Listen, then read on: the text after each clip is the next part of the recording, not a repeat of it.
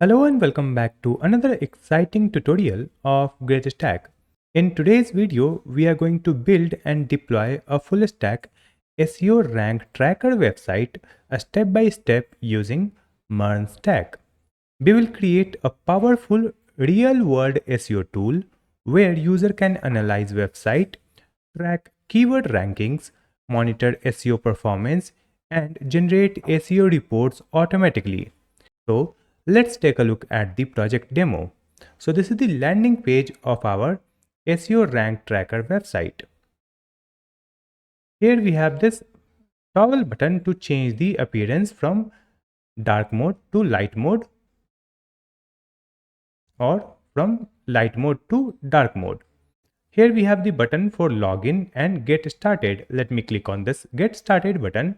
It will display the sign up form where you can enter the name, email ID and password to create a new account, or you can go to sign in page, enter the existing email ID and add the password and sign in into your existing account. After sign in, you will come to the dashboard. You can see this is the user dashboard where you can see the user's name, GreatStack, and in the navbar also you will find the user's name. Here we have the logout button also. Now in this one we have this input field where we can enter the URL to analyze any website SEO score. And here we have the stats which is 0 right now because we have not added any URL for analyzing and we have not added any keyword for tracking. So we can enter the URL here to analyze the website, or we can click on this analyze menu. So it will open this page where we can enter the URL and analyze the website. Then we have this rank tracker page where it will display the list of keywords we have added, and here we have the button to add a new keyword. Then we have the history page. So let me explore all the feature one by one. I'll come here in the analyze and here we'll add one URL. So let me add one website name here, prebuiltui.com. So I'm going to analyze this website prebuiltui.com, which I frequently use for UI design inspiration. So we have added this URL and click on analyze button. Now you can see the steps here, that is connecting to browser, and after that it is scanning the website. So it will scan all the SEO related data from this website. After analyzing our data, it will generate the SEO report using Google Gemini. Now our report has been generated. So here you can see the overall score, that is 78. Then this is the SEO score. Then we have the performance, accessibility and best practices. Then we have the total load time, then total page size and words. Here we have other details like overview. In the overview you will see the issues. Then we have the link analysis where you can see the internal, external and total links. Then we have the images audit where you can see we have total 10 images, and in all images we have the alt tag. We don't have any image without alt. After that, here we have the meta tag information. We'll click here. So here you can see the details about the meta tags.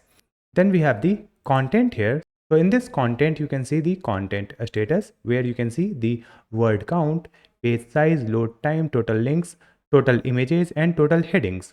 Then we have the heading hierarchy, which is good. After that, here we have some issues also.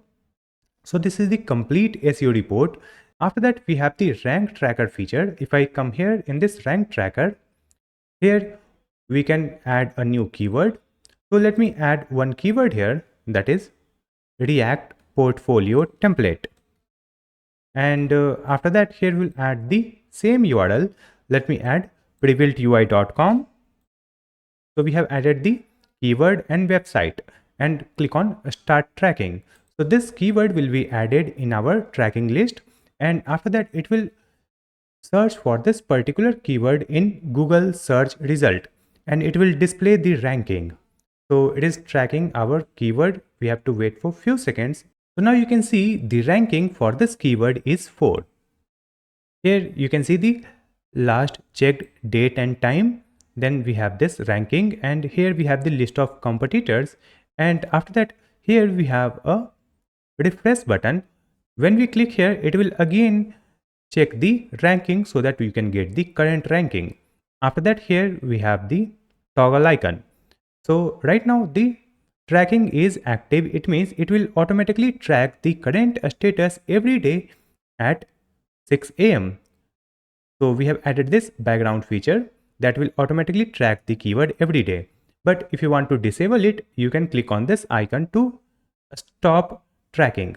Now let me click on this arrow icon. So it will display the details of this particular keyword.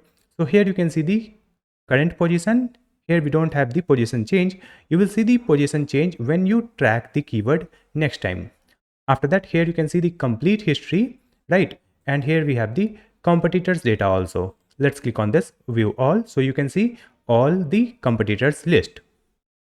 After that, here we have the history. In this history, you can see the website list that you have analyzed. And from here also, you can see the SEO score and performance and other details. You can also delete this data and click on this icon to view the entire report of this website analysis. So these are all features of our SEO rank tracker website. To build this application, we are going to use MERN stack, which includes MongoDB, Express, React, and Node.js. We will use Browserbase to automate real browsers and scrape website data efficiently in the cloud. Then we will integrate Google Gemini to analyze that data and generate smart SEO reports and optimized suggestions. This project will teach you how to build modern AI-powered SaaS application with real-world features and a scalable backend architecture. If you want me to create more real-world AI SaaS project like this, just comment AI SaaS project below. And if this tutorial helps you, please support it. Let's try to reach 5,000 likes and 500 comments on this video. Your support truly means a lot to me. Now, let's get started. To create our project, we will come to desktop screen and here we will create a project folder. So just create a folder and write the name SEO rank tracker. Now in this folder, we have to create our front end and back end. But instead of creating the front end, I have already provided the front end code on our GitHub profile. So let me open the GitHub profile. So you will open this link github.com/greatstackdev and here you will find this repository SEO rank tracker. Just open this repository and here you will find this download button. Here you can see we have the complete front-end code, right? So I'll click on this button and download the zip file. After downloading it, let me move this downloaded file in our project folder. Place it here and let's extract it. I'll extract this folder here. Now let me change the file name or folder name. So I'll write the folder name client. Delete this zip file. Now let me show you the project folder from here. In this project folder, we have client and in the client, we have the entire front-end source code. Now let's open this project folder with VS Code. So right click here and select open with code. Now our project is open in VS Code and in the left side, you will find the client. In this client, we have to add the dependencies so that we can run our client project. Before installing the dependencies, make sure you have the latest Node.js installed on your PC. After that, right click on this client and select open in integrated terminal. It will open this terminal and in this one, just add npm install. So it will install the dependencies in the client project. So it is installing the dependencies and after completing the installation, we can start our front end in the web browser. Let me expand this client folder. So you can see here we have node_modules folder where all the dependencies has been added. Now you can see it has been installed. So here just add npm run dev. Using that, it will start our client project. So you can see the client is running at this URL, that is localhost 5173. So let's open this link in the web browser. Just copy this URL and open the web browser and paste it here. So now you can see our front end is successfully running in the web browser.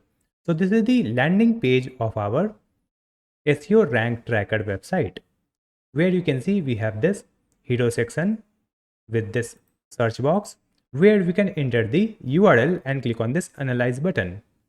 After that, we have some features here. Then we have how it works. We have beautiful hover effect. Then we have this pricing, and after that we have a footer. Here we can change the theme also. Let me click on this icon. So you can see we can switch to light mode. So this is the light theme, and after that I'll click on this icon to switch back to the dark theme. After that, if I click on this dashboard, you can see this is the layout for our dashboard page, where user can see their dashboard data. Then click on this analyze. So this is the analyze page where user can enter the website URL to analyze the website SEO score. Then we have rank tracker page where user can track the keyword ranking. So this is the dashboard for rank tracker. Then we have the history page where user can see the entire history which website they have analyzed. And after that we have the login page also. Let's add /login. So this is the login page. Right now you can see here we have the dummy data that is coming from the assets, because this is just a template, right? So we have to replace this dummy data. We will create the backend server, and in the backend server we will add the functionality to scrap the website and analyze the SEO score, and then we will display it on our client area, right? To create the backend server, first let's analyze the architecture of our backend server. So we have to create these features. First we'll create this server using Express. Then we will connect the MongoDB database in our backend server so that we can store all the data in database. After that, we will add the Mongoose object document mapping. So here we will create the Mongoose model. Then we will add the authentication using JWT, that is JSON Web Token. After that, we'll create the controllers for authentication. Using that, we will allow user to log in, create an account, and get the logged in data. After that, we'll create the controller for website analysis. It means we can analyze the SEO score of the website. Then we have to create the controller for rank tracking of the keywords. Then we'll add the cron jobs. Using that, it will fetch the updated ranking every day. And after that, we'll add the Gemini API to create the analysis report. And then we'll deploy it on Vercel. Let's understand each process one by one. So first we'll create the authentication, right? So in the authentication, here we'll get the user actions. And after that, we'll add the JWT. Using that, we'll generate the tokens, and then it will perform the controller like user registration, login, or get user role. And the user data will be stored in the database using the user model that we'll create using Mongoose. Next, we'll add the rank tracker feature. In this rank tracker feature, we'll get the user data, and after that, we'll add the middleware that will check the user is authenticated or not. Once the user is authenticated, we can execute these controllers. So the first one is for adding a new keyword. We can add a new keyword for tracking. We can get the list of keywords that is being tracked. Then we'll add the controller for getting the individual keyword and their rank. Then we'll add the refresh keyword so that we can get the current ranking of that keyword. Then we have the delete keyword and toggle keyword tracking that will toggle the cron job. After that, for this controller, we have to add some services like keyword tracking, rank tracking. So we'll create these separate services that will be called in this controller, and we will store the data in MongoDB database using this keyword tracking model. Next, we'll create the feature for SEO analysis so that we can analyze the SEO score of the website. For that, here we have the architecture where we'll get the user action, then we'll add the authentication middleware that will check the user is authenticated or not. If the user is authenticated, they can perform these actions like analyze any new URL and get the analyzed data, get all analysis, that will be a complete history of the website. And after that we have delete analysis so that we can delete the any data that we have analyzed earlier. Now here also we need some services like AI service and a scraper service. Here we will scrap the website data, then only we can generate the SEO report, right? For scrapping we are going to use the Browserbase that will run a cloud-based browser and find the entire data of the website, and after that we'll send this data to the Gemini API for generating the SEO report, and these data will be saved in the database using this model. In the previous architecture also you can see here we have added the keyword tracking and rank tracker. So to create these services, here also we are going to use the Browserbase that will perform the keyword search in the cloud browser using Browserbase. Now let's start creating this feature in the backend server. So first start with the step 1, that is creating a backend server using Express. So let me just come back here in the VS Code. In this one you can see here we have a client, so just fold this, and in this project folder, that is SEO rank tracker, we will create a new folder and write the folder name server. Now in this server folder, let's create a file and write the file name server.js. So this will be the main file of our backend server.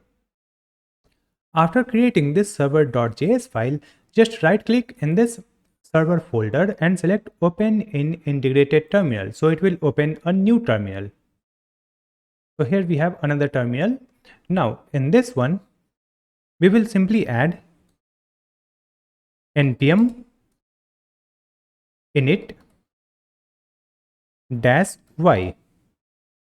After that you will find this package.json file in this server where we have all information of this project, that is the name, version, description, main file, that is server.js file, and here we have the scripts like test and start, and then we have the keywords, author, license, and type. So the type is common.js. If the type is missing, you can manually add it, right? So in the type we have to add module. So just update this type, it should be module. Now after that, here we have to add the dependencies or packages. Using that we will create our backend server, right? So let's open this terminal, that is the backend server terminal. In this one we'll add some new packages. So let's add npm install, and first we'll add the Express. After that, let's add a space course. Using this course, we will allow the front end to connect with this backend, right? Then we'll add .env. Using this, we can use the environment variables.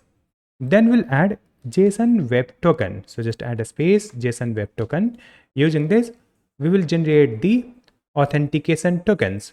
Then we'll add decrypt package. Using that, we can encrypt the password, and after that we will store the password, right? Next we'll add the mongoose package. Using that we can connect our project with MongoDB database. So we have added npm install express course.env, JSON web token, decrypt, and mongoose. Just press enter, so these packages will get installed. And after that we have to add one more package. Right now what will happen when you make any changes in the backend server, you need to restart the backend, right? For that we'll add a new package. and this package will be added in the dev dependencies only. So just add npm install -d and then provide node.mon.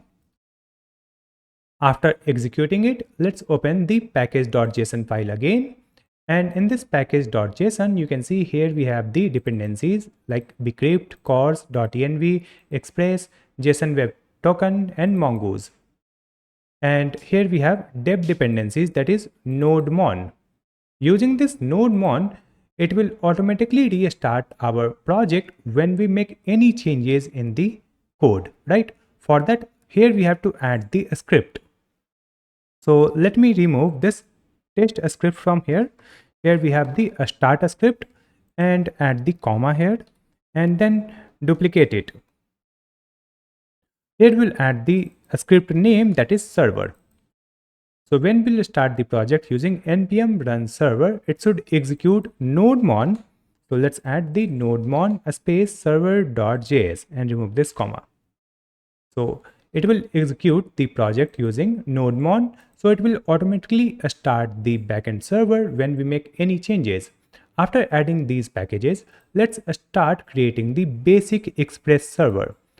For that, we will open the server.js file, that is the main file. And here, let's add import Express from the Express package. We will import the Express. Using that, we will create the app, right? So here we have added the import Express from Express, and after that, using this Express, we will create the app. So let's add const app equal to Express. Now after that, here we'll add some other packages. So let's add the import statement, import cors from cors. Using that, we will allow this backend to connect with the another front-end link. Now after that, here we will import the .env also. So let's add the import .env/config. Now after that, here just add app.use. In this one, let's add the cors. So it will be applied on all the API request, right? And after that, we'll add app.use and here simply add express.json. So it is also applied on all API requests. All the requests will be passed using this JSON. After that, let's add the first route of our backend server. So let's add the path. It will be /. Then we will add the function that gets executed when we open this route. So in this function, we will get the request and response, and simply add the response dot send. And in this one, we will add a message that is server is running. So when we will hit this home route, we will see this message server is running. Now after that, let's add the port where we have to run this app. So just add const port equal to process.env.port. So it will use the port from env, else we'll add the port 5000. Now let's start our application using this app.listen. And here we have to add the port, then provide a function. So this function will get executed when we start this application.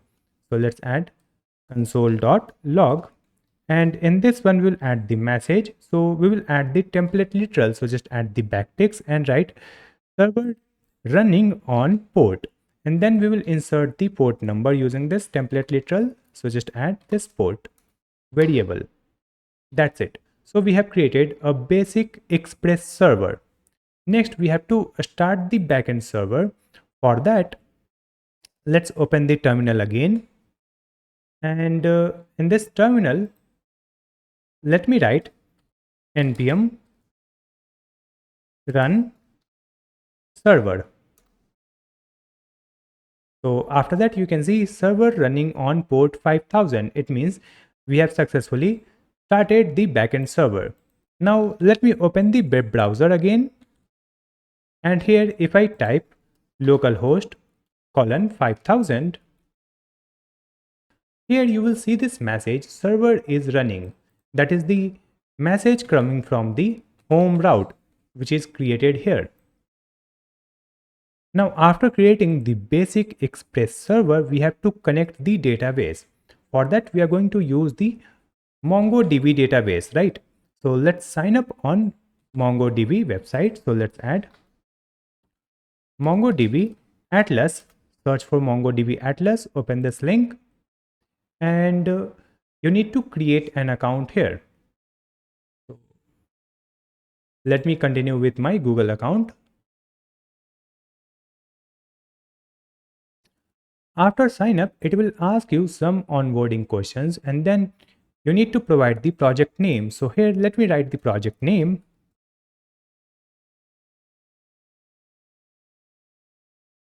SEO rank tracker. Then click on next and create project.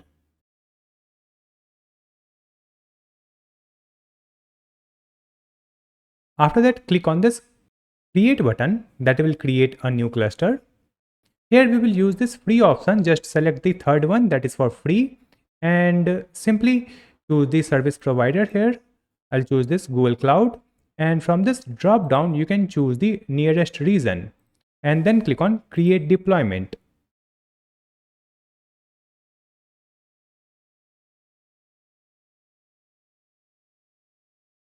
After that, you need to create the database user and database password, right?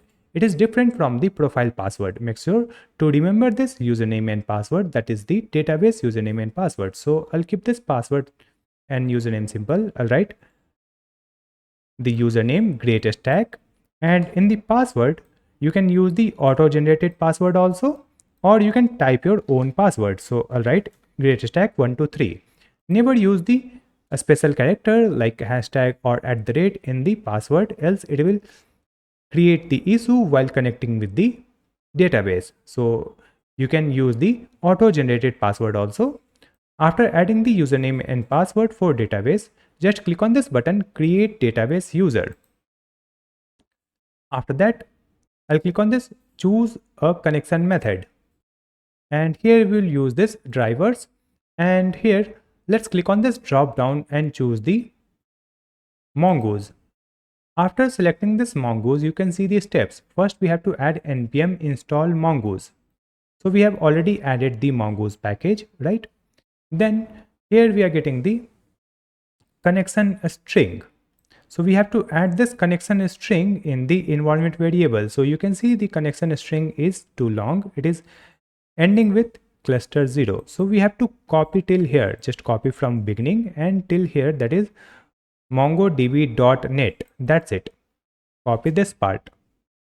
And after that, let me open the VS Code.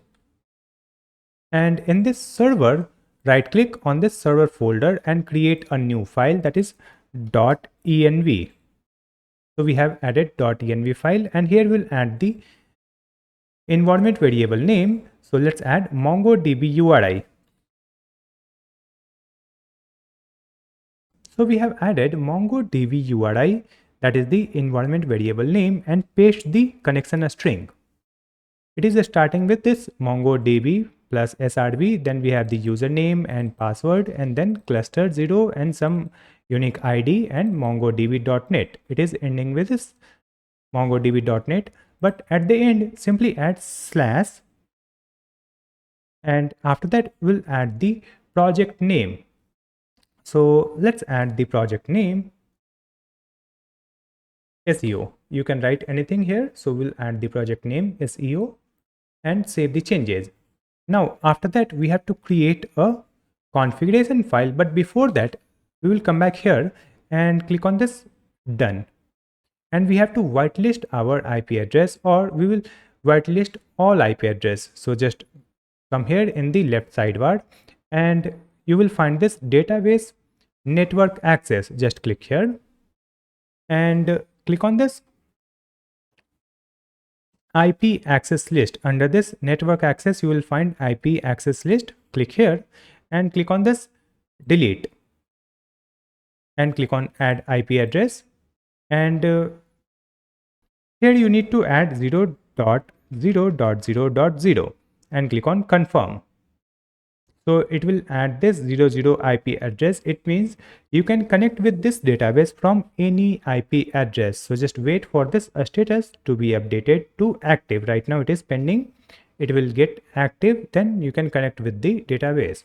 And after that, you need to create the configuration. Using that, we can connect the project with the database. So let me just come back to the VS Code. And here in this server folder, create a new folder with the name config. In this config, create a file. So I'll write the file name dv.js, where we'll add the configuration for MongoDB connection. So here we'll add import mongoose from mongoose package. We will use the mongoose for database connection. You can see the status is active, right? So now we can connect with the database. Let's come back and here let's add one function. Const connect db equal to async arrow function. Now remove this params from here, and in this function first we have to add one event. So let's add the mongoose dot connection dot on, and here we'll add the event that is connected. So when this connected event occurred, it will execute one function here, and in this function simply add console.log and provide one message that is MongoDB connected. Now after registering this event, here we will add await and use this mongoose.connect and simply provide the process.env.mongodb URI from here. Let's copy and paste it here. That's it. Now after adding it, we have to export this function from here. So let's add export default and connect db. Now we can call this connect db in the main file, that is server.js file. So let's open server.js and here simply add connect db and call it. You can see the connect db function has been imported from this path, that is /config/db. But here we have to add the file name extension also. So simply add .js. We have added the file name extension db.js. Save the changes, and after that if I open this terminal, in this terminal you can see the message server running on port 5000 and MongoDB connected, right? It means we have successfully configured the MongoDB database with our project. After connecting our project with the database, now we can start creating the APIs. So let me see the backend architecture again. Here you can see we have to create the authentication API first. For creating this authentication API, we will create the user model so that we can store the user data in database. And then we'll create the controllers, and using these controllers, we'll create the routes. So let's come back here in the VS Code. Here we have to create the model. So in this server folder, create a new folder and write the folder name models. After that, in this one, we have to create the user model. So in this folder, create a user.js file. Now for creating the model, we need mongoose. So let's add import mongoose from mongoose package. And after that, we will create the schema. So let's add const user schema and create the schema using this mongoose. So just add new mongoose.schema. Now in this one we have to add the object where we will add the properties that will be added in the user data. So first we'll add the name, and let's define the type for this name. So I'll provide the type, it will be string. Then we'll add required property. So this name will be required to create any user data. So let's add the true. Then we'll add the trim and make it true. So it will trim the data. It means it will remove the white space from beginning and end of the input data. So we have added these properties for the name. Let's add comma and duplicate it. So here we will add the next property, that will be email. So the type will be a string, required true, and here we will add one more property, that is unique. Unique will be true because the email ID will be unique for creating the new user data. Then we'll add two lowercase and make it true. After that, trim true. Now let's add new property, copy this one, paste it here.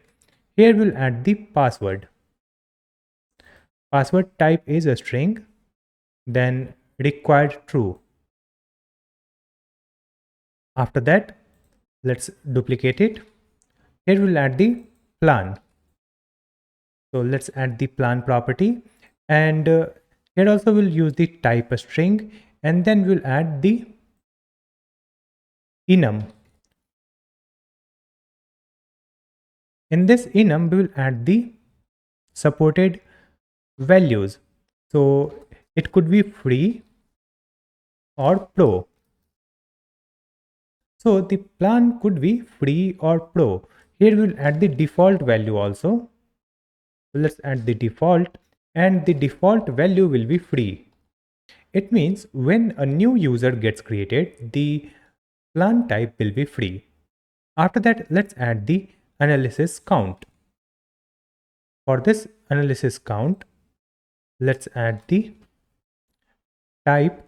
So the type will be number and default value is 0. Next, we'll add the last analysis date, where we'll add the type. Type will be date and default is null. After that, here we have to add the timestamp. So just add comma and object. In this object, simply add the timestamps and let's make it true. So after adding this timestamps true, it will automatically add the data creation time in the database when this user was created. Now, after that, using this schema, we can create the user model. So let's add const user equal to mongoose dot model, and then we'll add the model name user. Then we will provide this schema, that is user schema. So here we have created the user model. We'll add the equal to, and after that we have to export this user model from here. So let's add export default user. So we have created the user model that will be used to add the user data in database. Next, we have to create the controllers. So let's add the new folder. In this server, we will create a new folder with the name controllers. In this controllers folder, create the first file, that is auth controller.js. Now in this one, we will add our first controller that will be for user registration. Let's add the comment register user and create one function here and export the function. So let's add const, or let's export it also, export const register equal to asynchronous arrow function. Now in the function parameter, we will get the request and response, right? Then in this one, just add the try catch statement, and in this try block, we will get the data from the request. So simply add const. We will get the name. For user registration, we need name, right? Then we will get the email and then get the password. And let's get it from the request.body. Now after that, we'll add the if statement if not of name or not of email or not of password. If any of this data is not available, then we'll add the return and write one response here. So let me write response.status 400, then JSON, and provide the success false and the messages all fields are required. Correct. Now after that, here we'll add the comment. Check if user exists. We will check the user exists or not with this email ID. So let's add const existing user equal to await, and then we will use the user model. Let's click on the suggestion to import the user model from models folder /user file. So just add the file name extension .js user.js. Then we'll add find one. In this find one, let's add the object and provide the email. That's it. Now we'll add if statement and write existing user.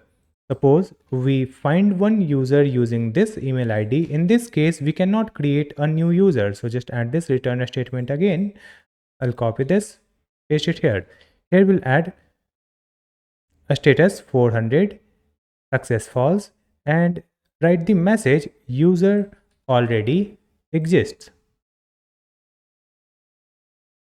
Now after that, suppose we could not find any user with this email ID. In this case, we will encrypt the given password.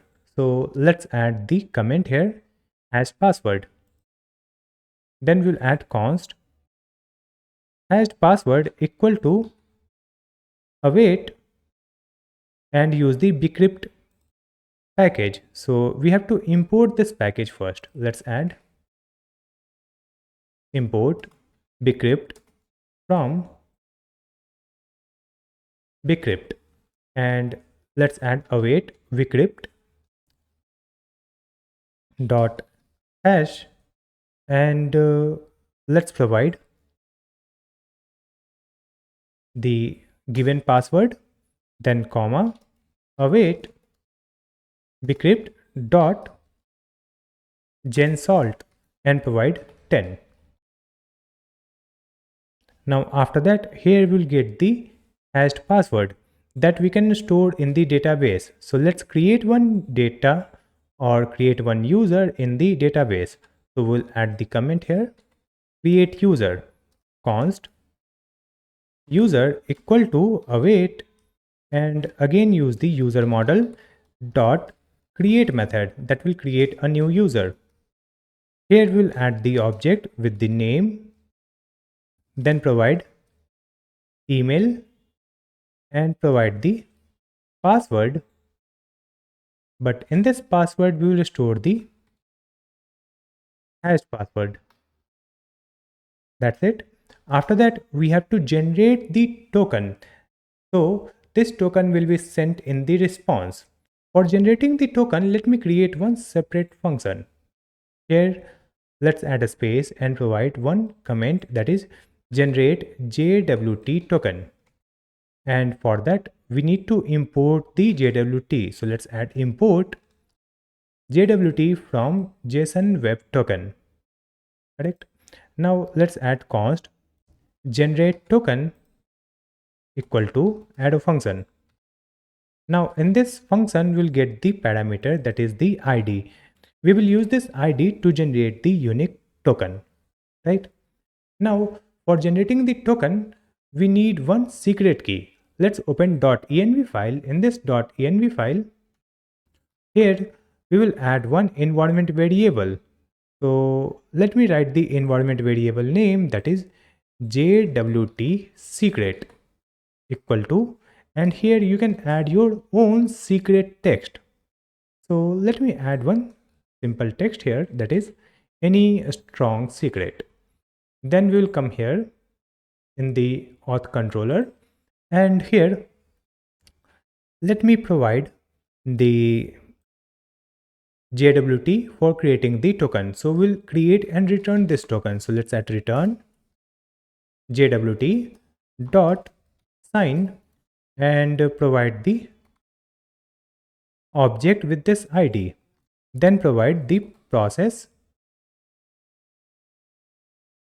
dot env dot JWT secret.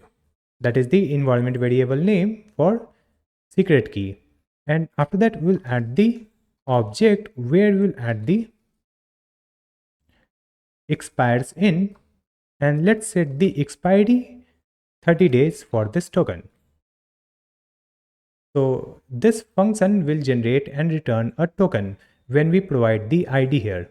So let's come here, and after creating the user, let's add const token equal to generate token and provide this user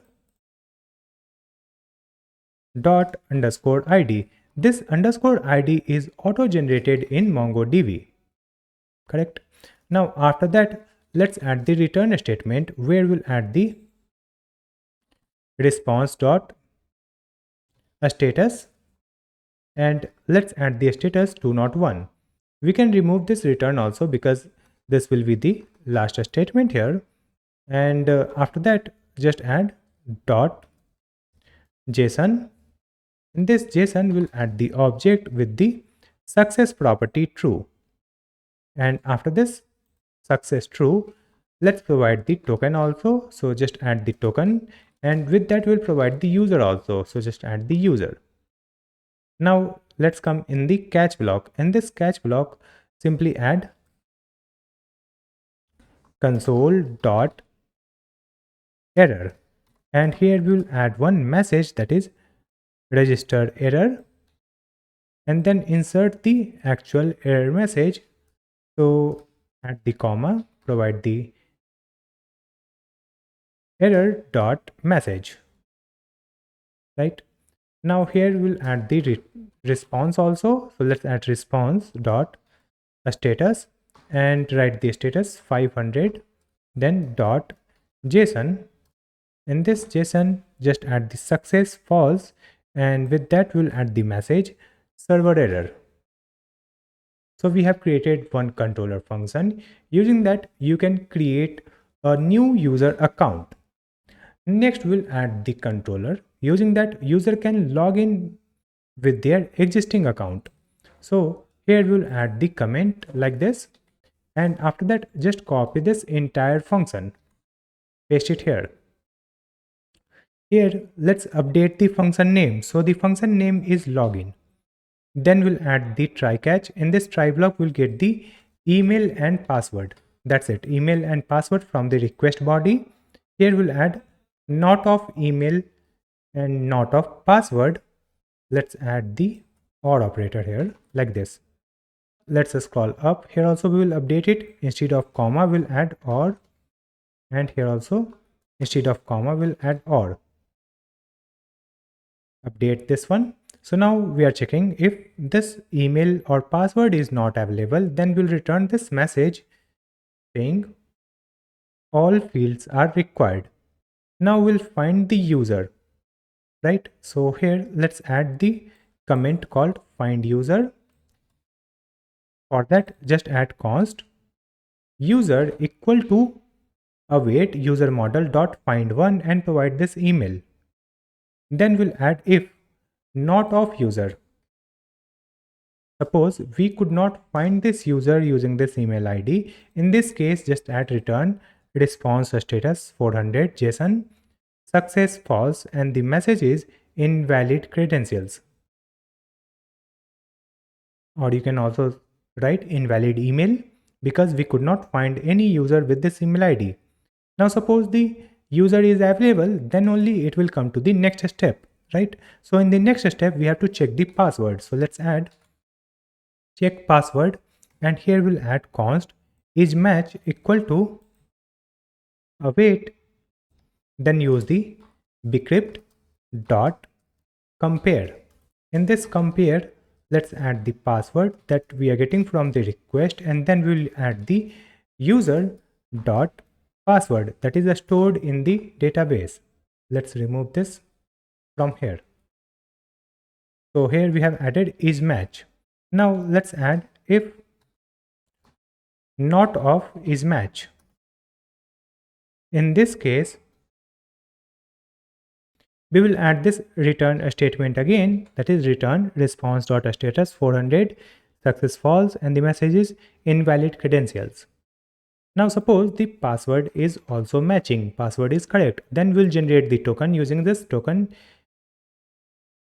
generate token user dot underscore id. Here we have this user, right?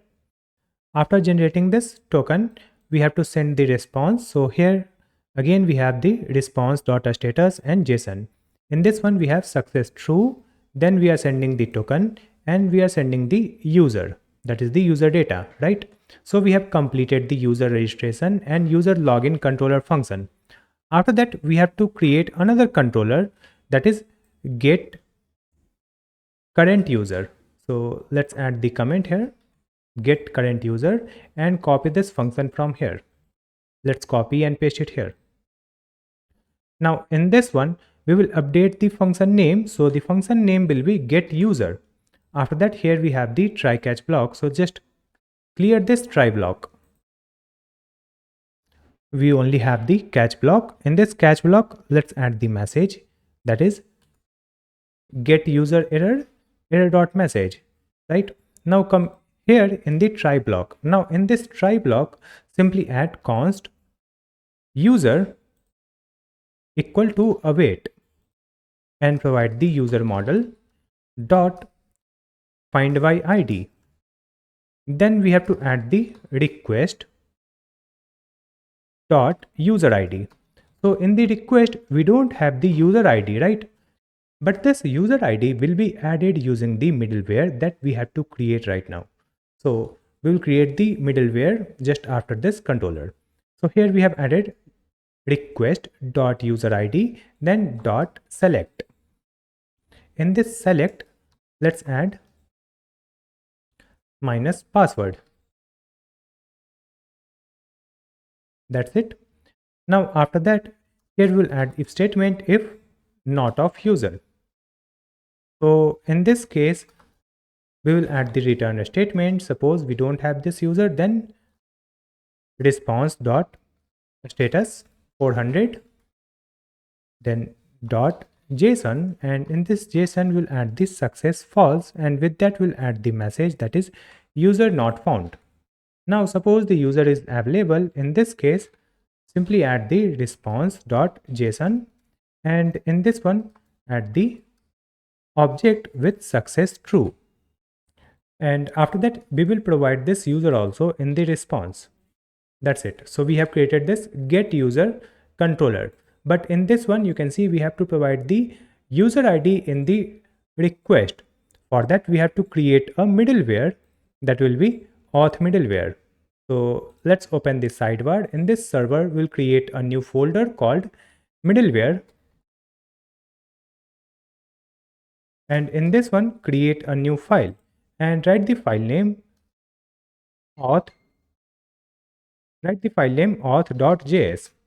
Now in this auth.js, let's import the JWT from JSON Web Token and then create one function.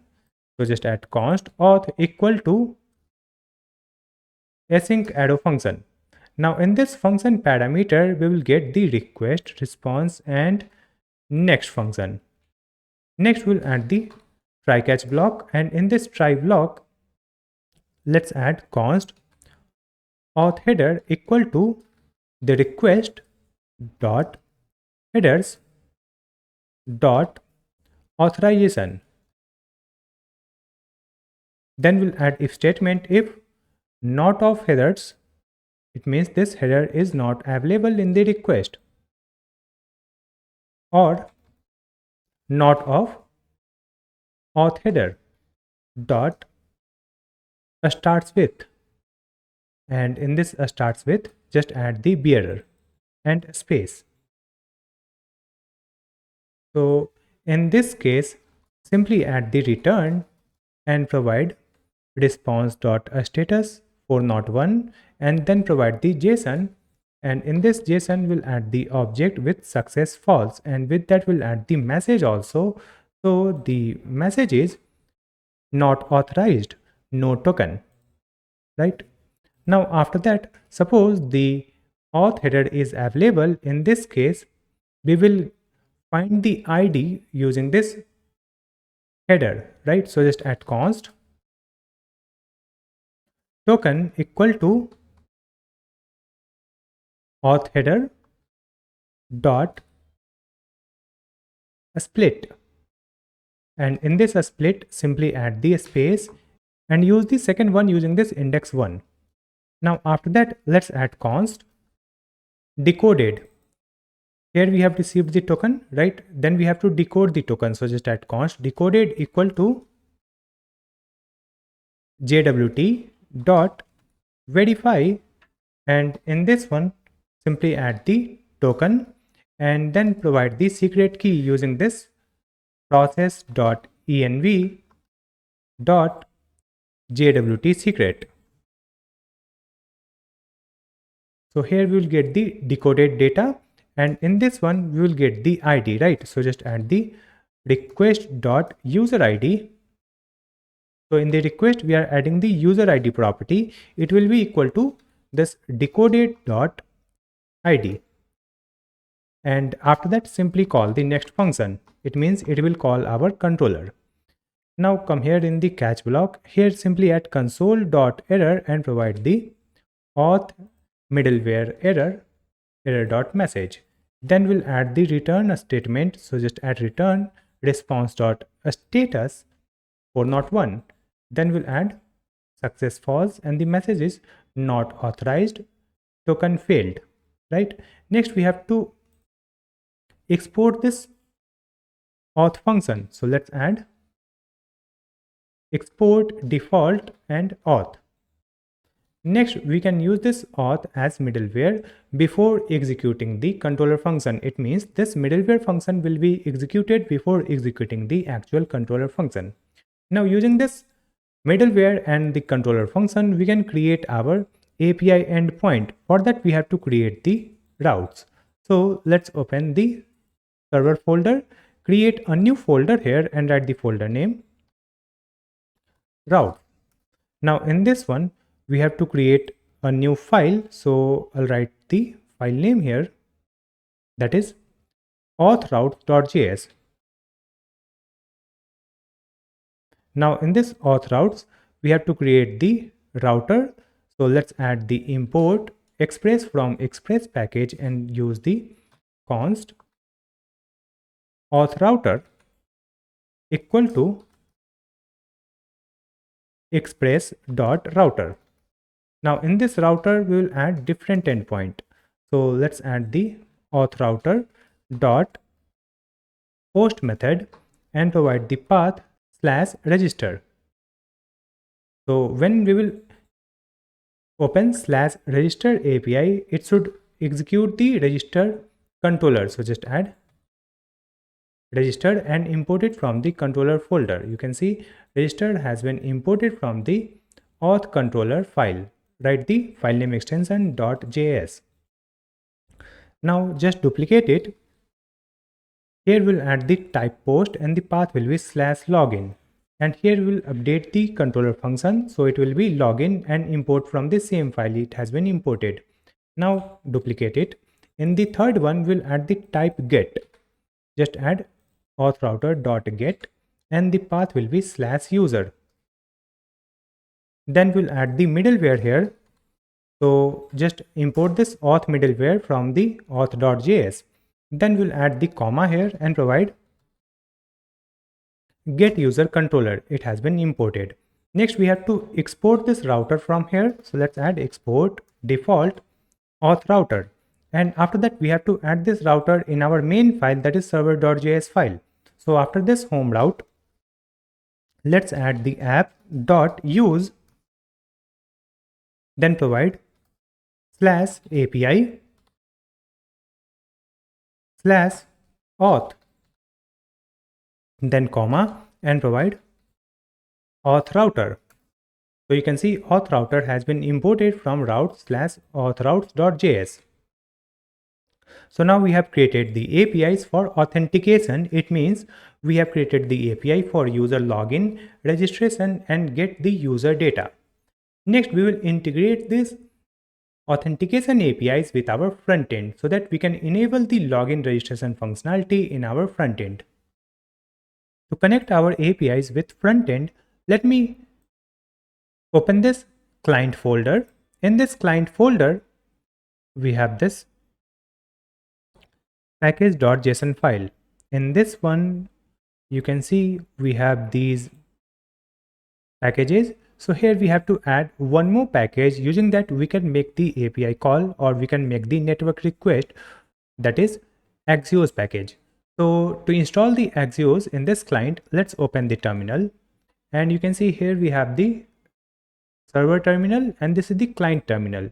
In this client, you will see this message localhost :5173, right? So here, let's add Control C to stop this client project, and here we'll add npm install Axios.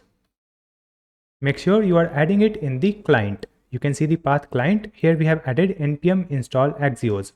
So it will install the Axios package in the client, and after that start the client using npm run dev. So again you will see this localhost URL port 5173. Now just hide it, and after that in this client we have to create one context, because we will create the authentication APIs. We will call the authentication APIs in the context file so that we can access the authentication or user data in multiple components, right? So in this client, we have this src. In this src, you can see we already have the context folder, and here we have theme context. So let's create one more file. In this context folder, create a new file and write the file name app.context.tsx. Now in this app.context.tsx, we have to create the context, right? So let's add const app context equal to create context. Let's get this create context from the React. You can see we are getting this suggestion to import this from React. Create context has been imported from React. Now after that, here let's add undefined. Then we have to provide the type also. So just add the angle bracket here, and in this one just add app context type, and we have to define this interface. Here we'll add or undefined. Now we'll add the space here and simply provide interface app context type. So in this app context, we will add the user data. So just add the user colon and provide the user type. Let's import it. We will add user, and let's define the user interface also. So let's add or null. So here let me provide interface user. So in this user, we will add the ID. ID will be a string. Then we'll add semicolon and provide name. Name will be a string. After that, we have to add the email, plan, and analysis count. So this is the user interface. Then we have added the interface for app context type. So in this one, we have added the user. Then we'll add next property token. So the token will be a string or null. Then we'll add the loading. It will be boolean. After that, we'll add the API. In this API, let's add Axios instance. So Axios instance has been imported from Axios, right? It is the type. Now after that, here we'll add login. So for this login, just add the function like this. And in this function, it will return promise angle bracket and provide object where we'll add success. It will be boolean, and then we'll add the message. It will be string, right? And after that, in this parameter, we'll add the email and password. The type is a string. So this is the login. Similarly, we'll add the registration. So just duplicate it. Here we'll add this semicolon. Now let's add register. In this one, we'll get the name also. So let's add the name, comma, email and password. Then promise, it will return success. It could be true or false, so it will be boolean, and message, that is a string. Then we have to add the logout function. So it will return void. So we have added the app context type. Now after that, here let's add the provider function. So let's add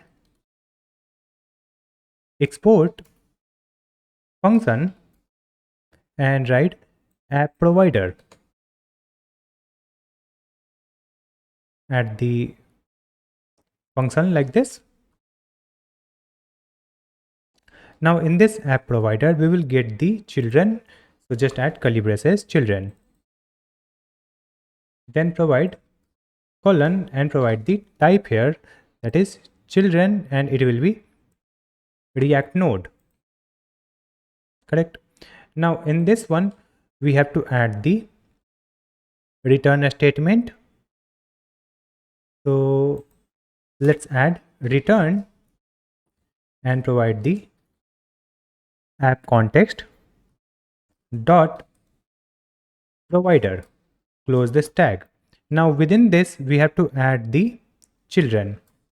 So just add curly braces and provide this children. Now here we have to add the value. So in this value, we'll add one object. So let's create one value object here. Const value equal to object, and provide this value here.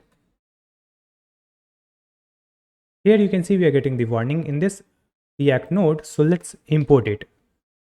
Import this React node from React. You can see it has been imported here, right? Now after that, here we have to get the backend URL. So we will add our backend URL in the .env file. So in this client, we have .env. I think it's not there, so we'll create it. In this client, we'll create a new file and write the file name .env. And here we'll add the environment variable name, that is wheat_backend_URL, right? And here we have to provide our backend URL. So the backend is running at localhost 5000. So just add this http://localhost 5000. Now we can use it for making the API call, right? So let's come back here in the app context. In this app context, before creating this context, let's add const backend URL equal to import.meta.env. Then let's provide wheat backend URL and provide the localhost 5000. So if it is not available in the environment variable, then this string will be used here. So here we have added the backend URL. Now after that, let's add the data in this provider function that will be shared in multiple components, right? So in this app provider, let's add const user, and the setter function name is set user equal to user state, and then we'll add the initial value, so it will be null. Now after that, here we will add the type, so let's add angle bracket and provide the user interface or null. Now after that, let's make a copy of this. So duplicate this one and provide the state name token and setter function set token. And here we'll add the type will be a string or null. Then we'll initialize it using the local storage data. So just add the local storage dot get item, and in this get item we'll add the key name, that is token. Right, now let's duplicate it. Here we'll add the state name loading and setter function name is set loading. Right, now let's add use a state and initialize it using true. So by default loading will be true, and here remove this local storage, simply add true and remove this type also. So initialize it using true. Now after that, here we will add instance of Axios. So just add comment, that is Axios instance with auth header. So let's add const API equal to Axios. Let's import this Axios. You can see Axios has been imported from Axios, right? Now after that, here we'll add dot create method, and in this create, let's add the object and provide the base URL. In this base URL, simply provide our backend URL. So we have added the backend URL here as base URL of the Axios instance. Now after that, let me add the comment here, that is update Axios headers when token changes, right? So here we'll add this API, that is the Axios instance. Then we'll add interceptors dot request dot use. Now in this one, add the arrow function. Here we'll add the config, and then let's add the const token equal to local storage dot get item and provide the key name token. So it will find the token from local storage, and after that, let's add the if statement if token is available. So in this case, use this config dot headers dot authorization equal to backticks bearer, and insert the token using this dollar and curly braces. So it will be added in the every request headers using the authorization property, and after that simply add return and return the config. So it will be added in the request, and we don't have to provide the token in every request, it is automatically added, right? Now after that, here we will add the functions that will be useful for different components. So let's add const login equal to asynchronous arrow function. So we have added this login function. Similarly, we will add the function for user registration. So just duplicate it and write the function name register. Now after that, we'll add one more function, that is logout. So just copy this, paste it here and write the function name logout. So we have user login, registration and logout function. With that, we'll create one more function, that is load user. Right. So here let's add const load user equal to asynchronous arrow function. So we have to create these functions, and after that we will pass these functions using this value, right? So in this value, let's add the user, that is the user state. Then we'll provide the token. After that, we'll pass the loading. Then we will pass the API.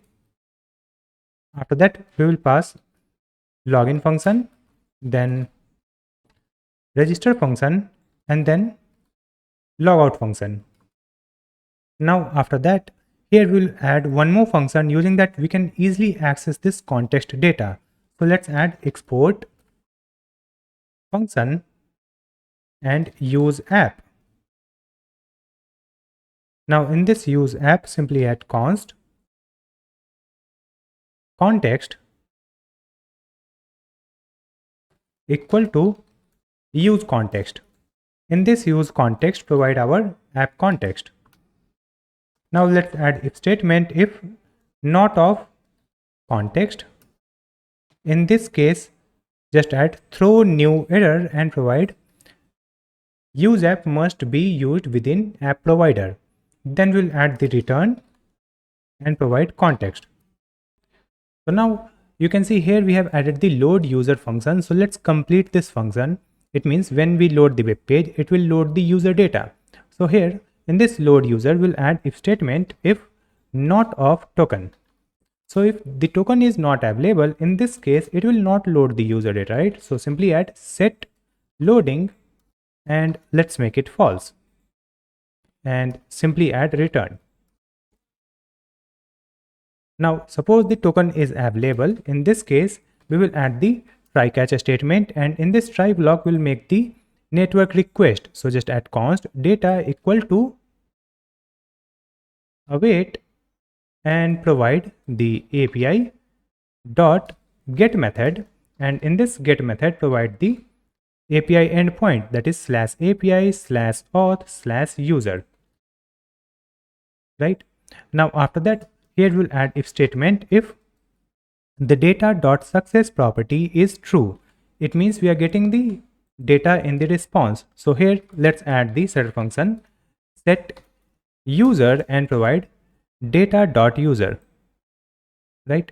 Now come here in the catch block. In this catch block, simply add local storage dot remove item and provide the token. Then we will use the set token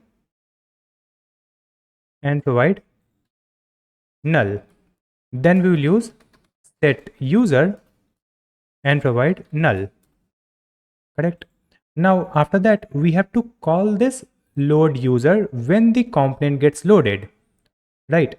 So here simply add use effect. Import this use effect from React.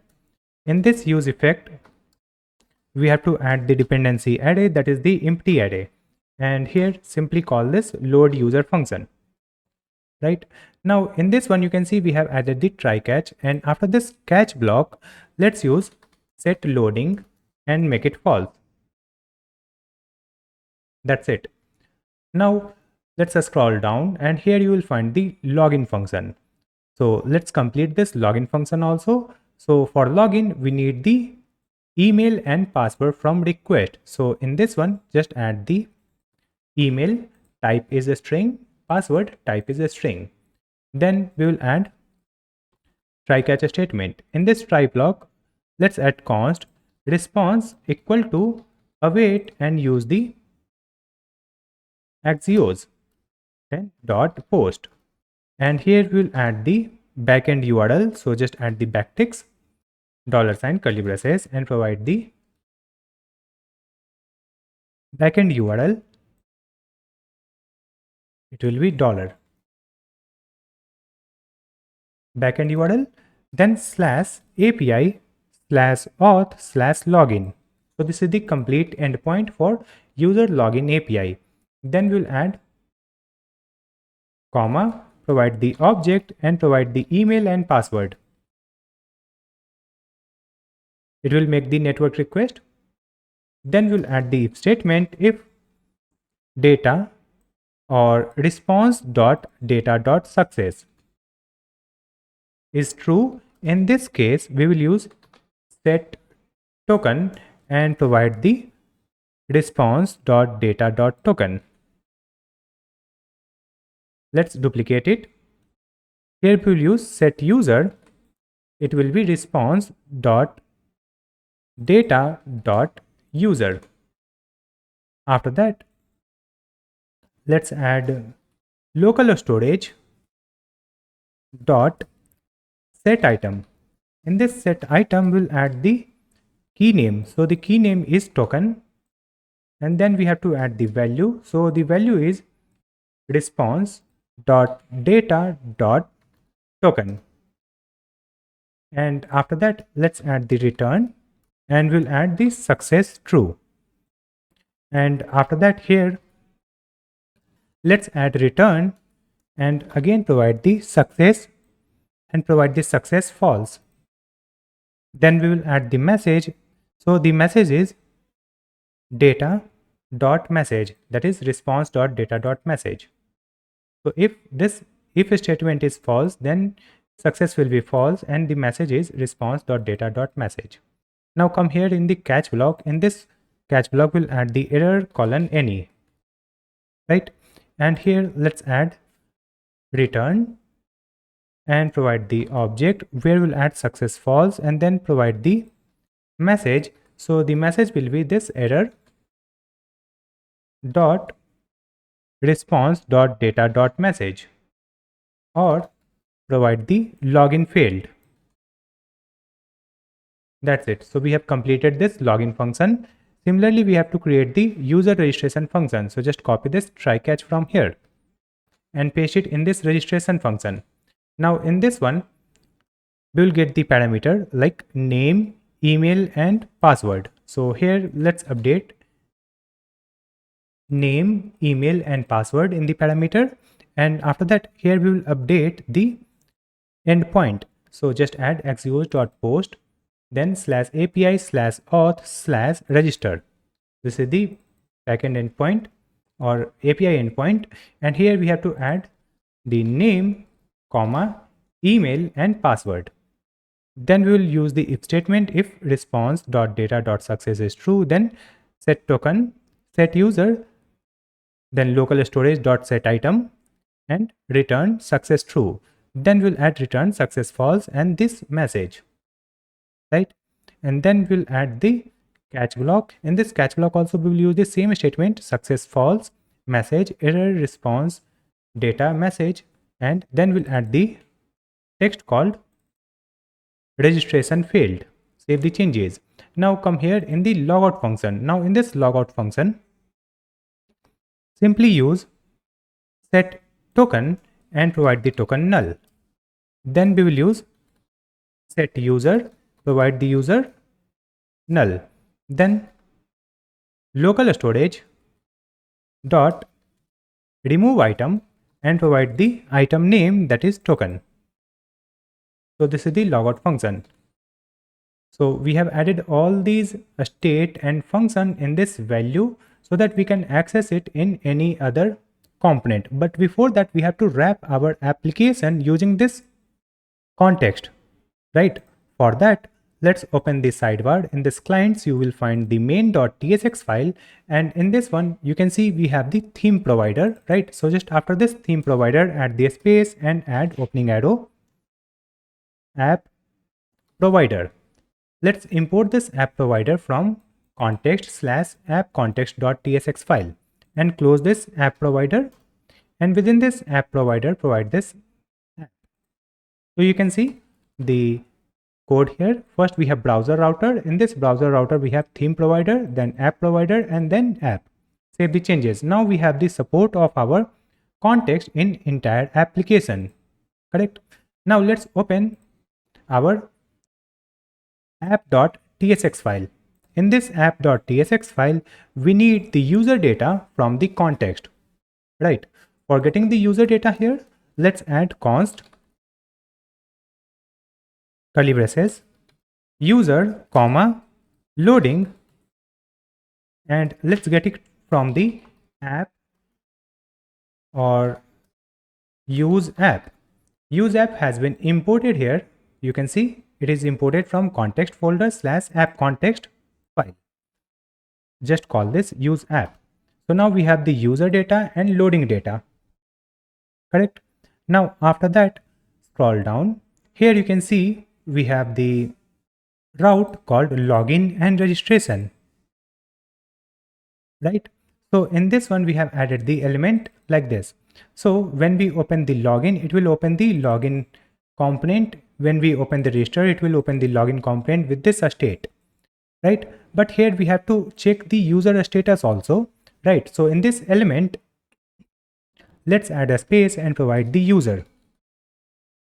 If user is true, we are using the ternary operator. If user is true, in this case, we have to navigate the users on dashboard, right? So let's add opening arrow, navigate, and import this navigate from React Router DOM. You can see navigate has been imported from React Router DOM. Now in this navigate, let's add closing tag, and then we'll add the colon here. In this navigate, we'll add the to property.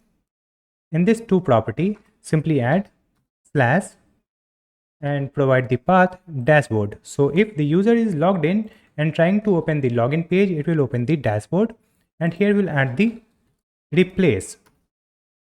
That's it.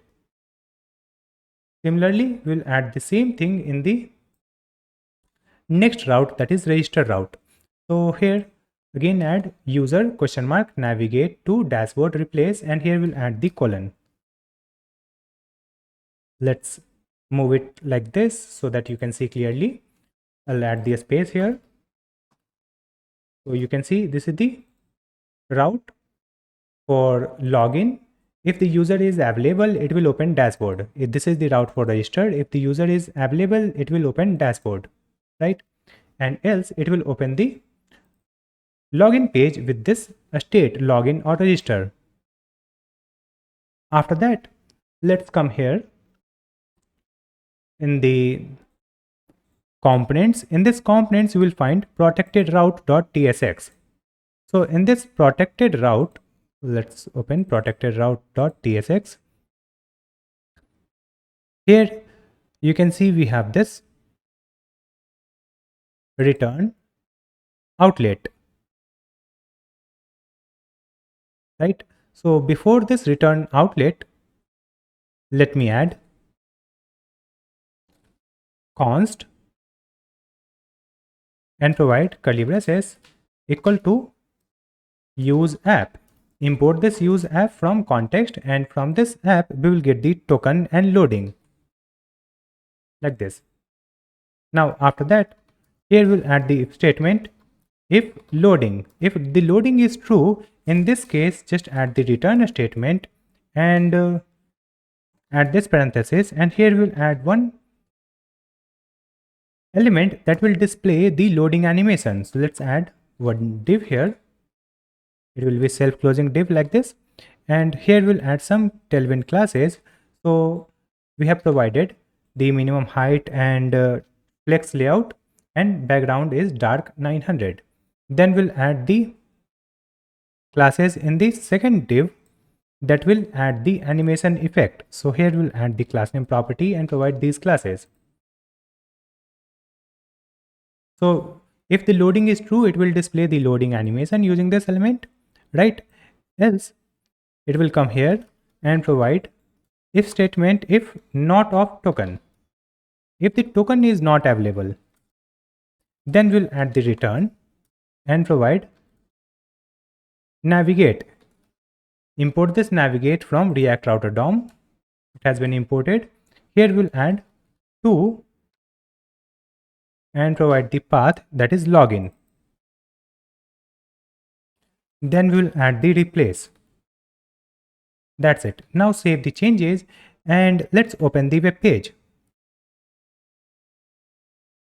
So if I open our web page, here you can see this is the home page. Here we are getting some error, unexpected comma. Let's refresh it. We are getting the error in app context.tsx. Let's open that file,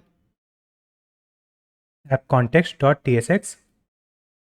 Here we have backend URL. It says comma expected. Let's save the changes. We have replaced this semicolon with comma. And now let's come back here. Now you can see it is opening the front end. Right now we can access the front end, but if I open the dashboard, you can see it is opening the login page because we are not logged in. This route is protected. If I try to open analyze, it is opening the login page. If I try to open rank tracker, it is opening the login page. So you can see all the protected routes are not opening. It is opening the login page because we are not logged in, right? And here you can see we have this username and logout button in the navigation bar. So let me update this navigation bar also. So I'll just come back to the VS Code, open the components and navbar.tsx file. Here we will get the user from context. So let's clear this. Simply get this user from use app. Call this use app. And after that, here we'll get the logout function also. So just add comma logout, right? Now after that, here you can see we have the handle logout. So in this handle logout, just call this logout function. Save the changes. Now after that, if I come back here on the web page, you can see here we are getting the login button, correct? If I click on this login, it will open the login page, correct? Now we have to add the functionality for this login. For that, we'll come back to the VS Code and open this components. In this components, we have these components, but let me open the pages. In the pages, we have login.tsx file. So in this file, you can see we have handle submit that will be executed when we submit the form. So in this handle submit, we have e.prevent default. Then we will use set loading. Let's see where we have the set loading. I think set loading is not there. Let me add it here. We will use this same statement, just copy and paste it here and provide the loading state,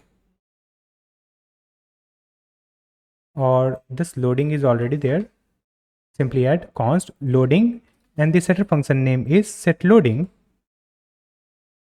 equal to use a state and initialize it using false, right? And then we will use this set loading and let's make it true, correct? Now after that, we need the login and register function from the context. So here let's add const equal to use app. Import the use app from context and here we'll get the login and register, correct? Now after that, here we will add let result. Then we'll add if statement if is login a state. If login state is true, in this case, just add the result equal to await and provide the login function. And in this login function, we have to provide the email and password. Then we'll add the else statement. If the login state is false, it means the state is sign up or register. So here we'll add this one, result equal to await and call the register function. In this register function, provide the name, email and password, correct? Now after that, we'll add the if statement if result dot success. If it is true, then we have to redirect the users on dashboard. After login, we will redirect the users on dashboard. So just add const redirect equal to search params. So here we will add const search params equal to use search params from React router DOM. Correct? Let's add the search params here. Then add dot get. In this get, just add redirect. Then or provide the slash dashboard. After that, we have to add the navigate function. So let's get the navigate also. Just add const navigate equal to use navigate from React router DOM. And let's copy this navigate and paste it here. Now in this navigate, simply add this redirect. After that, we'll add the else statement. In this else statement, just add the toast notification. So just import the toast from React hot toast, then dot error, and provide the result dot message. Or let's add the message called login failed. Now after this else statement, we will use set loading and make the loading false. That's it. So what will happen when we submit this form? It will call the login function. If I click on sign up, so the state is sign up. When we submit this form, it will call the registration function. So right now we don't have any account here. Let me create a new account. So here we'll add the name. Then we'll add the email ID. Then we'll add the password. So now we are logged in. You can see after login, it is opening the dashboard. Now, if I try to access the login page again, if I type the path slash login, it will automatically open the dashboard. So after login, we are able to open all pages like dashboard, analyze, rank tracker, history, everything, right? Here we have the username also, and we have the logout button. Let's click on this logout. So after that, it will open the login page, correct? And we can access the home page without login, because this is the landing page. Now let's log in with the same account that we have created. So click on this login form, and here we'll add the email ID. Then we'll add the email and password. So now you can see we are able to log in with the account that we have just created. After that, let me verify the database also. If I open the database, click on this clusters, then click on this browse collection, and in this one, here we have cluster 0, and in this one you will find the project data. So we have the project name SEO, and in this one we have the user, and in this user you will find a new entry. So you can see we have the name, email ID, password. This is the hashed password. Here we have the plan free, analysis count 0, last analysis date null. So the user data is getting saved in the database, and we are able to create the account. We are able to log in with the existing account, and we can also log out from this account, right? So this authentication feature is working fine. After that, let's see our diagram here. So after this user authentication, we have to create this feature that is rank tracker, where we'll create multiple controller, like getting the keywords here, adding a new keyword, get keyword by ID, refresh keyword. It means we will refresh the keyword and get the updated ranking, right? Then we'll add the delete keyword and toggle tracking. And here we'll add the services also, that is service for tracking the keyword ranking. So we have to create this rank tracker APIs. To create the rank tracker APIs, let's come back to the VS Code. Now in this one, let me close these files like navbar, login, main, app, app context, protected route. So we have closed all the front-end files. Let's open this sidebar and collapse this folders.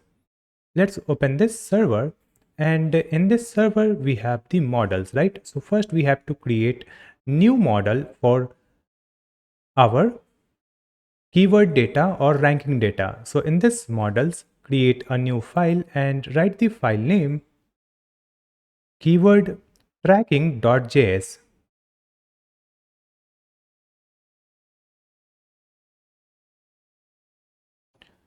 Here we have to create the model. For that we need to create the schema. So let's import the mongoose from mongoose package. Using that we'll create the schema. Let's add const keyword tracking schema equal to new mongoose dot schema constructor. Now in this one we'll add all the properties that will be added for our keyword tracking data. So first we'll add the user ID. Let's add the user ID, and now we'll add the properties for this user ID. So first we have to add the type. So the type will be mongoose dot schema dot types dot object ID. Then we'll add the reference of our user model. So just add the ref user. Then we'll add required property and it will be true. So this data is required to store a new keyword tracking. Let's add the comma here and add the new property, that is keyword.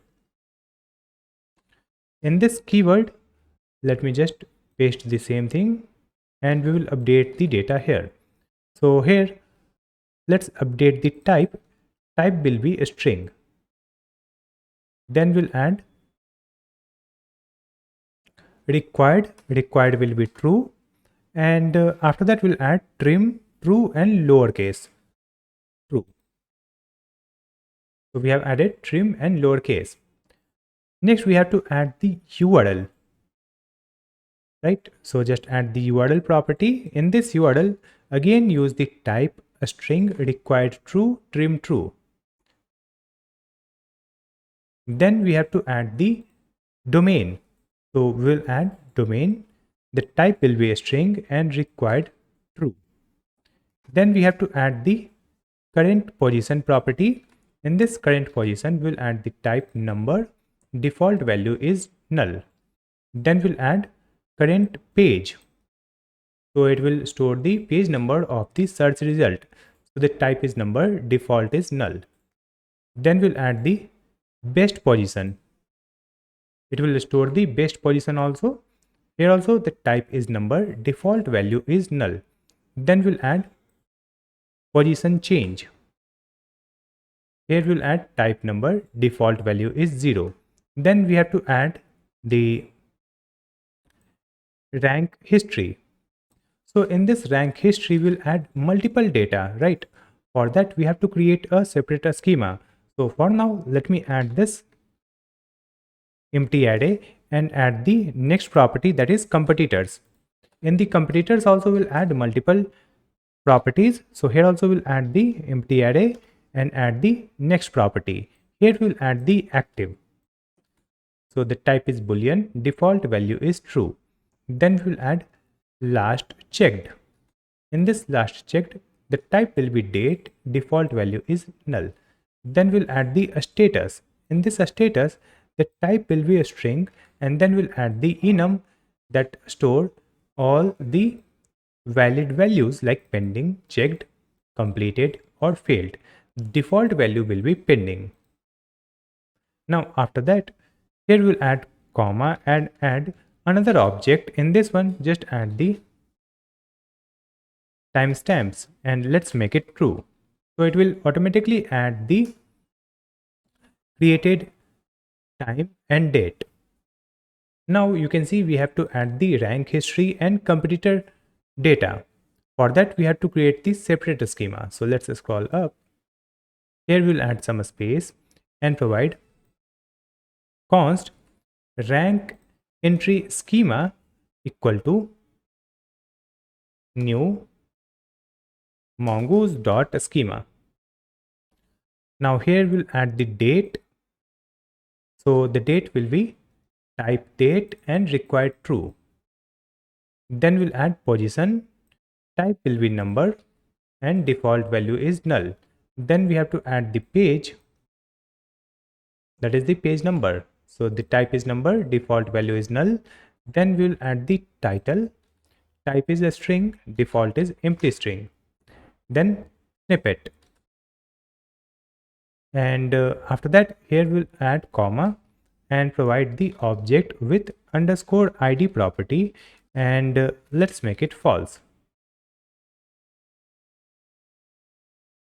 After that, let's add this schema here in this rank history. In this rank history, let's add this rank entry schema. Correct. Next, we have to add the schema for competitor. So here only we will add the space and provide const competitor schema equal to new mongoose.schema. In this one, we need the position. Then we will add the URL. Then we will add domain. Then we will add title. And after that, we'll add the snippet. And here also we'll add this one, underscore ID false. After this, comma. Next, just provide this competitor schema here in this line. So we have created the schema for keyword tracking. Now using this schema, we have to create the model. But before that, here, let's use this keyword tracking schema dot index and provide the object with the user ID. And in the user ID, let's add 1. Then we'll add keyword. Let's make it 1.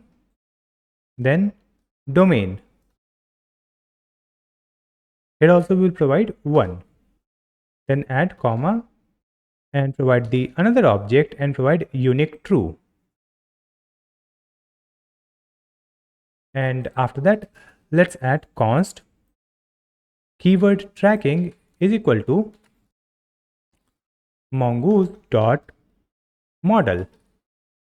Using this, we can create a new model. So let's add the model name keyword tracking, and then we'll add comma and provide this schema. So we have created this keyword tracking model. Let's export this model from here. So just add export default keyword tracking. Now, after creating this model, we can create the controllers, right? To create the controller, we will come to the sidebar. In this controllers folder, create a new file and write the file name rankcontroller.js.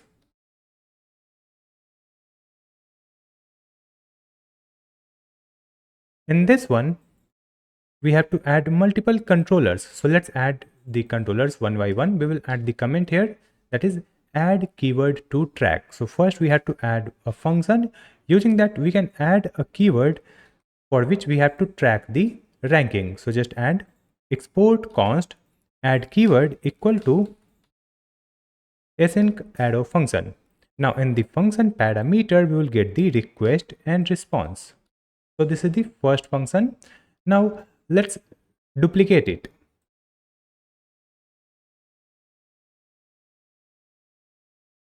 Here we will update the comment. So the next one is get all tracked keywords for user.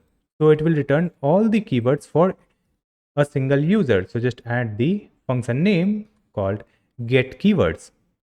After that, we have to add the next function. Just copy and paste it here.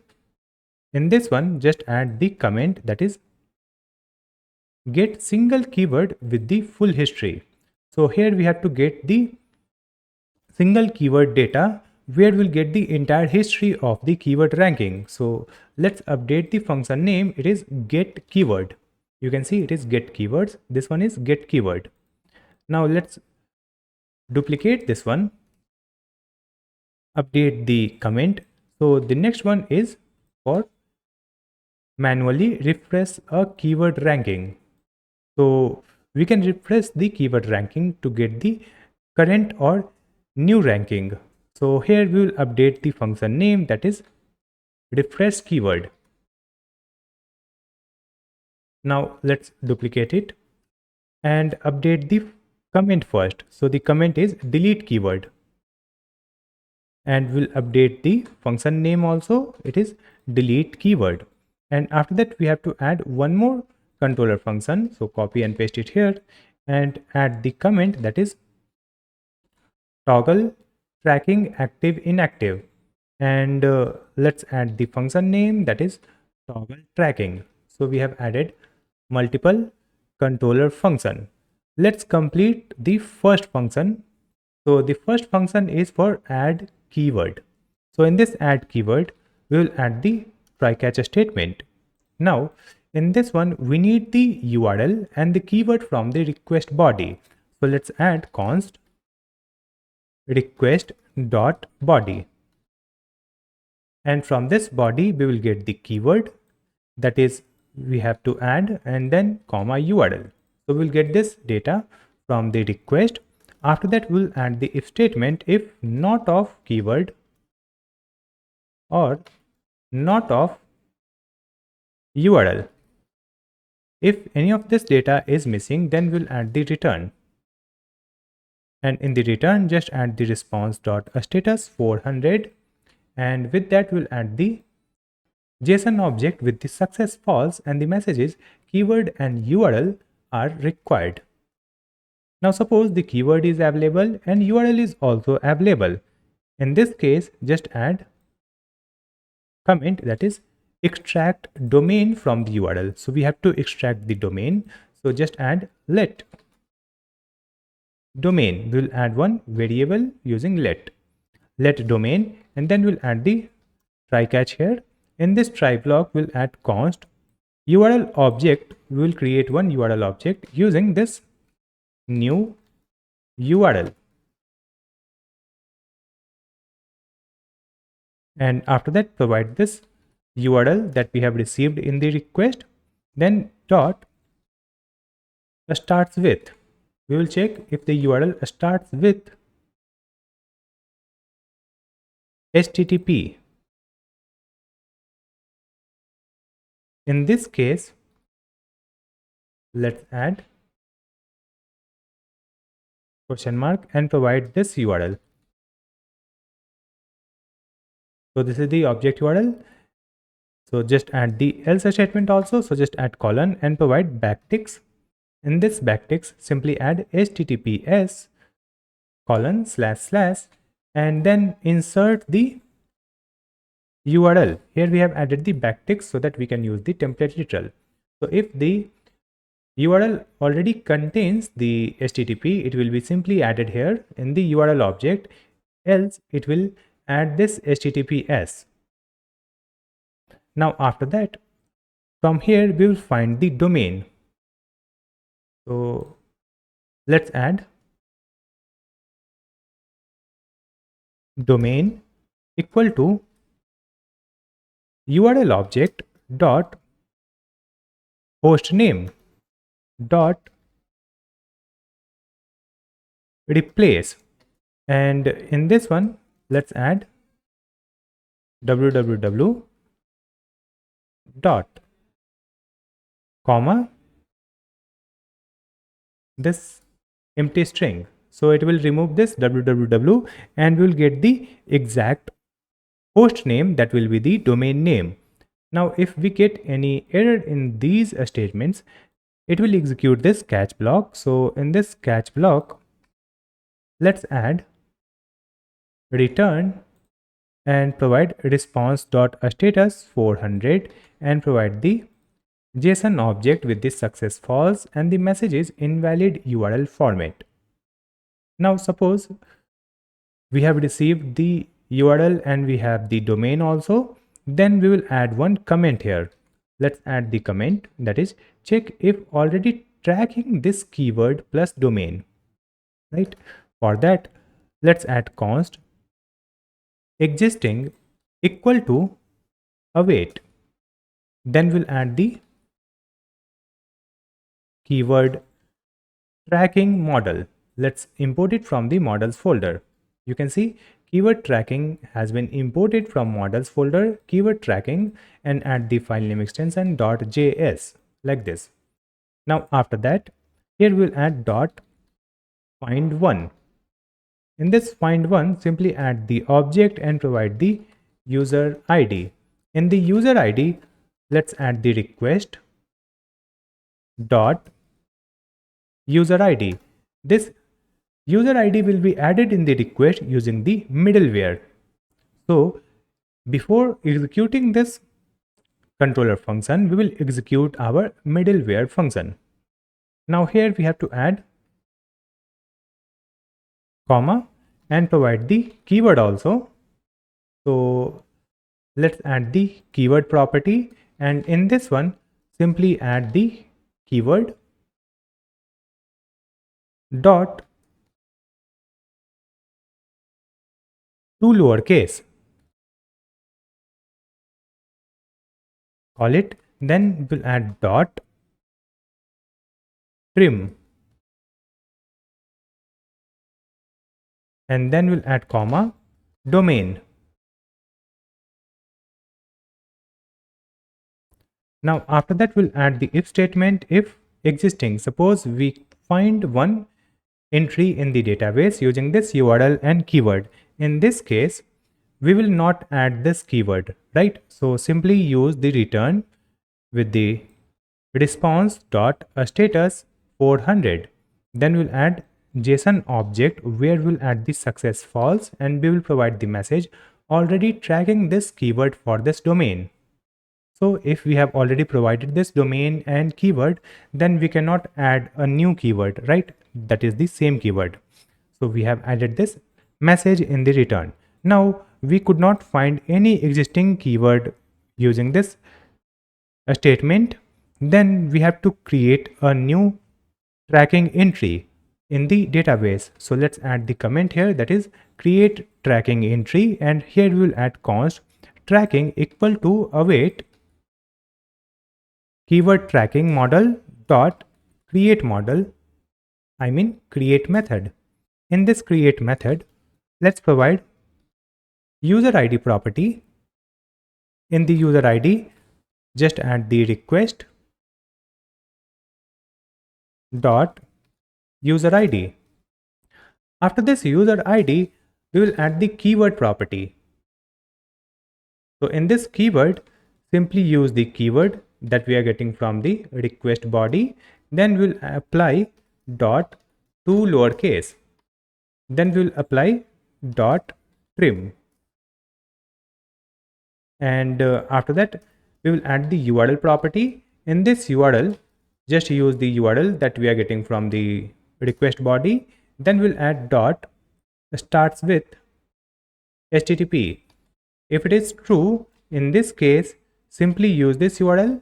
Else, we have to add backticks. Then insert the HTTPS. And after that, we'll insert the URL. After that, we'll add the domain exactly. So let's add the domain here, and then we'll add the status. So let's set the status equal to checking. So a new keyword will be added and it will start checking the ranking, correct? Now after that, Here we have to generate the response. So let's add the response dot a status, and in this one just set the status to not 1. Then we'll add dot JSON object where we'll add success true. With that we'll add the message called keyword tracking started, and here we have the tracking that we have created here, right? Now after that we have to actually track the ranking of this keyword. Right now this keyword URL and domain is getting added in the database, but next we have to use a service. Using that we can track the keyword. For tracking the keyword ranking we are going to use the Browserbase. Browserbase is a powerful cloud browser automation platform that lets developers run and control real browser using API. It makes web scraping and browser automation much faster, scalable, and easier for developers. In this project, we will use Browserbase to open website, scrap SEO data like meta tags, headings, page content, and performance details. Then we will send this data to Gemini API to analyze the website and generate a complete SEO report with suggestion and keyword insights. So let's see the pricing also. In this one you can see we have free plan, developer plan, startup plan. In the free plan you can run 3 concurrent browsers. You can use 1 hours of browser, and in the developer plan you can run up to 25 concurrent browsers, and here you get 100 browser hours, right? And you can compare other features also in these plans. So you can also start with the free plan and you can choose any other plan also if required. So let me sign in with my existing account. I'll click on this login and let me log in with my existing email ID. Once you sign up on Browserbase, you will find the API key here. In the left sidebar you will find this API key. So just click here to copy this API key, and after that let me just come back here in the VS Code and we will open the server. In this server we have .env. So in this one we have to store our environment variable. So let's add a new environment variable here. All right, Browserbase underscore API underscore key equal to, and here we have to paste the key that we have just copied. That's it. So we have added the Browserbase key here, and after adding it, let me just open the sidebar. Here you can see we have the server. In this server we'll create a new folder and write the folder name services. Now in this services folder we have to create a new file and write the file name rank tracker service.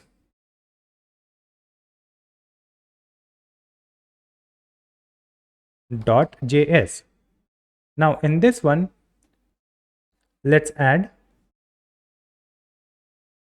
the instance of Browserbase, but we have not added the Browserbase in our project. If I come here and let's click on this docs, I'll click on this quick start.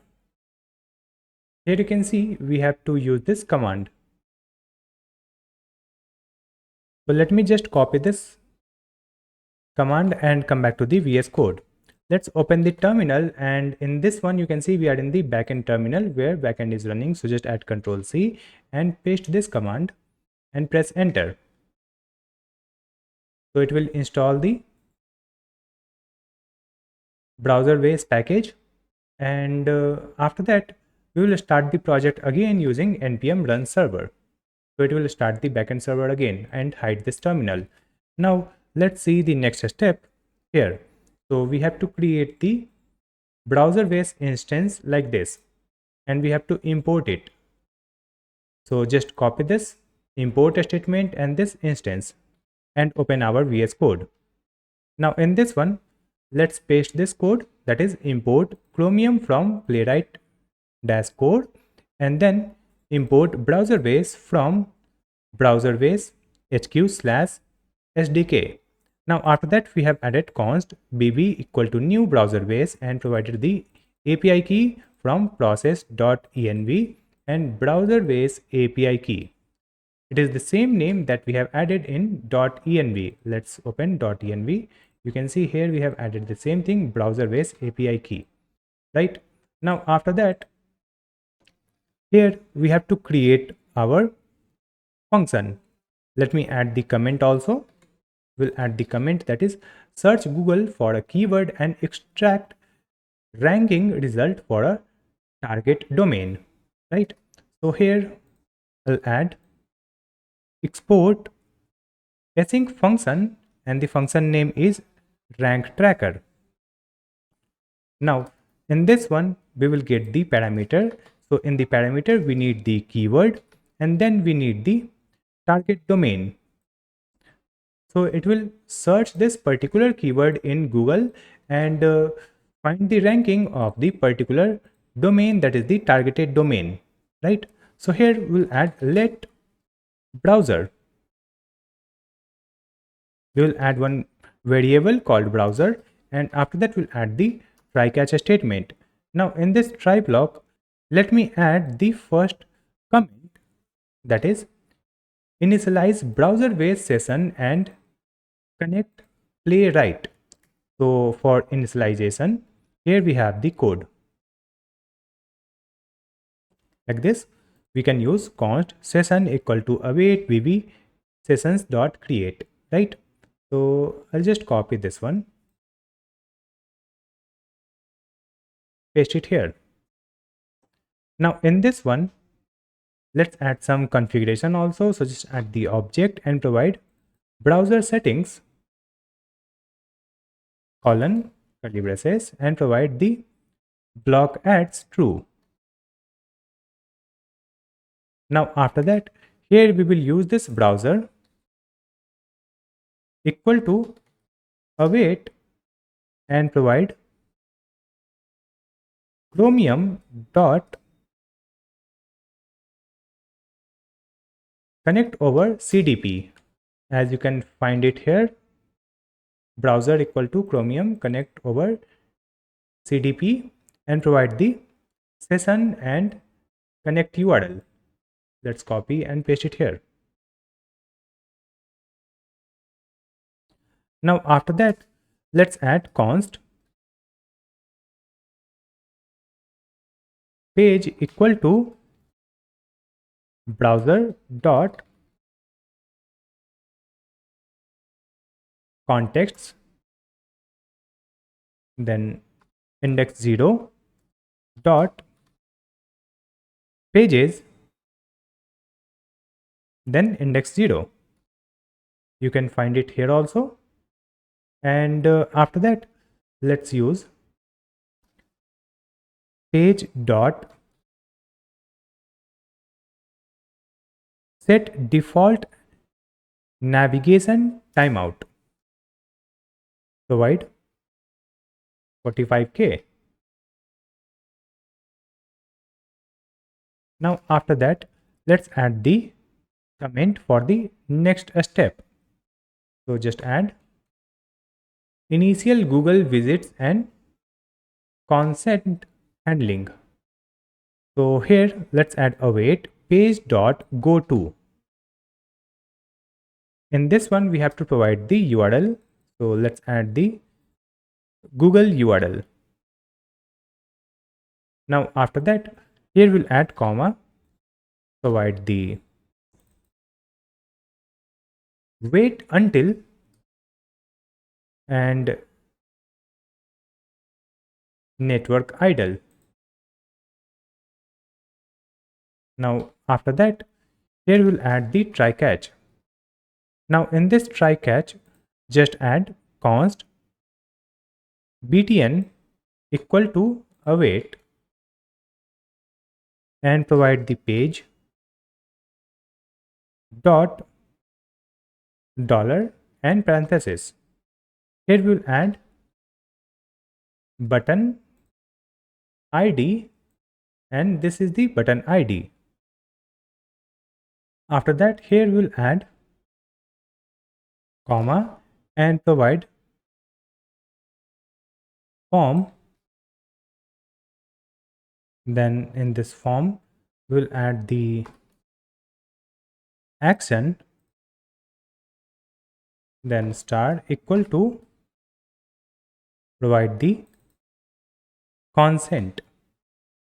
And after that, here we'll add button. Now after that, let's add the if statement.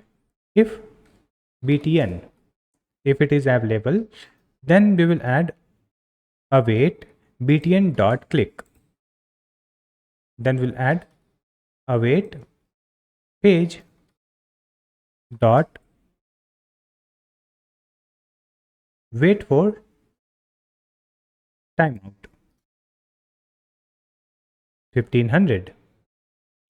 So you can see we have added initial Google visit and consent handling. So if there is a consent pop-up, then it will handle that one.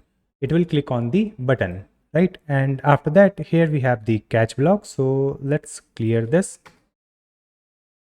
Simply use this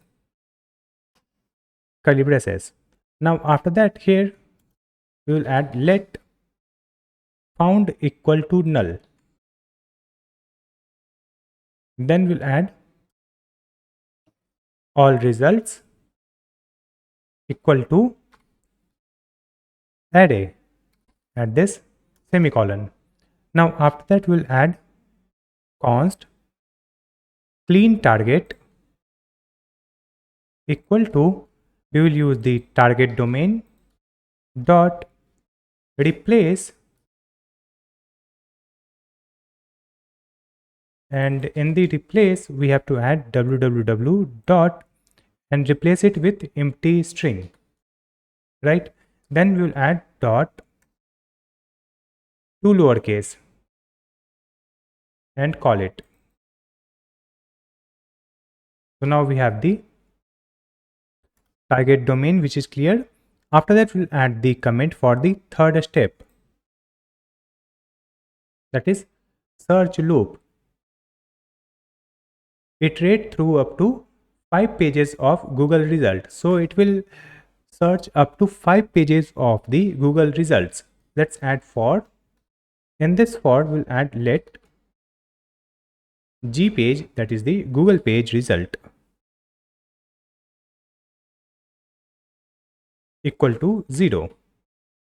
Semicolon, will add the page less than 5 and page plus plus, that is G page. Now after that, here we'll add await page dot go to. In this go to, simply add backticks. Then we'll add the Google URL. Then we'll add search and question mark and query equal to $ curly braces, and here we'll insert our keyword. So let's use encoded or encode URI component. We have added encode URI component and simply provide the keyword here that we are getting in the parameter. Now after that, here we'll add and. In this and, we'll add a start equal to $ curly braces, and here we'll add G page multiplied by 10. Again we'll add and here we'll add num equal to 10, then and HL equal to EN and GL equal to US. Now after that, here we have to add the comma and provide one object and provide wait until network idle. So it will open the Google search page and add this keyword in the search query. And after that, let me add the comment for the next step. So here let me write the comment first. Page extraction, retry up to 3 times if results are missing. So here let's add let page result equal to empty array.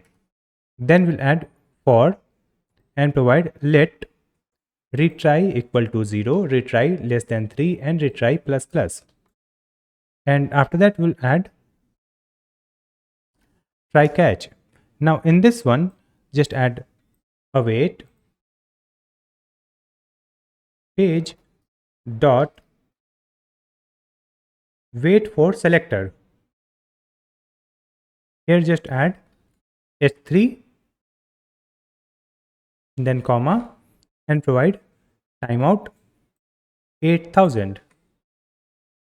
Now after that let's add await and provide the page dot wait for timeout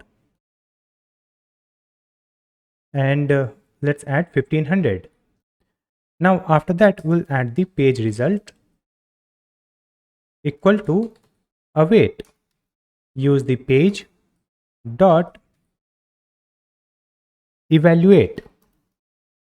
In this evaluate we'll add the arrow function and here simply add the array dot from and provide the document dot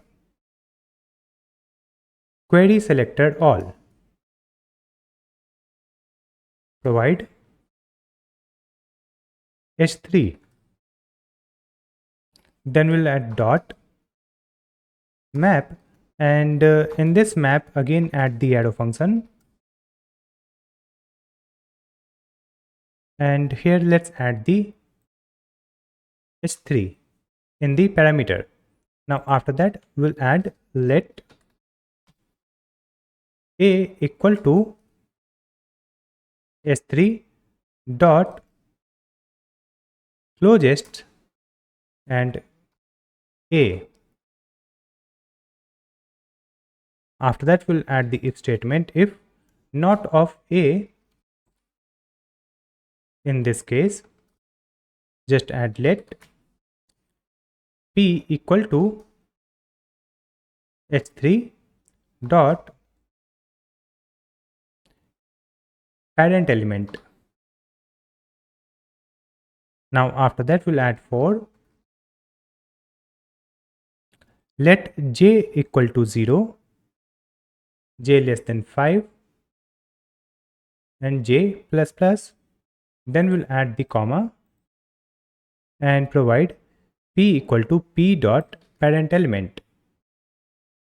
Now in this for we'll add if statement if p dot tag name equal to a. Now in this case we will write a equal to p and provide break. Now after that come here and provide const sub equal to p dot query selector and here let's add a and provide the href. Now after that let's add if sub and sub dot contains h3. In this case just add a equal to sub. Then we'll add break. Now after that here we'll add if statement. In this if we'll add not of a or not of a dot href dot start with http or a dot href dot includes Google dot. Here we'll add return null. Let me correct it. It will be return null. Now after that, here we will write let s equal to empty string, then comma, c equal to a dot parent element. Then we'll add for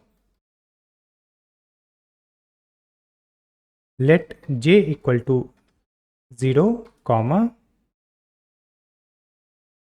j less than 6 and j plus plus, comma, c equal to c dot parent element. Then we'll add const txt equal to c dot inner text or empty string. Then we'll add the if statement if txt dot length greater than h3 dot inner text dot length plus 50. In this case, just add s equal to txt dot split and we'll add backslash n. Then we'll add dot find. In this find, we'll add the arrow function. Here we will use L and provide L dot length greater than 30 and not of L dot includes h3 dot inner text dot substring provide 0, 20. After that we'll add or and provide empty string. Then we'll add dot trim, then dot substring 0, 300. After that we'll add if else then break.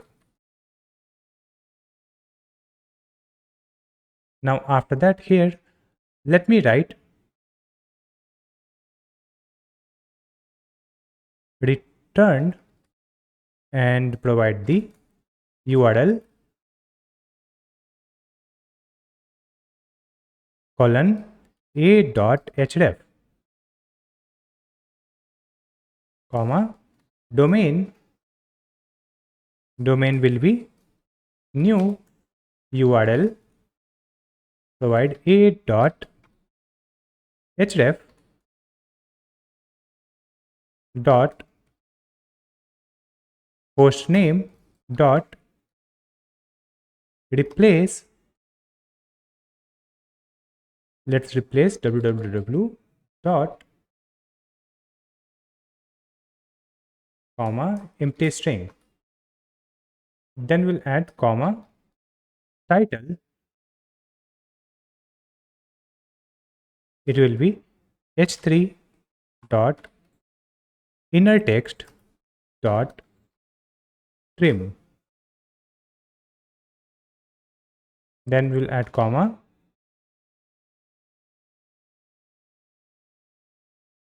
snippet. So this snippet will be S. Now after that, here let's add dot filter and provide boolean like this. Now after that, here we have to add if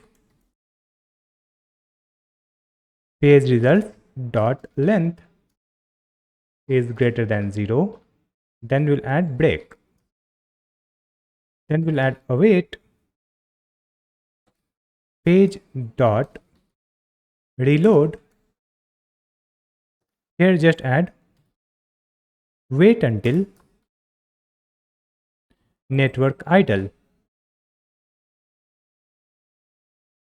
Now after that, come here in the catch block. Here we'll add the error, and then we'll add if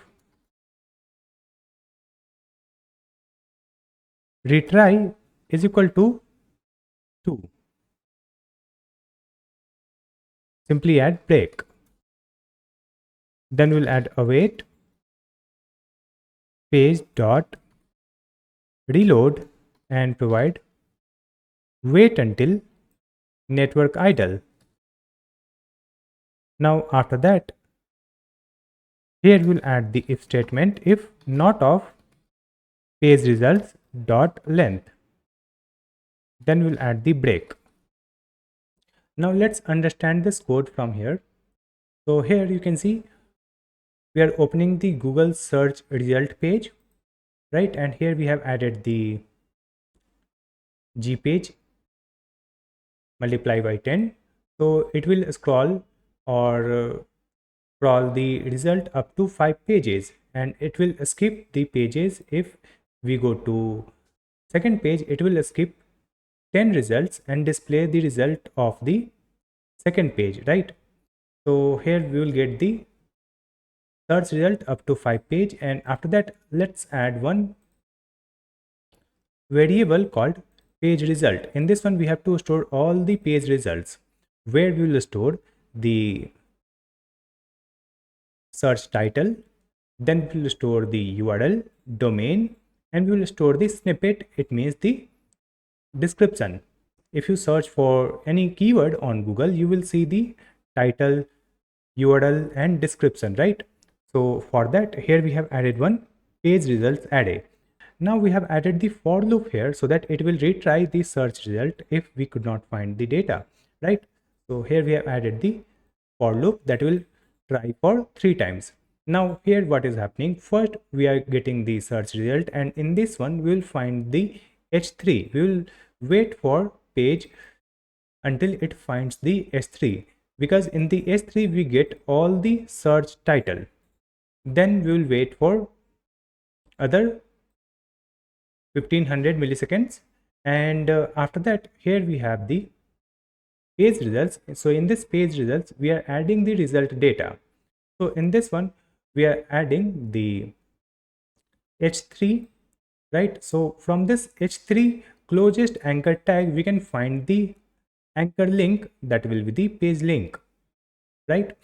And if it is not available, in this case we are finding the parent element, and this parent element will be added in the A, because when we click on that H3 it is opening the page, right? So that is the link. So here we have added the A tag. Now after that, here we have to find the snippet. So you can see here we are finding the snippet, and after that we are returning the URL, that is a.href.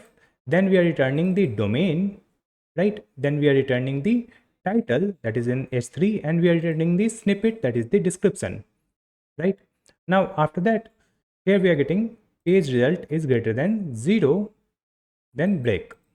It means we found the data, so we will break this loop, right? And if we could not find any result, then it will again execute this for loop, and it will repeat up to 3 times, right? Now after that, let's come here and we'll add our next step. So just add the comment here, that is for result synthesis, update global results and check for target match. So here again we have to add the for loop. Let's add for const r of page results. It means result of page results. Here just add r dot position equal to all results dot length plus 1. Then we'll add all results dot push and provide this r. Now after that we'll add if statement if not of found and r dot domain dot to lowercase dot includes clean target or clean target dot includes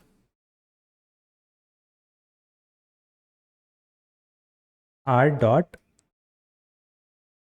domain dot to lowercase. In this case, let's add found equal to object where we'll add a spread operator result comma page. It will be gpage plus 1. Now after that, here let's add if statement if found, then in this case just add break.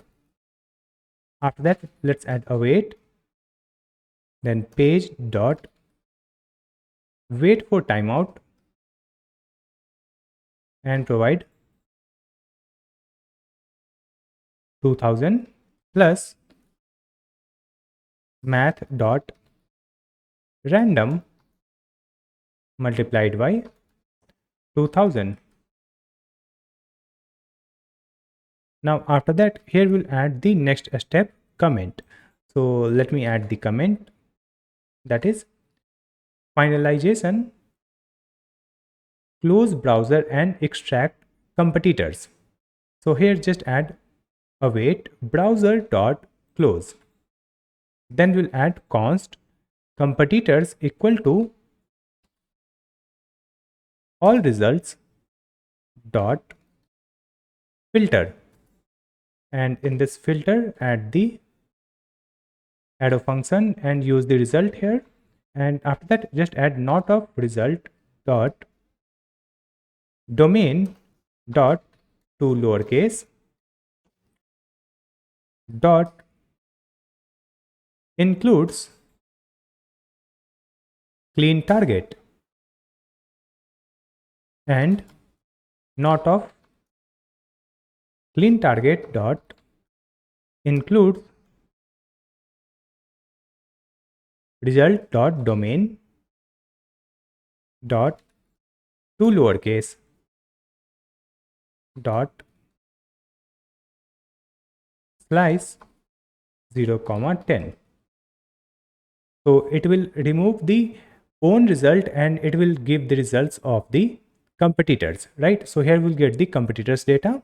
Now after that, let's add the return statement here, and in this one we will return the success. So let's add the success property and make it true. Then we will add data. In this data just add the object where we'll add the keyword. Then we have to provide the target domain. Then we'll add the position, and in the position just add found dot position or null. Then we will add the page, provide the found dot page or null. Then we'll add the title. In the title, again add found dot title or empty string. Then we have to add snippet. In this snippet, just add found dot snippet or empty string. Then we'll add the competitors, and after that we'll add the total results scanned.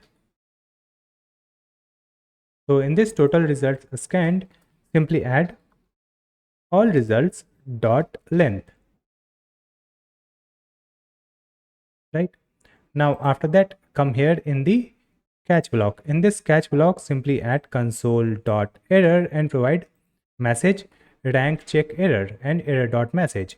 Then we'll add if browser, then just add await browser dot close, then dot catch. In this catch, simply add the add a function. Now after that, just add the return.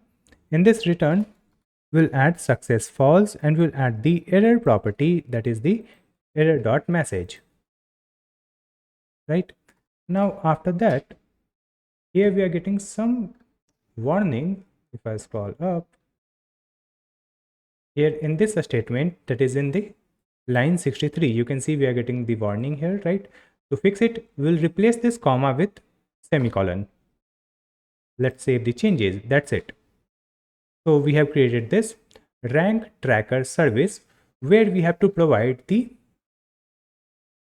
keyword and target domain. We will provide the keyword and target domain. Then it will provide the response like this, where we'll get the keyword, target domain, position, page, title, snippet, competitors, and total scanned result. Correct? Now, after that, let me create another service. So in this services folder, create a new file and write the file name, that is keyword tracking service.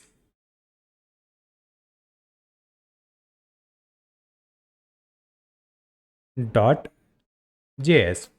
So we have added keyword tracking service.js, and here let's create one function. So let's add export async function keyword tracking. Now here we'll get the parameter, that is tracking, and after that let's add the try catch statement. Now in this try block, simply add let result. Now after that we'll add the comment here, try up to 2 times for reliability. So here just add for let attempt equal to 1, then attempt less than equal to 2, then attempt plus plus. So in this for, simply add result equal to await and provide the rank tracker service. Just click here, so you can see rank tracker has been imported here from the rank tracker service .js file. Make sure to add the file name extension .js. Right now, in this one we have to add the keyword. So we'll get the keyword from this tracking. In this tracking, we'll get the keyword, and after that just add comma, provide this tracking again, and in this tracking only we will find the domain. So provide this domain. Right now, after that, let's add the if statement. If result dot success. So in this case, we have to stop the function. So let's add the break. Now here we'll add one more statement. So just add AND operator, result dot data dot total results scanned greater than 0. Right? Now after that we'll add the if statement. If attempt less than 2, then await new promise, provide the arrow function and get the result here, and then we'll use set timeout. In this set timeout, using result comma result dot success. If it is true, then we will add 3000, else 5000. Now after that, here we'll add if statement. If the result dot success, if it is true, in this case just use the const previous equal to the tracking dot current position. Then we'll add const today equal to new date. Then we'll add today dot set hours and provide 0 0 0 0.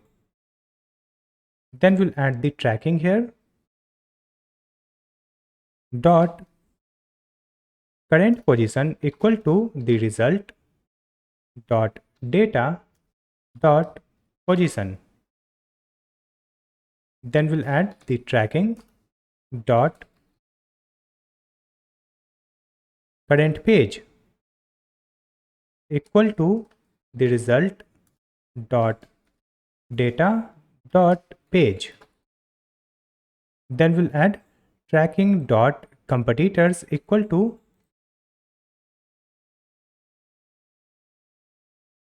result dot data dot competitors. After that, we'll add tracking dot last checked equal to new date. Then we'll add tracking dot status, let's set completed. Right? Now after that, we have to update the stats. So let's add comment update stats.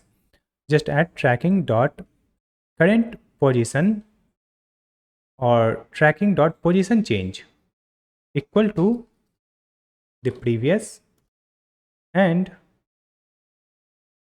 result dot data dot position. If it is true, then we'll add the previous minus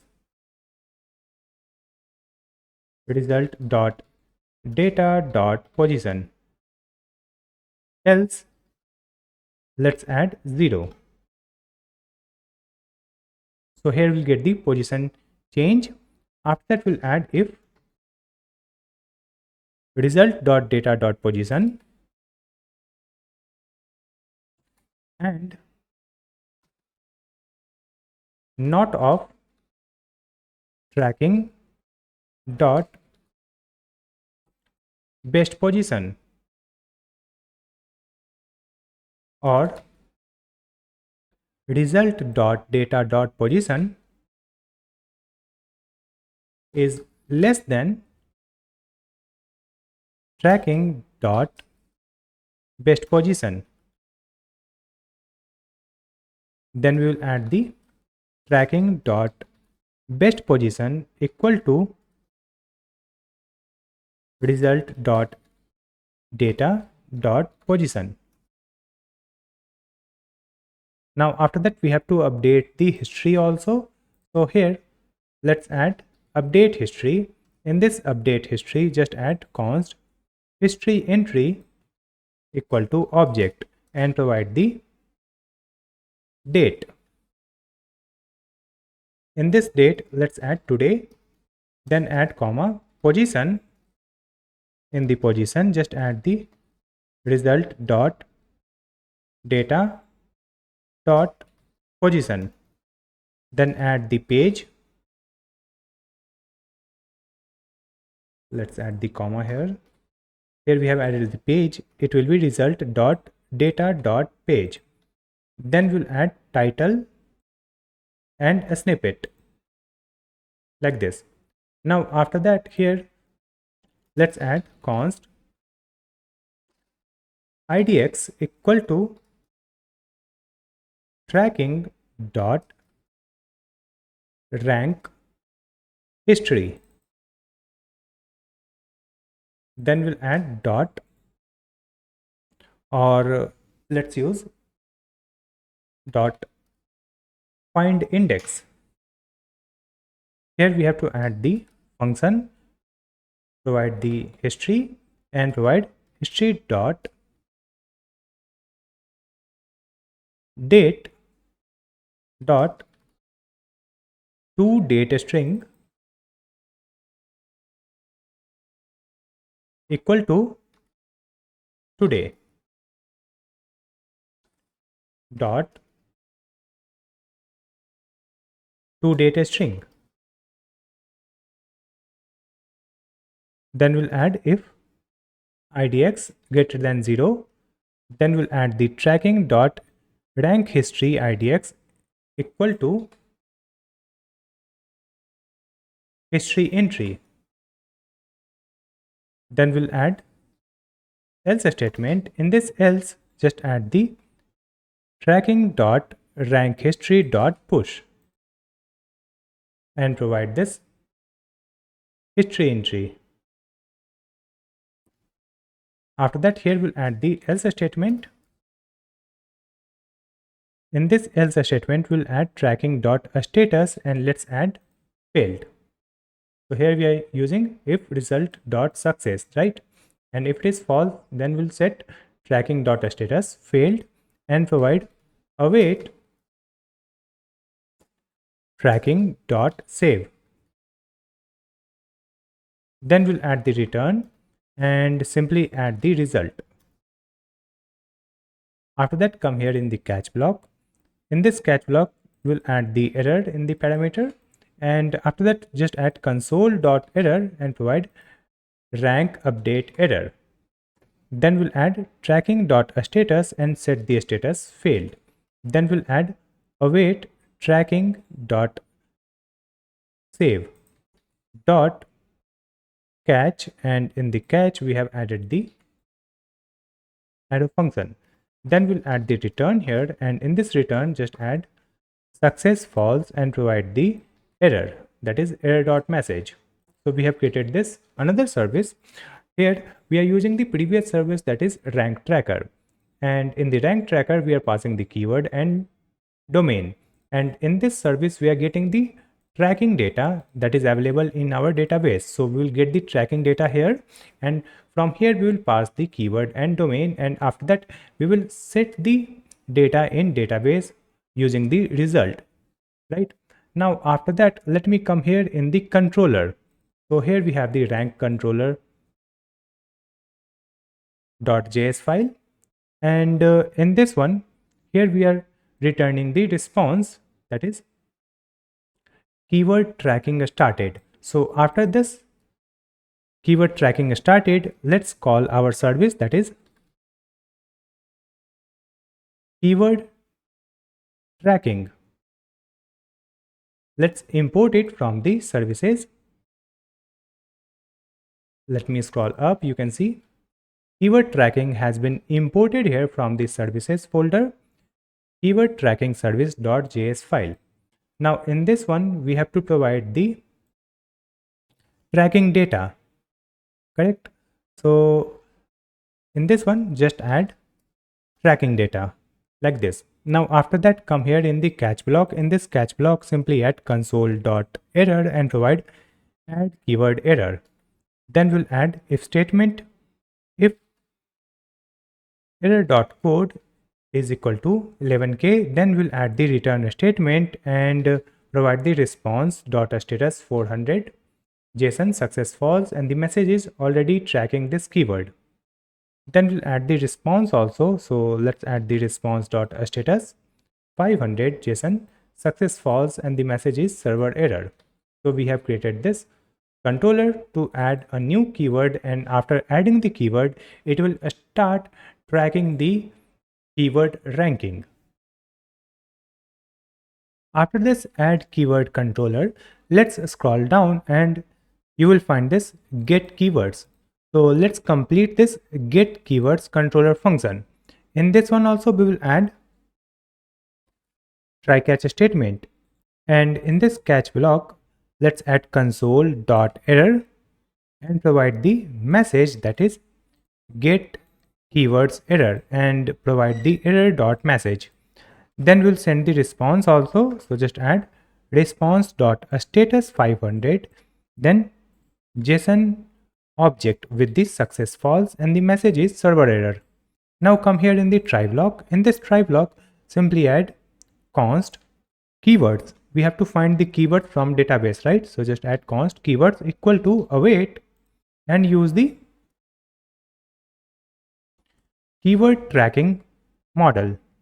Then we'll add dot find method. So let's add find, and in this one just add the user ID. So we will get the user ID from the request. So just add request.user ID. Then we will add dot sort, and in this sort simply add object with created at -1. So it will find all the keywords for the particular user. After that, here we'll add dot select. In this select, we'll add minus rank history. So we'll not add the rank history. We will simply return the list of keywords. Then we'll add the response here. So just add response.json and provide the success true. With that, we'll add the keywords that we extracted from the database for the particular user. So we have created this controller function get keywords. After that, here we have controller for getting the single keyword data, right? For that, let's copy this try catch and paste it here. Now in this one, we'll get tracking equal to await, then keyword tracking dot find one. And in this find one, just add the object with underscore ID and provide request dot params dot ID. So in the URL endpoint, we have to provide the keyword ID so that we can find the history of this keyword. Then we'll add comma and provide the user ID also. So the user ID will be same like request.user ID. And after that, from here, just remove this select and remove this sort also. Here simply add the if statement, if, and provide not of tracking. In this case, just add the return and provide response.status for not for. With that, we'll add the JSON with the success false, and the message is keyword tracking not found. Then we'll send the response using success true and provide this tracking, that is the tracking data of individual keyword. Then we have the same catch block. In this catch block, let's add the message get keywords error, or update it, we'll add get keyword error. Save the changes. Now you can see we have the next function, that is refresh keyword. Using that, it will get the latest ranking of the keywords, right? So just copy this try catch, paste it here. Now in this one, we'll find the tracking using await keyword tracking model dot find one underscore id equal to request dot params dot id. Then user id is request dot user id. Then we'll add if statement not of tracking, right? Keyword tracking not found. After that, let's add tracking. Suppose the tracking is available, so simply add tracking dot a status equal to checking. So it will start checking the latest ranking, right? That's why we have updated the status here. And after updating the status, simply add await, then tracking dot save. It will save this status in database. And after that, let's add response dot json success true. And with that, we'll add the message called rank check started, right? And after that, we have to find the new rank or new ranking. So here we'll call that service, that is keyword tracking. And in this keyword tracking, let's provide tracking.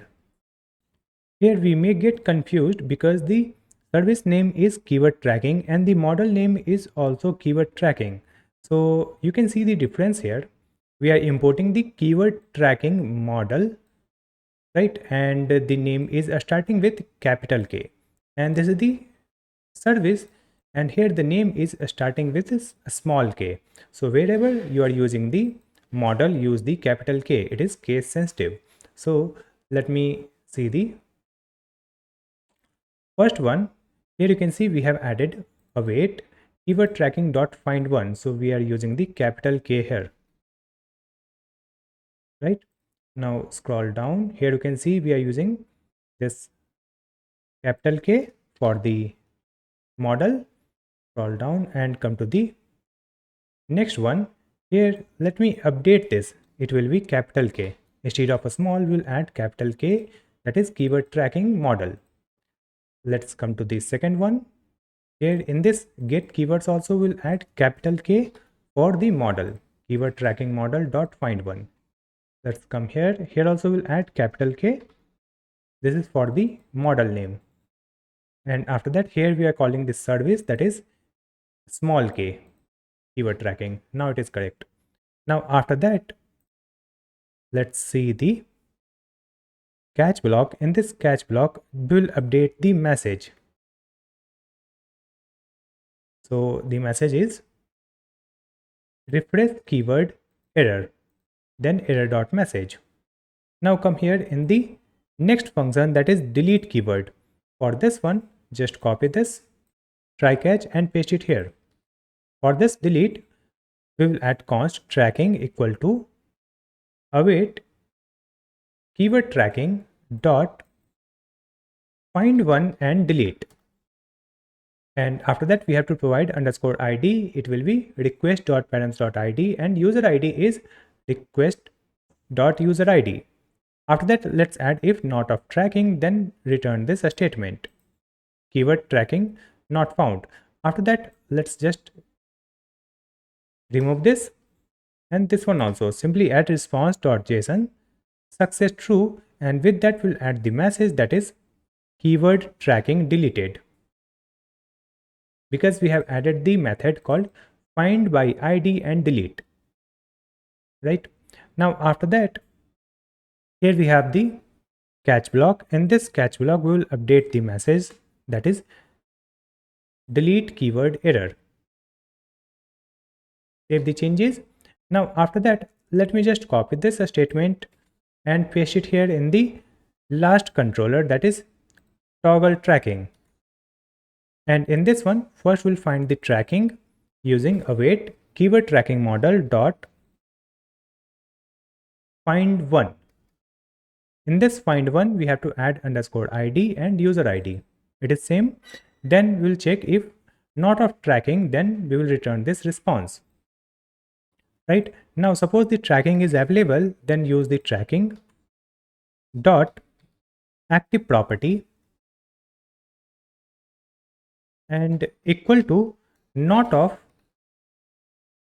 tracking dot active. So if it is true, it will make it false, and if it is false, it will make it true.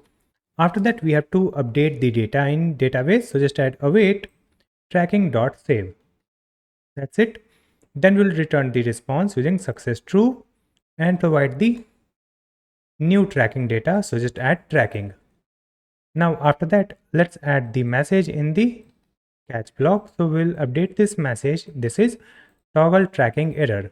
Save the changes. So we have created all the controller for the keyword tracking. Using that, we can add a keyword. We can get the list of keywords.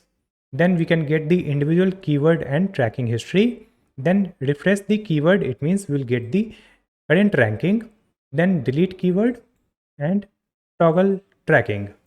Now, after that, using these controllers, we have to create the routes. It means we have to create the API endpoint. For creating the route, let's open the sidebar. Here you can see we have the routes folder. So in this routes folder, create a new file and write the file name rankroutes.js. Now in this rankroutes.js file, let's import the express from express package. Then we will create one router using this express. So let's add const rank router equal to express.router. Now in this router, we have to add the multiple endpoint. So just add rank router dot post method. In this post method, provide the path that is /add. Using that, we can add a new keyword. For adding a new keyword, user should be authenticated. So just add the auth controller or auth middleware. We are not getting the suggestion here. So let's open this middleware folder, auth file. And after that, if I start typing in this file, if I start typing auth, we are getting the suggestion to import it. So auth has been imported from middleware auth.js. After that, we'll add comma here and provide add keyword function. So add keyword function has been imported. Write the file name extension .js, that is rank controller.js. So we have added the first route. Now let's duplicate it. Here we'll use the type get. Then we'll add the path list. Then we'll add get keywords. Import it. Now just duplicate it, and here we'll add the path :id. And the type is get. Then auth, and here we'll add get keyword. Using that, we can get the tracking history of individual keyword. Now let's duplicate it. Here we'll add :id / refresh. So we can refresh the particular keyword to get the current ranking. So here we'll add refresh keyword controller. Now just duplicate it. Here we'll add :toggle. In this refresh, we have to change the type. So the type will be post, and in this toggle, we will change the type. So the type will be put. In this put, we will add auth and simply provide toggle tracking. Now duplicate it. And in the last one, we will use the method called delete. Then /:id. That's it. And provide the function delete keyword. It has been imported. After that, let's export this router from this file. So just add export default rank router.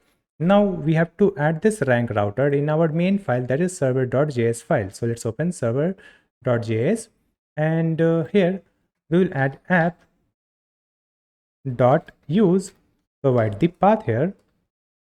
So let's add API slash rank, then comma, and provide the rank router. So you can see rank router has been imported from routes folder rank routes.js file. So now we have created the APIs for adding a keyword and tracking the keyword ranking. Next, we have to integrate this ranking APIs with our front end so that we can actually test this APIs and we can add the keyword and track the keyword ranking. For that, let me just close all the files here and we will open the client.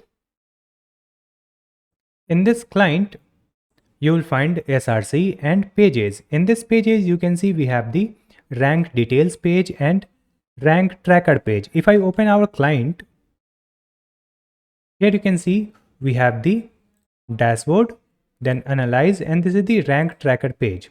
In this rank tracker page, we are getting the dummy data from assets. If I click on this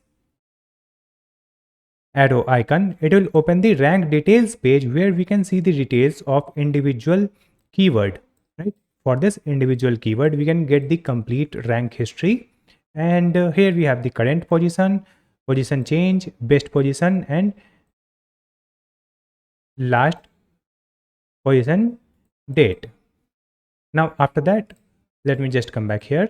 Here we have the button to refresh the ranking. If I click here, it will give you the current ranking.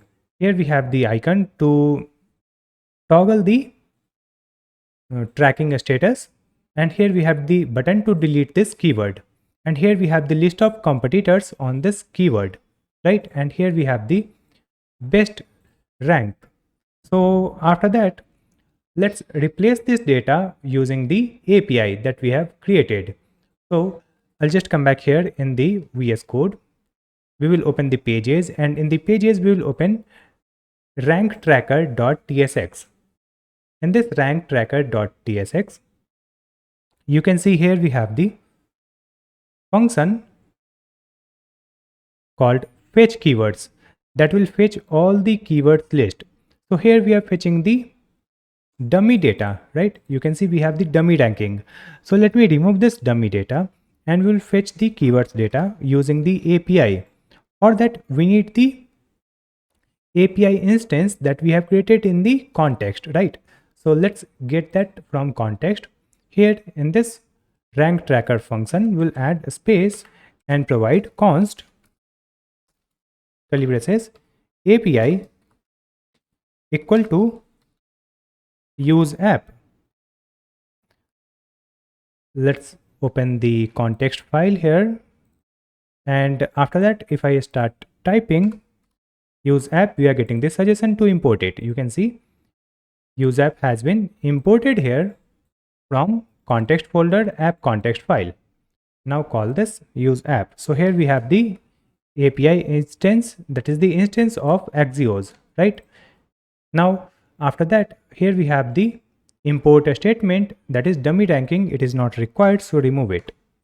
Now let's come here in this fetch keywords function. In this fetch keywords function, we will make the network request. So just add try catch block, and in this try block, let me provide const response equal to await and use this API dot get method and provide the API endpoint, that is /API/rank/list. This will give the list of keywords. Now after that, here let me provide if statement. If the response.data.success property is true, in this case we will use the set keywords,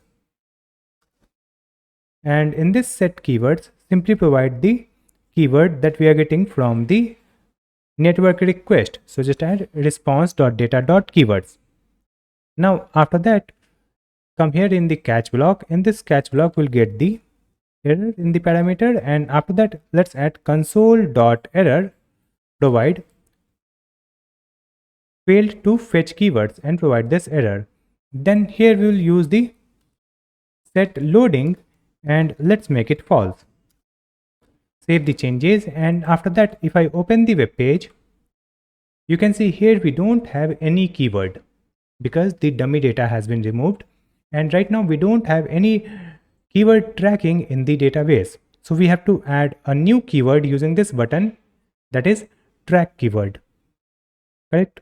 For that, let me just come back and make it functional. Here we have handle add. Using that we can add a new keyword. So in this one we have the ev.prevent default, and then we have this set adding true. But before this set adding true, let's add if statement if not of new keyword dot trim or not of new URL dot trim. In this case, we will not execute this function, so simply add return. And suppose new keyword and new URL is available. In this case, we will set adding and make it true. And after that, let's remove this set timeout. Here we will use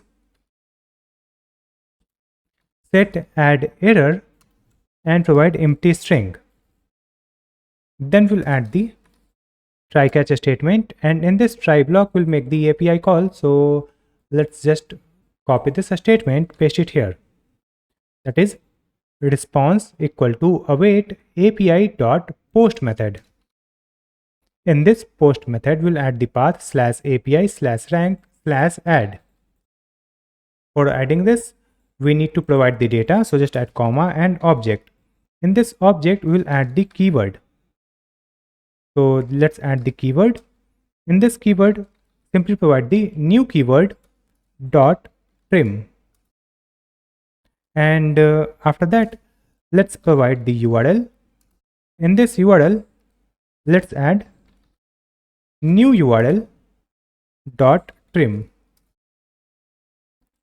That's it. So it will make the API call and we'll get the response. So after that, we have to check the response. So here we have the try block, and in the try block, this is the network request. So after this network request, let's add if statement if the response dot data dot success. If it is true, in this case, we will use the set keywords. In this set keywords, add a function and use the previous data here in the parameter, and after that we'll add the array, provide the response dot data dot tracking, then comma, a spread operator, provide the previous data. Correct? After that, let's use set new keyword and provide empty string. Then use set new URL, provide empty string. Then we will add set so add model and make it false. After that, here we'll add comment call for completion. So let's add const id equal to response.data.tracking._id. Then we'll add const call interval equal to set interval. In this set interval, just add the async function, and here we'll add time 3000 milliseconds. Now in this function, just add the try catch block. In this try block, just add const check equal to await and provide API dot get method and provide the backticks. Here we will add /API/rank, then ID. Provide this ID here, and after that, here we'll add the if statement, that is check data ranking status not equal to checking. So in this case, we'll add clear interval and provide this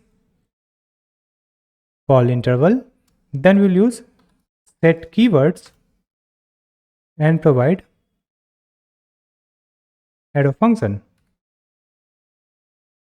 Use the previous data here. Then it will return the previous dot map. Add the arrow function. Here we'll use the keyword and return keyword dot underscore id equal to id. If it is true, then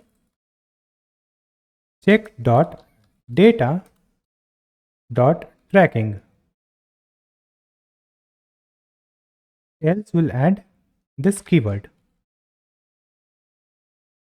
After that, come here in the catch block. In this catch block, simply add console.error and provide this error. Here we'll add colon any. Right now, here we'll add code in this catch block. So in this catch block, again add colon any and let's add err for error. Now in this catch block, simply use set add error and provide the error.response.data.message or failed to add keyword. Then here we will use set adding and make it false. That's it. So it will add a new keyword and after that it will set the checking true and it will start checking the ranking of that newly added keyword. Let me just come here and try this one. I'll click on this button, add keyword, and here we'll add the keyword like full stack. Then we'll add the website URL. So let me use our website, that is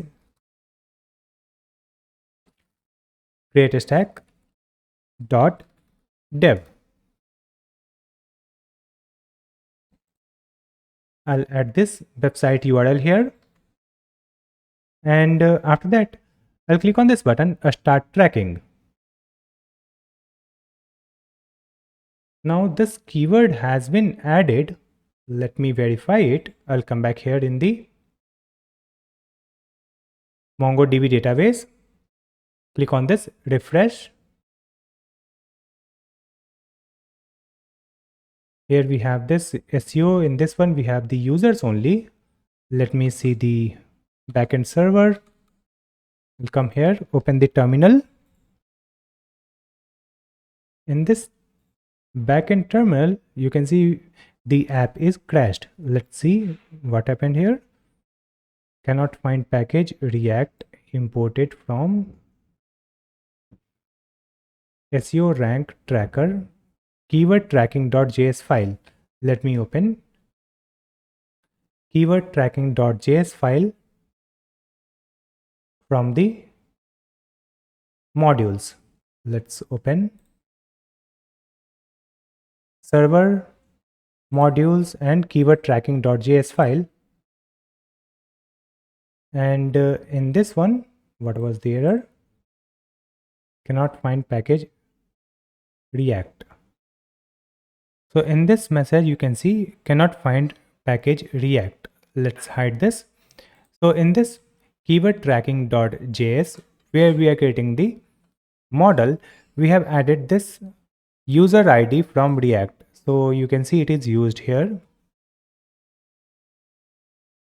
in this line 36. We have use ID, right? So let me correct it. It will be user ID, right? User ID. And after that, remove this statement. Save the changes. So we have added the user ID, keyword, and domain. Let me open the terminal again. And now you can see in this terminal, we are getting the message server running on port 5000. So the backend is running. Let's hide it. And after that, come back here on our client. And after that, click on this track keyword button. Let me refresh this application. Let me inspect. Go to console. Here we have some issue in client also. Let me just come back here in the VS Code, open the terminal. So this is the backend terminal. Let's stop it using Ctrl C and start the server again using npm run server. So this server is running fine. Let's see the client. So in this client also you can see the project is running. Let's see this home page. Here also we have some issue. To fix it, let me just come back to the VS Code and we will restart the front end also or client. So this is the client terminal. We'll add Ctrl C to stop it and use npm run dev. Start the client project again. Let's refresh it. Still we have the same issue here. So this error is coming from this file ranktracker.tsx, right? So in this file, if I open ranktracker.tsx, you can see here we have import URL. So it is imported by mistake. Just remove this import URL, save the changes, and after that I'll come back here, refresh it. Now it is opening the home page. Now let's go to rank tracker. So this is the rank tracker page. Now I'll click on this track keyword. Here we'll add the keyword full stack and provide the URL, that is the GreatStack.dev. Then start tracking. So you can see the keyword has been added here, and here you can see the loading animation, and here we have the button or link so that we can open the detail page of this rank. But right now the rank is not displayed here. If I open the database, click on refresh, here we have the keyword tracking, and in this keyword tracking we have one new entry. You can see the status is checking, right? Here we have the keyword, then URL, domain, and we don't have the current position, we don't have current page position, and last checked, a status is checking. So after checking the status and ranking, it will update the data also. Let me refresh it. So it is fetching the documents. Let me refresh this browser. So now you can see the status is completed, right? Now after that, if I come back here, here you can see for this keyword, we don't have the best position, but here we have the 10 competitors. So you can see here we have the 10 competitors, and we don't have the ranking for this keyword because this keyword is not ranked for this URL, right? If I search this keyword, this URL is not coming. Let me add another keyword. I'll click on this button and write full stack project and use the same URL, GreatStack dev, start tracking. So a new keyword has been added here, and right now the status is checking. So it is checking the ranking of this keyword. So just wait for a few seconds until we receive the ranking details. So now you can see we have received the ranking, that is 12. So this keyword is ranking at 12th position for this website. And here you can see the best rank is 12, and here we have 10 competitors, and after that here we have the button to refresh it, right? So that we will get the updated ranking. Here we have the option to delete, but this is not functional. We will update these functions also, and here we have the button to open the detail page, right? But if I open this detail page, here we are getting the dummy data, right? So we'll remove this dummy data. Just come back here. And in this VS Code, let me open this rank tracker.tsx file. And in this one, we have added the functionality in this handle add. Using that, we are adding a new keyword. After this handle add, you will find handle refresh. Here we have handle refresh. So let me update this function also. So in this handle refresh, we have set refreshing ID, and after that we'll add the try catch. Now in this try catch, we have to make the API call. So simply add await API dot post method, and in this post method provide the path using backticks. So slash API slash rank slash $ curly braces ID, then slash refresh. So this is the API endpoint. Now after that, here we'll add comment. Update a status to checking. So we have to update the status. So just use set keyword. Use the arrow function here. We will add the previous data and return the previous dot map. Now in this map, let's add the arrow function, and in this arrow function we'll add the keyword in the parameter. After that, let's add keyword dot underscore ID equal to ID question mark, and provide the object here. In this object, just add a spread operator k, then add comma a status. So in this status, just add checking. Now after that, here we'll add else statement. Just add colon, provide k, that is keyword. Now after that, let's add the comment for call for completion. So here, let me just copy the previous one. We have this code. Let's copy this one and paste it here. Here we have added call interval, set interval, async arrow function. In the try block, we are adding check await API dot get, then API rank ID.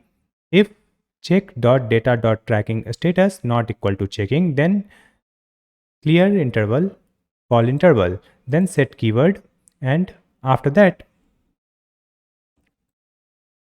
here only we will use set refreshing null. Then we'll add the catch block. In this catch block, we have console.error. Now after that, we will come here in this catch block. In this catch block, simply add console.error and provide refresh error, and use this error here. Then we'll add the set refresh and provide null.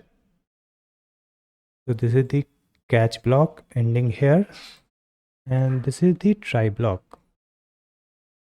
Let's remove this.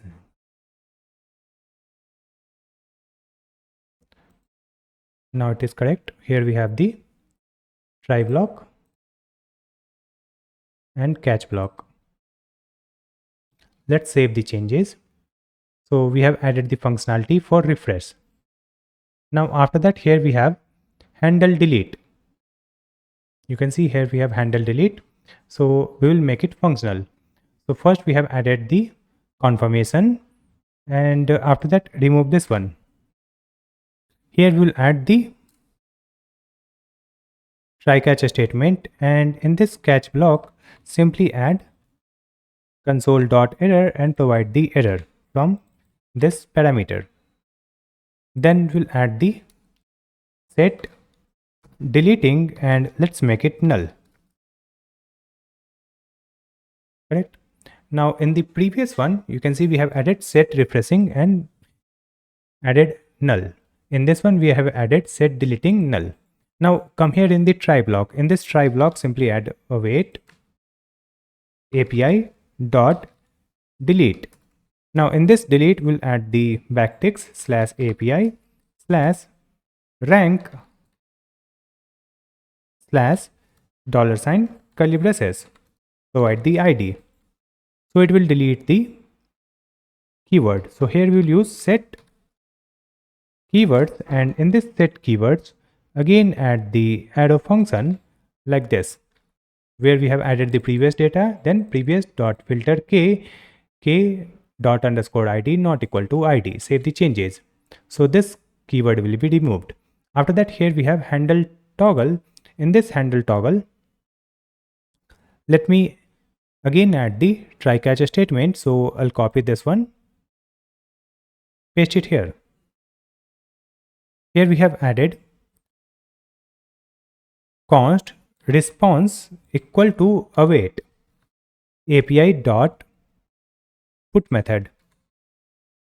In this put method, just add slash API slash rank slash ID slash toggle. Right?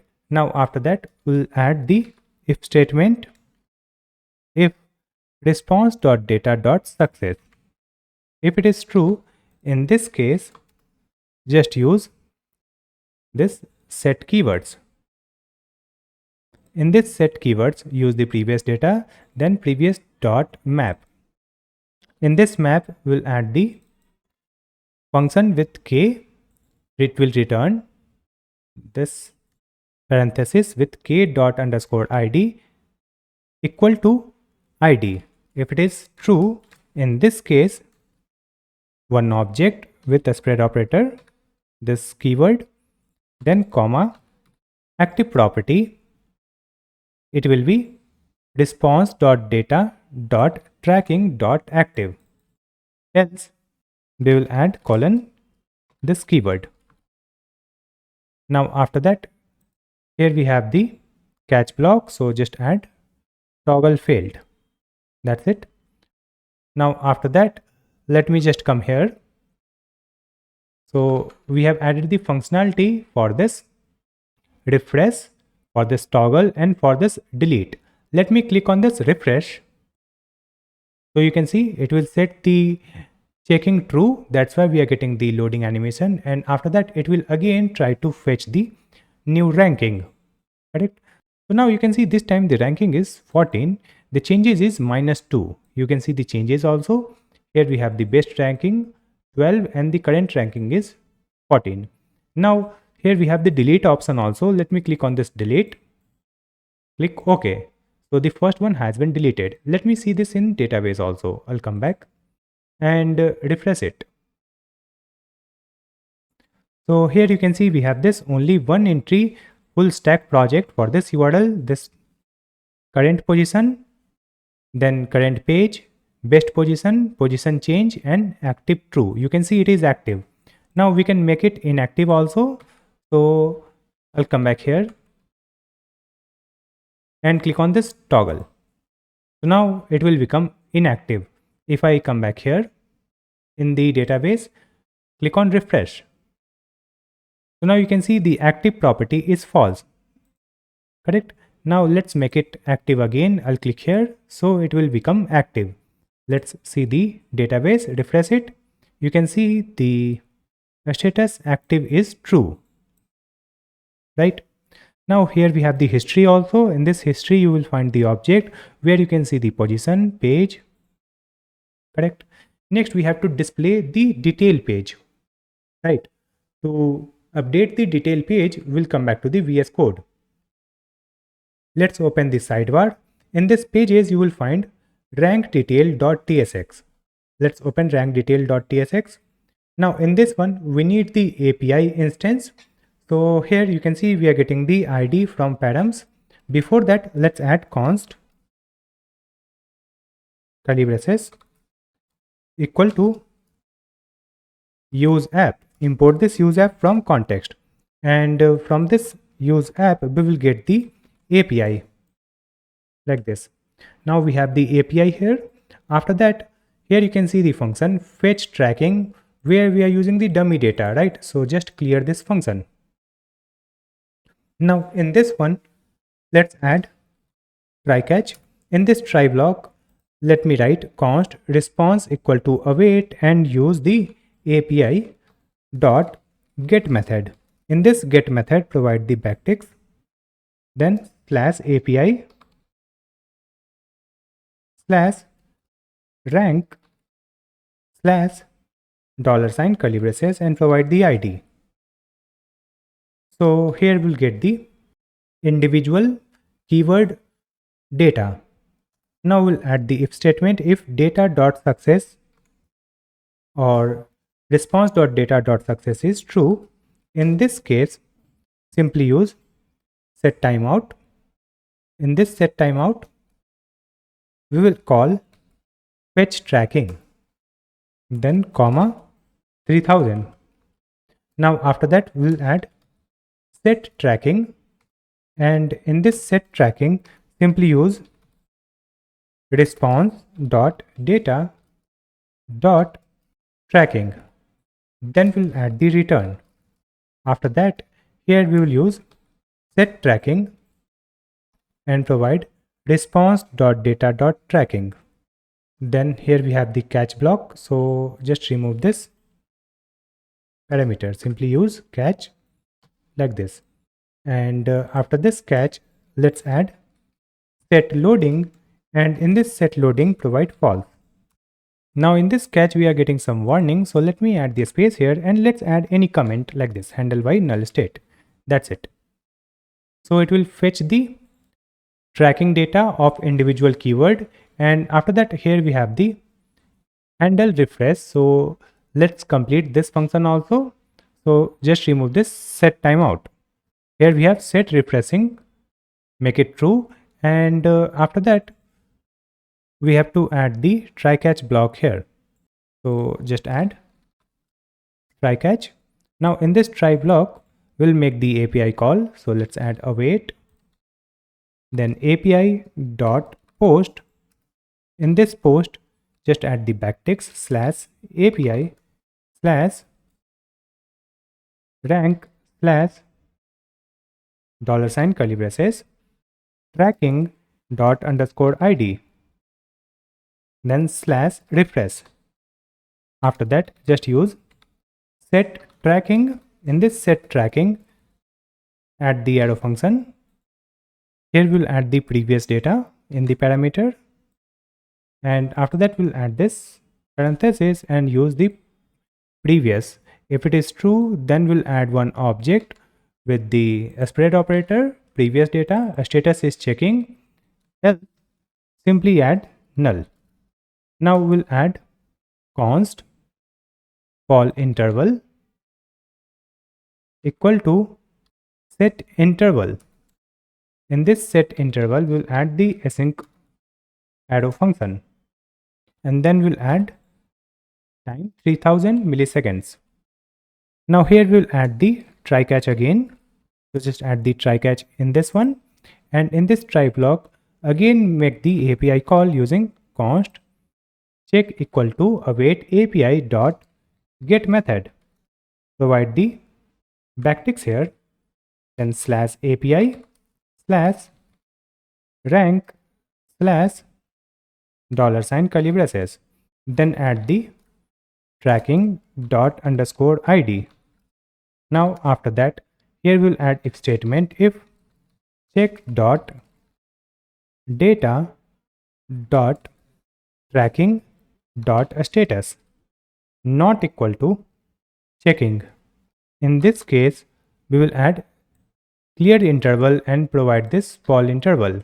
Then we will add set tracking, and in this set tracking, just add the check dot data dot tracking. Then we'll add set refreshing, make it false. Come here in this catch, just add console.error and provide this error. Here we'll add :any. Now after that, come here in the next catch block. In this catch block, simply use set refreshing and make it false. Remove this parameter. That's it. Now after adding it, let me save the changes and open the web page. Let's open this keyword detail page. So this is the detail page of the keyword tracking. So this is the detail for individual keyword, that is full stack project. Here it is loading the data from database. So it is continuously loading. It is not displaying the keyword data. Let me fix it. We'll come back to the VS Code. And here we have added the fetch tracking function. In this one, you can see we have added if response.data.success, right? So after that, we'll add nested if. Here we'll add another if statement. If the response dot data dot tracking dot status is equal to checking. In this case, we have to add this set timeout, set tracking, and return like this. Let's move it here. And after that, let's add this set tracking here. Now save the changes and come back here. So you can see this is the keyword detail page for this keyword, that is full stack project. Let me just come back here and click on this icon. So it will open the keyword detail page where we are getting the current position, changes, that is -2, best position, and data point. So the last checked date is here. And after that, here we have the overview like rank history. Here we have the list of competitors. So for this competitors, we are getting the title and domain name, right? Here we have the history also. And here we have the top competitors, correct? So this detail page is also working fine. And here you can see we have this refresh now button. When we click here, it will check the ranking again. So if I clicked here, you can see the loading animation here because the new status is checking. It is again checking the position for this keyword. So just wait for the new position of this keyword. Now you can see here we have the updated position. Now you can see the current position is 15. Here we have the position change -1. Best position is 12, right? So we have the updated ranking using this refresh now button. So we have completed the functionality in this rank tracker where we can add a new keyword and this keyword will be tracked. And after that, we can refresh it to get the latest ranking. We can click here to toggle the status like active or inactive. We can delete this and we can click here to see the complete data of this keyword. After that, we have to add the next functionality. If I open our diagram, you can see here we have the next feature, that is SEO analysis. It means we have to create the API. Using that, we can analyze the SEO score of any website, where we will enter the website URL and we will generate the SEO score. For that, we have to create the API where we'll create the multiple controllers like analyze URL. We can get the analyze data, then get all analysis so that we can get the all websites link for which we have generated the analysis, and then we have delete analysis. And for this website analysis, we are going to create some services also like the scraper service where we will use the Browserbase again to scrape the website SEO data. And after that, we will process this data using the Google Gemini AI to generate one SEO report, right? And these data will get saved in the MongoDB database. So to create this API, let's just come back to the VS Code. If I come back to the VS Code, here you will find this server, and in this server we have the models.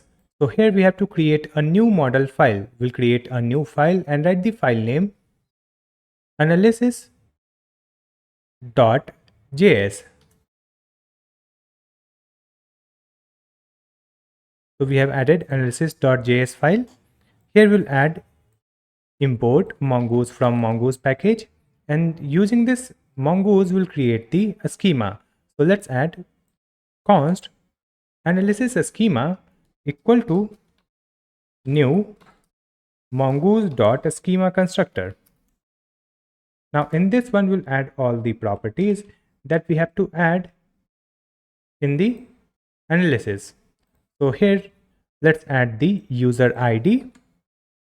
So for this user ID we have to add the, so the type will be mongoose.schema.types.object_id, and after that we have to add the reference of our user model, and then we'll add the required true. Then we'll add the next property, so just add comma and provide URL, because we have to analyze the URL, right? So add URL, type is a string, required true. After that we'll add the overall score. So the type will be number, minimum 0, maximum 100, and default is 0. Then we'll add the categories. So let's add the categories, and in this categories we have to add the SEO property, where we will add the type number, default 0.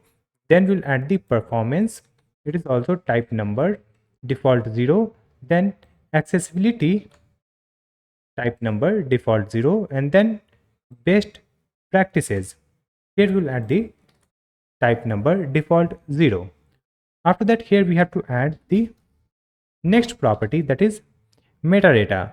In the metadata again we have to add multiple properties, so just add the object. Here we'll add the title with type a string, default is empty string. Then we'll add the description and canonical. After that let's add the robots. Then we'll add OG title, that is open graph title, then open graph description, then open graph image, then Twitter card, then viewport. After that we'll add char set. Then we'll add the comma here and add the next property, that is headings. So in this headings let's add the object, where we'll add the h1. The type will be number and default 0. Then we'll add h2, h3, h4, h5, h6 like this. And after that we'll add h1 text, so it will be one array with string. Then we'll add comma, and here we'll add the links. In this links let's add the internal link, then external link, broken link, and total link. So here we have these properties where the type is number, default value is 0. After this links we'll add the images. So for this images we'll add the total. After that we'll add missing alt and with alt. Here also we'll add the type number, default 0. After that we'll add the keywords. So the keywords will be one array, and in this array we'll add the word count and density. After that we'll add the issues. So in this issues we have to add multiple data, so we'll create the schema for that. So just add this empty array, and here we'll add the load time. Load time will be number, type, default is 0. Then we'll add the page size, it is also number, default 0. Then word count, it is also number, default 0. Then we'll add the status. So the status could be pending, processing, completed, or failed. Default value is pending. Then we'll add comma here, and in this object we'll add the timestamps, make it true.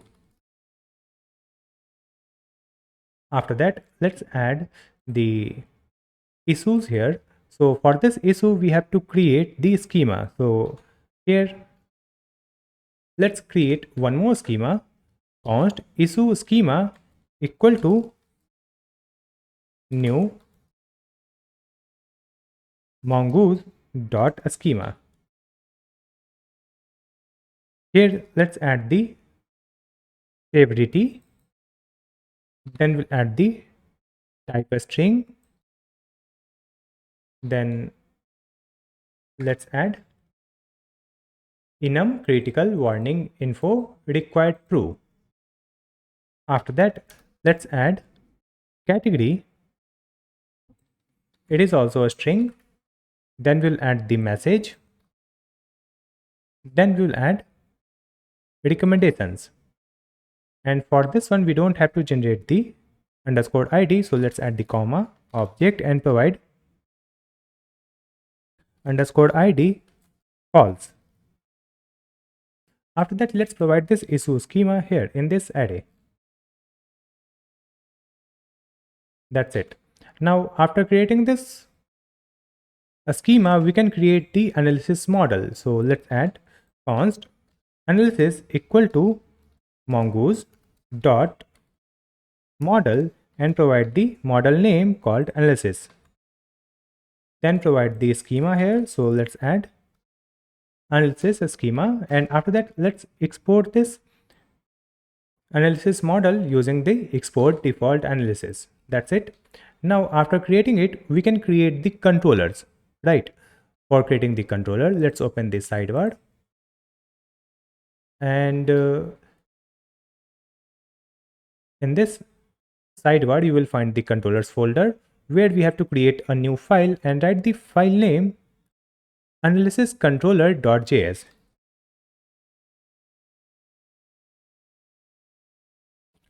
Now in this analysis controller, we have to create multiple controller file or function. So just add the comment here, that is analyze a URL. So first we'll add the function that will analyze any new URL. So let's add export const and the function name analyze URL equal to async arrow function. In this function parameter, we'll get the request and response as parameter. Now let's copy and paste it here. The second function will be used to get the analysis using one ID. So let's add the get analysis by ID, and here we'll add the function name get analysis so that we can get individual analysis data. Let's copy it, paste it here. Here we'll update the comment, that is get all analysis of any user, right?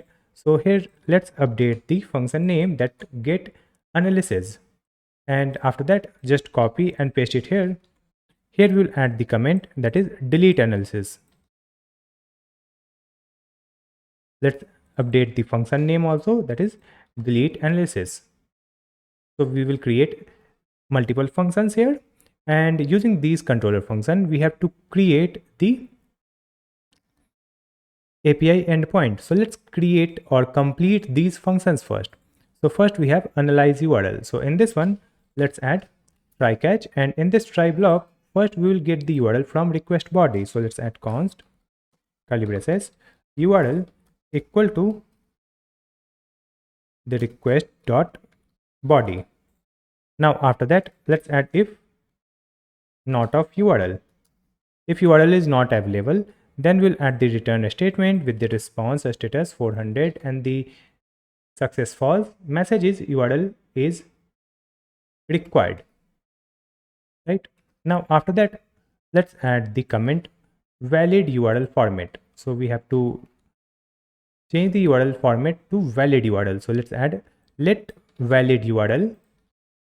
Then we'll add try catch. In this try block, we'll add valid URL is equal to new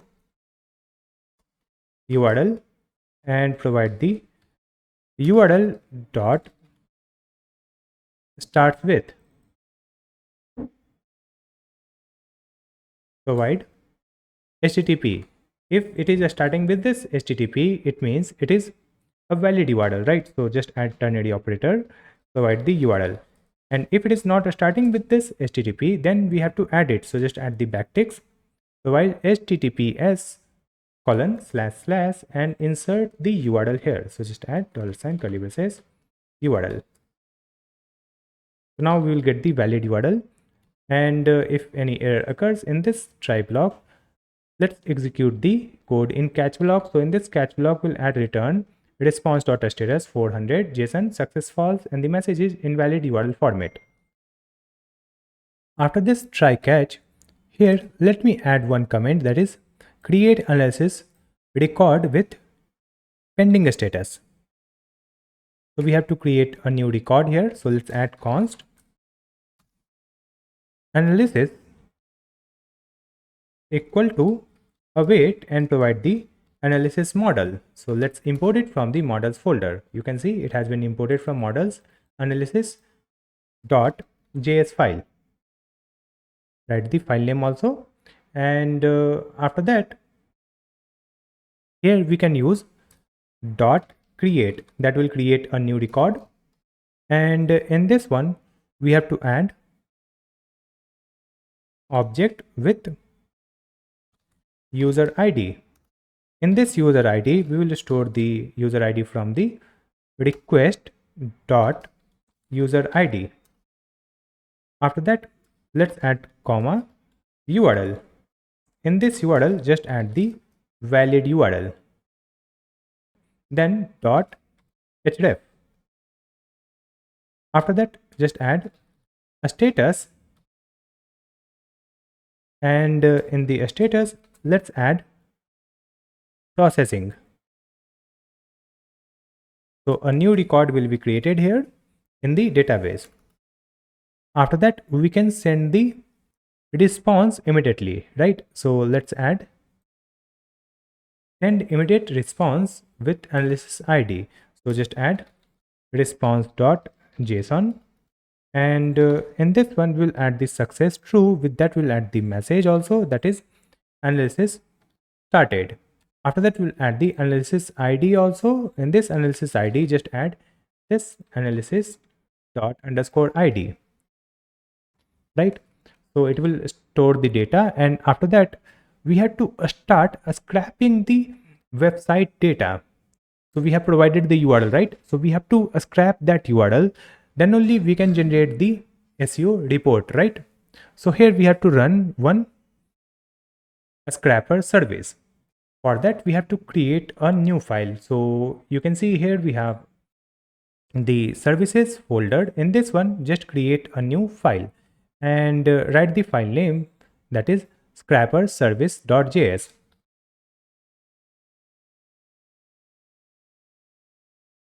Now in this scrapper service we have to scrap the website data using Browserbase, right? So here also we have to create the Browserbase configuration. So let me just copy from the previous file or previous service, which is rank tracker service.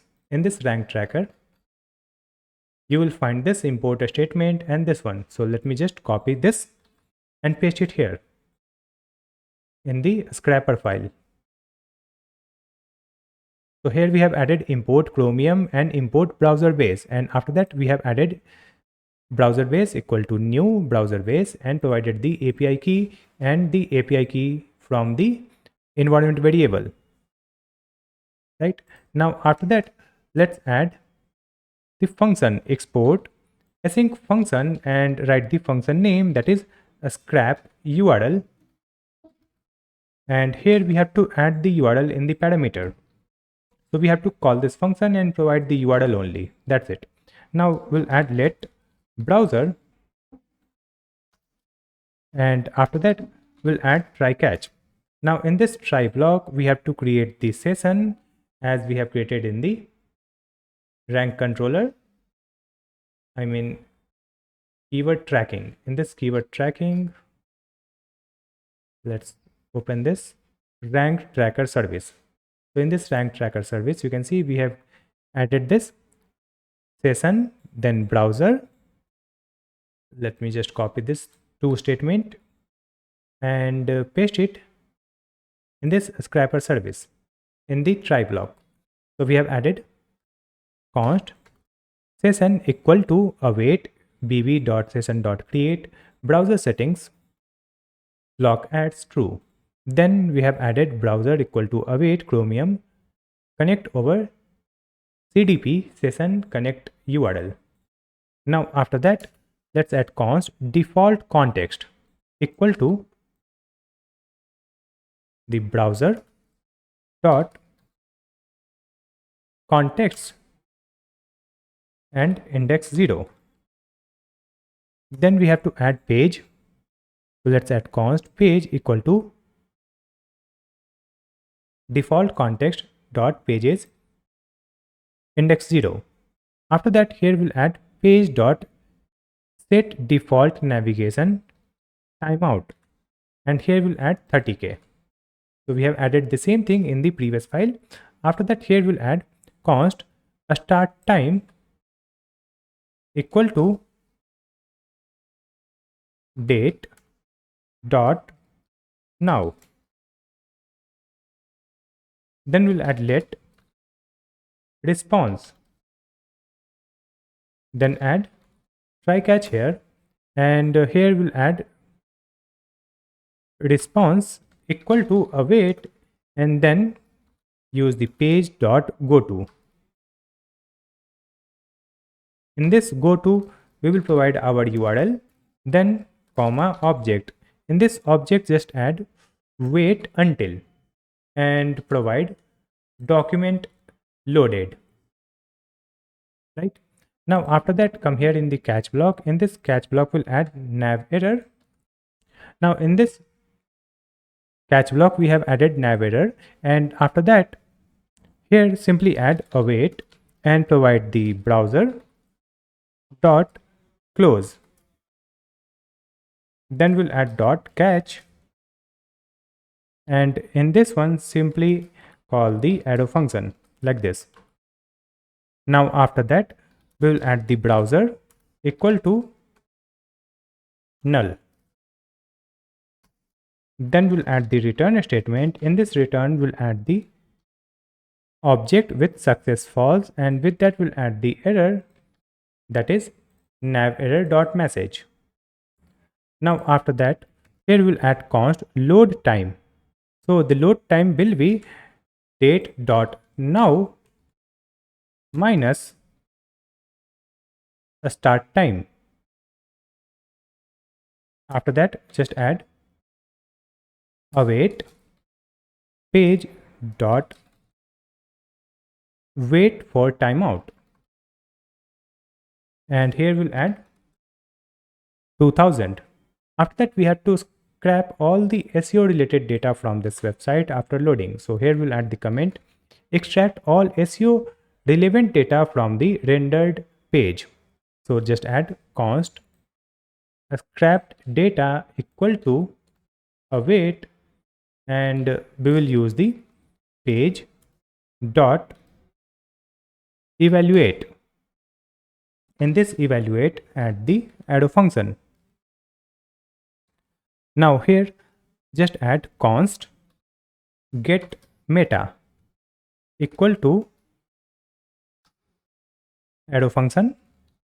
In this one, we have to provide the meta title name as parameter. After that, just add const element equal to document dot query selector, then provide the backticks meta, provide the name equal to $ curly braces, and insert the name. Now after that, here we'll add or document dot query selector and provide backticks meta property and name. After that, we'll add return element. If it is available, then element dot get attribute. In this get attribute, just add content, or we will add empty string, else empty string. Then we will add const title equal to this document dot title or empty string. Then we'll add the description. So let's add const description equal to and use this function getMeta. In this getMeta, we'll add the meta name, that is description. After that, we'll add const canonical equal to document dot query selector. In this query selector, let's add the link and provide rel canonical. Then we'll add question mark dot href or empty string. Next, we'll add const robots equal to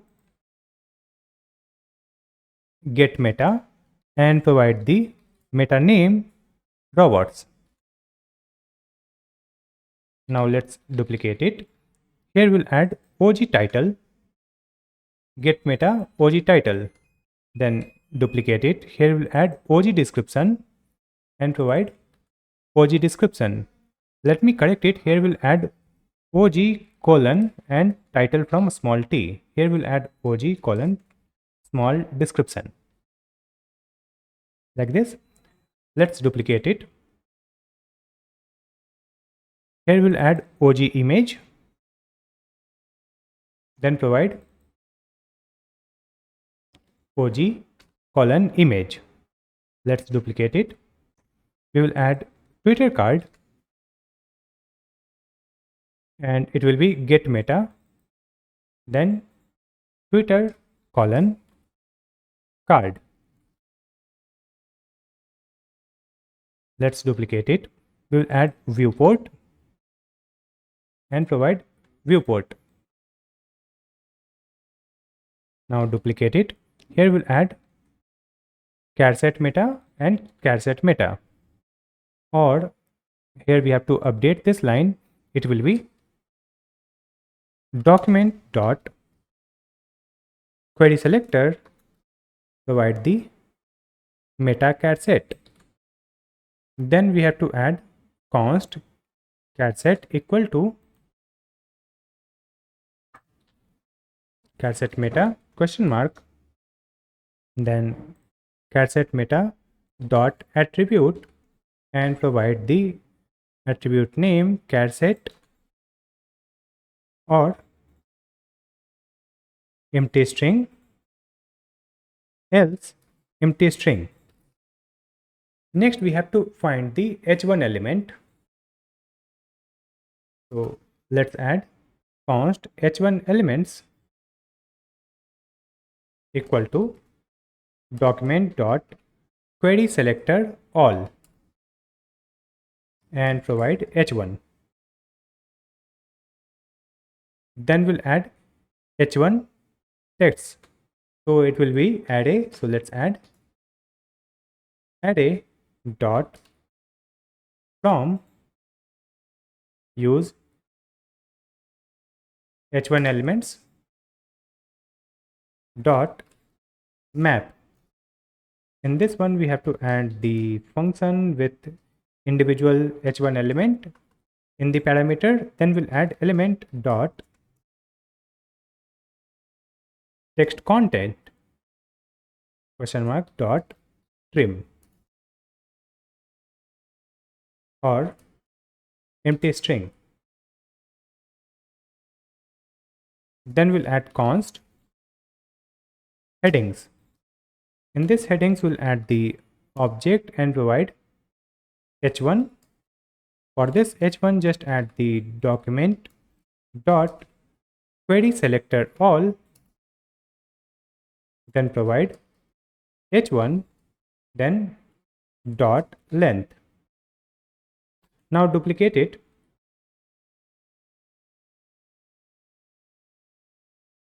Here we have to add the comma and provide the updated tag name, that is h2.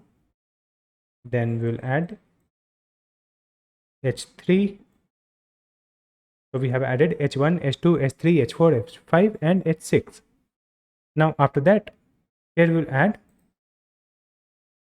h1 text. Now after that we have to find all links. So here we'll add const all links equal to array dot from, and here we'll add document dot query selector all and provide a href. Then we'll add const current host equal to window dot location dot host name. After that we have to add let internal link equal to 0, then let external links equal to 0. Then we'll add all links dot for each and add the arrow function here and provide individual link here. And after that here we'll add the try catch block. Now in this try block we'll add const href equal to link dot href. Then we'll add if statement if this href dot starts with and provide mail to, or href dot starts with tel, then simply add return.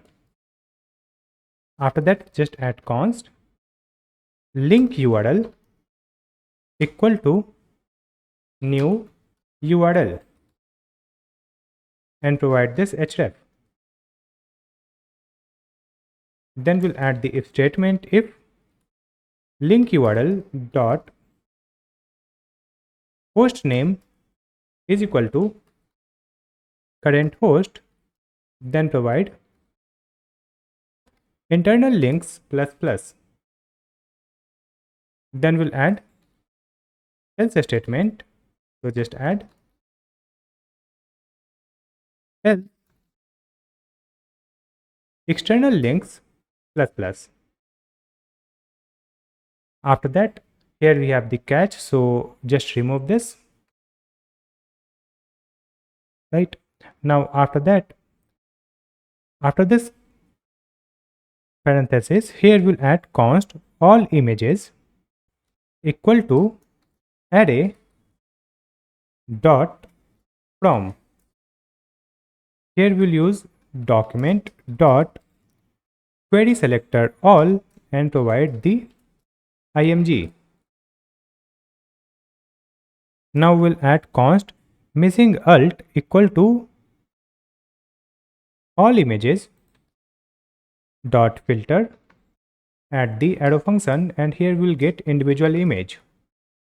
Then just add not of img dot alt or img dot alt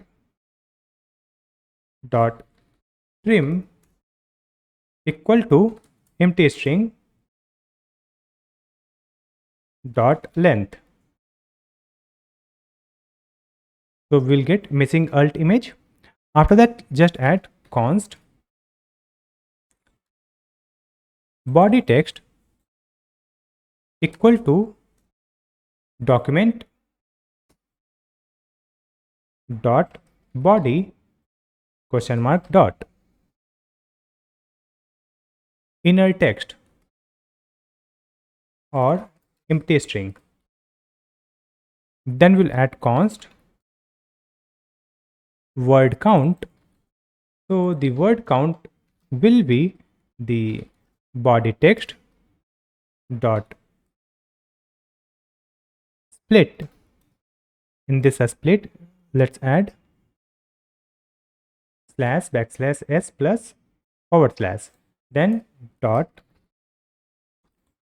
filter, add the arrow function with word here, and then we'll add word dot length greater than 0, then dot length. So we will get the word count. After that, we have to add the page size. So just add const page size equal to the document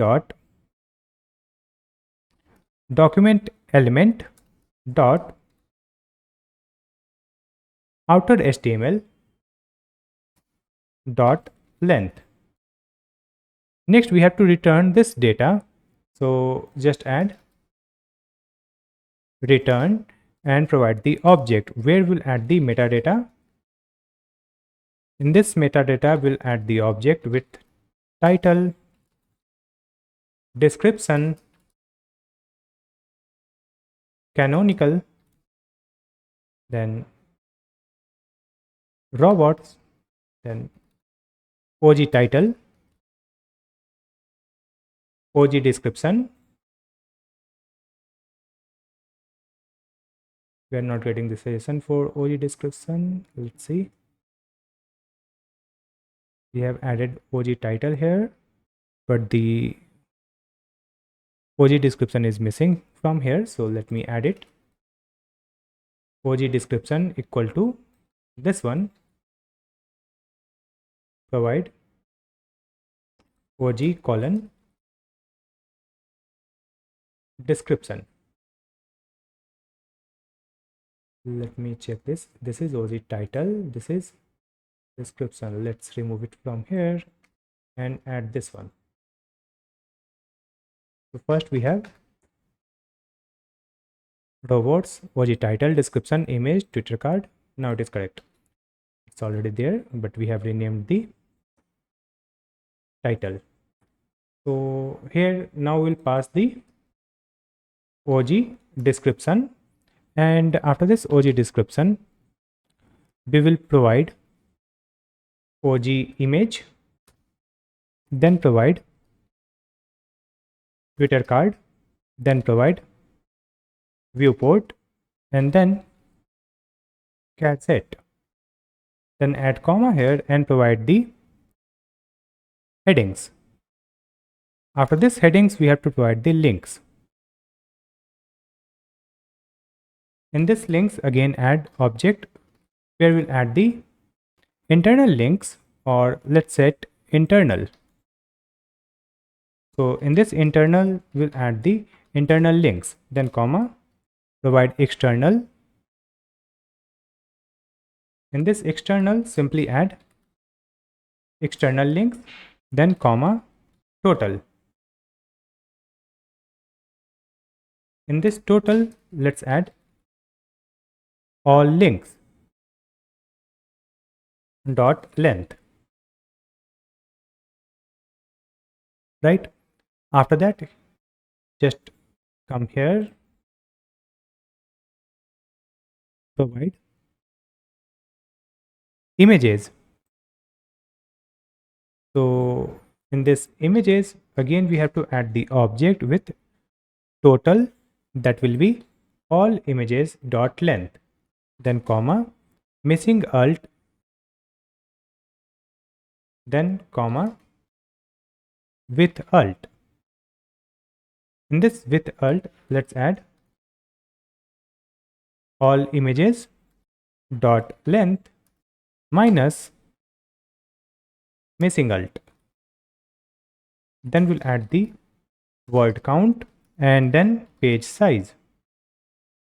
Then we'll add the body text. In this body text, let's provide the body text dot substring, provide 0, 3000. Now after that,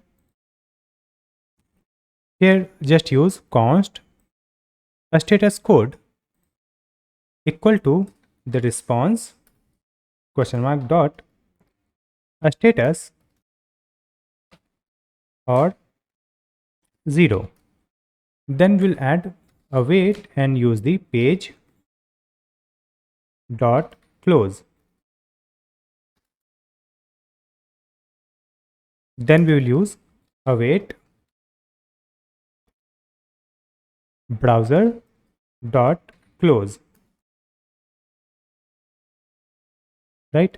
Then we have to add the return statement here. So let's add the return and provide success and make it true. Then we'll add the data here, and in this data we'll add a spread operator, scrapped data, comma, load time, then a status code, and provide the URL. Right now, after that, come here in the catch block. So in this catch block, just add console.error and provide this message: playwright session failed and error.message. Then we'll add the if statement if browser. So in this case, just add the try catch and provide await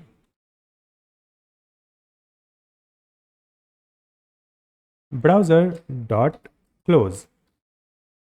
And in this catch block, just add console.error, scrapper browser console failed and error.message.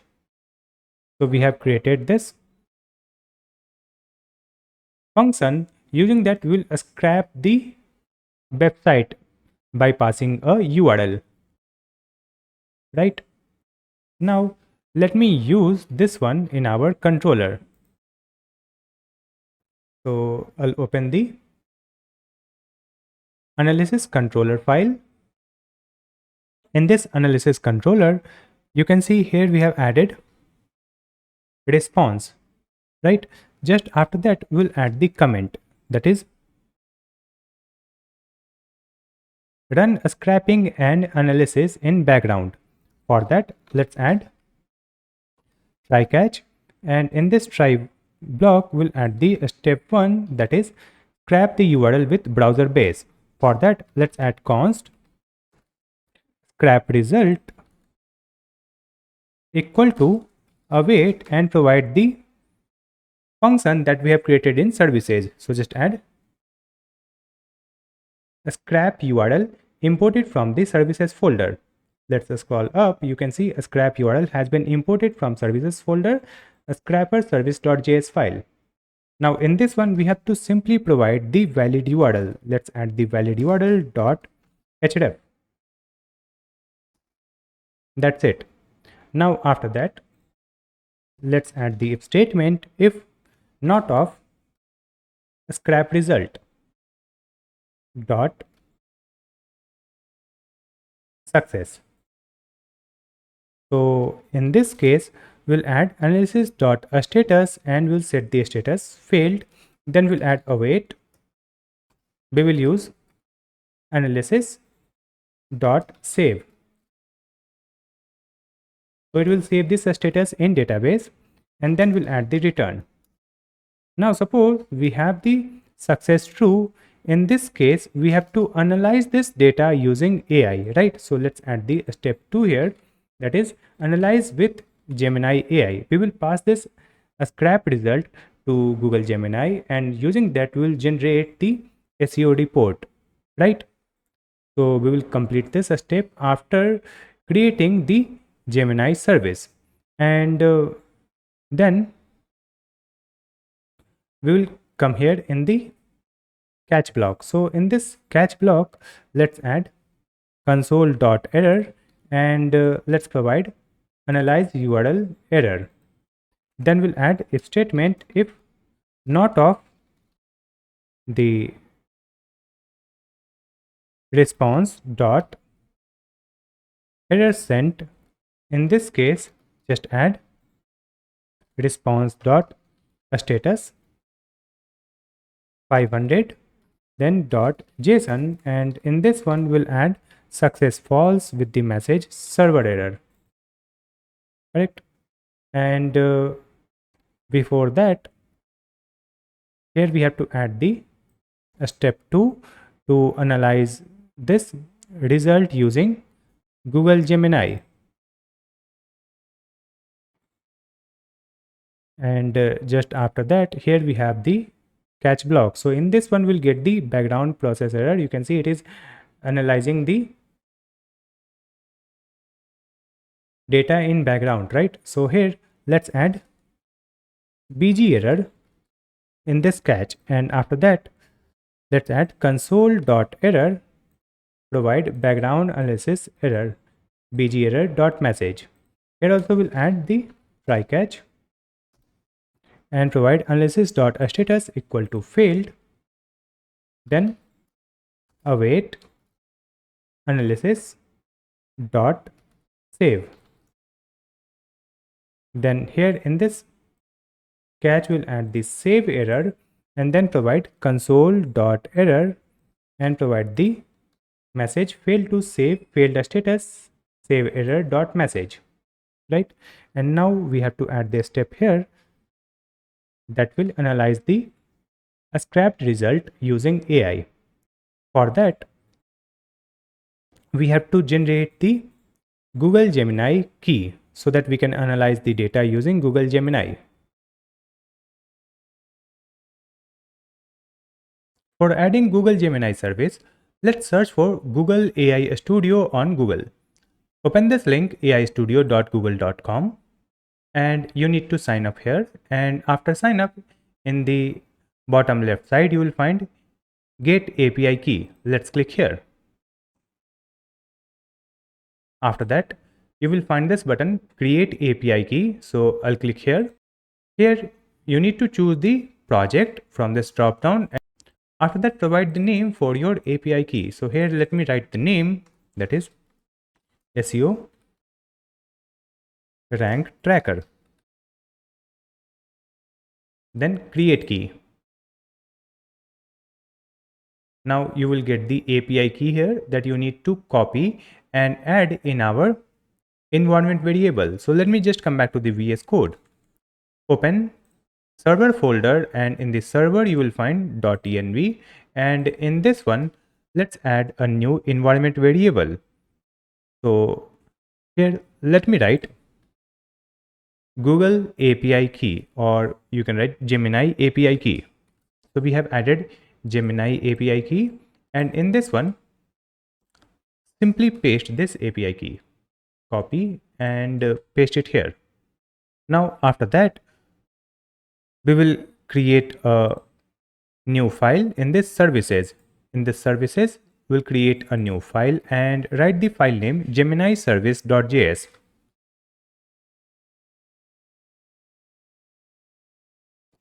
Now in this one we have to create the instance of Google Gen AI. For that first we have to install that package, right? So simply come to terminal. You can see this is the backend terminal. Here we'll add Ctrl+C to stop the project and provide npm install, then add Google/Gen AI. Press enter. So this package has been installed. To verify it, let me open the package.json file, and in this one you can see here we have dependencies, and in this dependencies we have at Google/Gen AI, right? And after that let me start the backend server again. So here we'll add npm run server in this terminal. So it will start the backend server again. Now let's hide it, and here in this Gemini service.js file we have to import the Google Gen AI. So let's add import curly braces from Google/Gen AI, and here just add Google Gen AI, right? Now after that here we'll get type. Now after that let me write const AI equal to new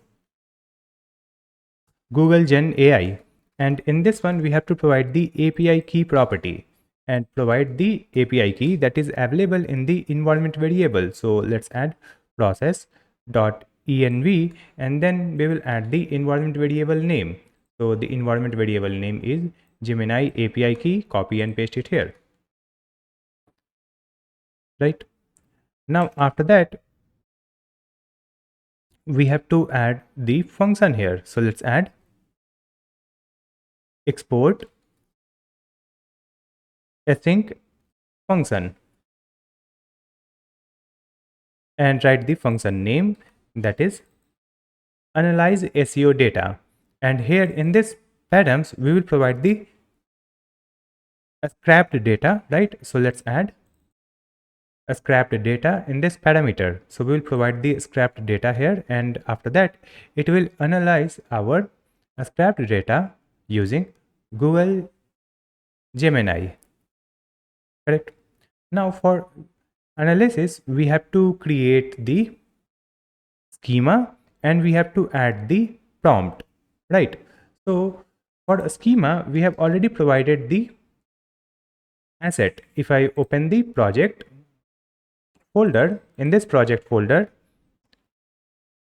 we have client that we have downloaded from GitHub, right? In this client, you will find the src, then there is a assets, and in this assets we have Gemini assets.ts.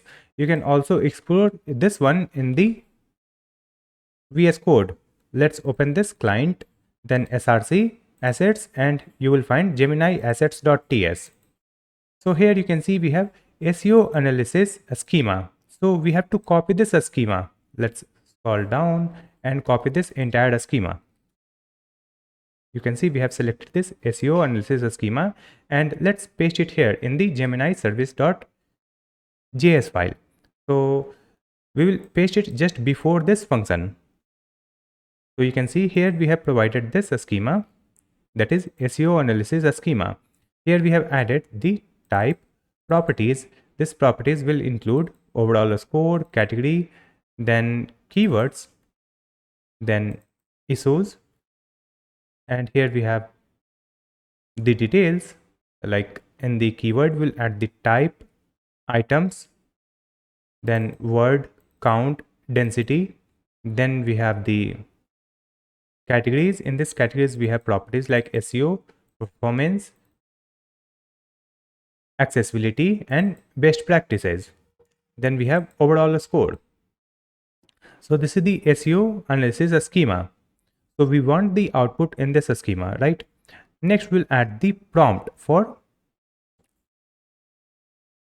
generating our report, right? So here let's add the try catch block in this function, right? Now here we have to add the prompt. So this prompt is available in the Gemini assets.ts. So let me just copy the prompt from here. You can see here we have a comment, right? And then we have this prompt. So let me just copy everything from this prompt. Copy, and let's add it here in this try block. So in this try block, you can see we have provided this prompt. This is very long, that's why I have provided it in the asset. Now after this prompt, we have to use the AI model where we will send this prompt. So let's add const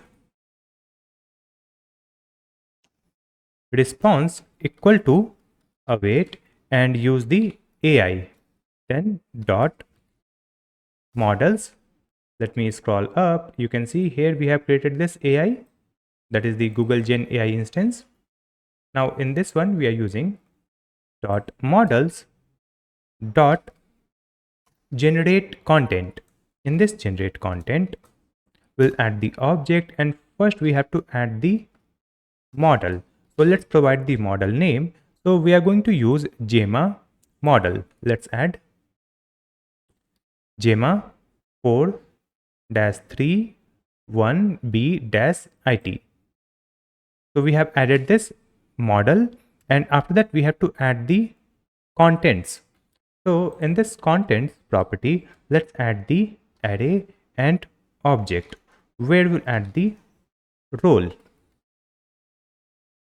So the role will be user,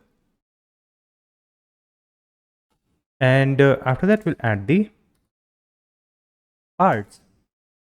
In this parts, add the array and object where we'll add the text, and in this text let's provide the prompt that we have already added before this statement. So we have added the prompt here. Now this prompt will be sent to Google Gemini. After that, here we'll add the next property, that is config. In this config, we have to add the object where we'll add the response MIME type and provide application JSON. And after that, let's add the response schema also. Response schema. So response schema will be SEO analysis schema that we have already added, right? So we will get the output in this schema format only. Now after that, we will come here. After this response, here we will add const analysis equal to JSON dot parse and provide the response dot text. After that, we have to return it from this function. So let's add return with success property.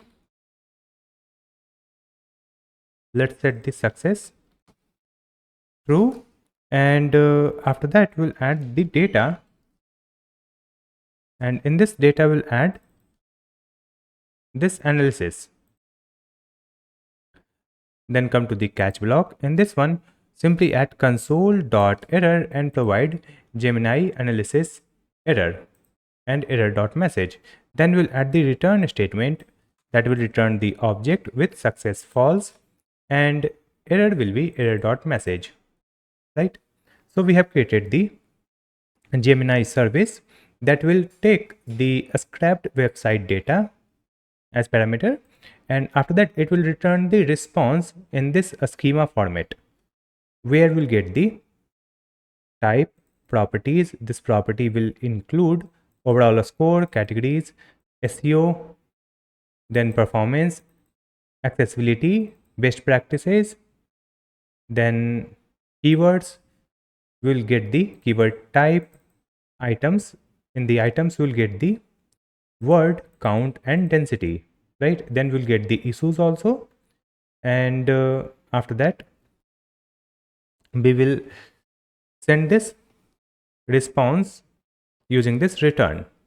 So next we have to simply call this function in our controller. So let me just come back to the analysis controller.js file, and here you can see we have already added this comment, that is step 2 analyze with Gemini AI. So here simply add const and the variable name is AI result equal to await and provide the analysis SEO data. Add this function. Let me scroll up. You can see analysis SEO data function has been imported from services / Gemini service.js file, right? Now after that, in this one we have to provide the scrapped data, correct? So here we have a scrap result. Let's provide it here, and with that we'll add dot data. Now after that, let's add the if statement. If not of AI result, suppose we don't get the AI result or AI result dot success is false.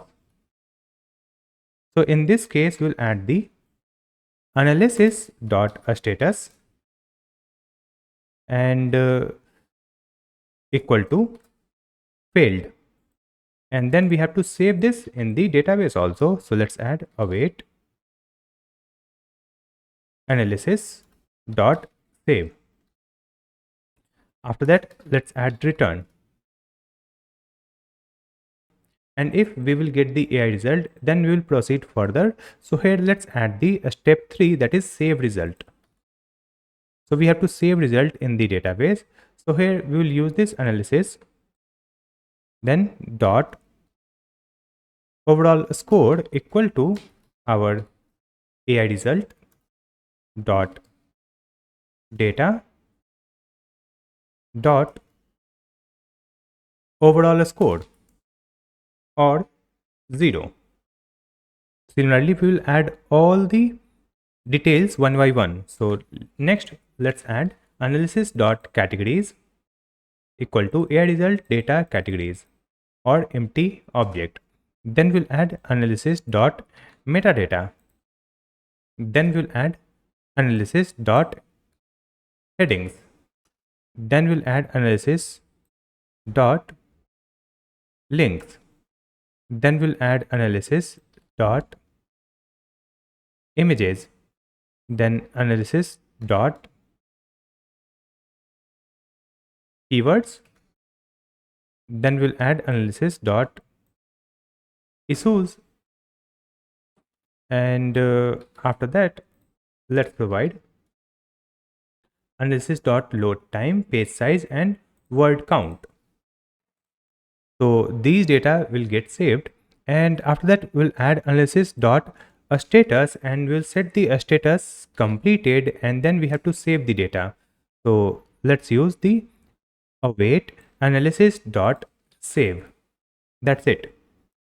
Now we'll save the changes, and now we have completed this function, that is analyze URL, where we are passing the URL as request body. After that, it will use this URL to get the website SEO data from the website using the Browserbase. So the Browserbase will scrap all the SEO related data from the website, and this data will be sent to Google Gemini using this analyze SEO data function, where we will get the AI result. And in this AI result, let's see the Gemini service.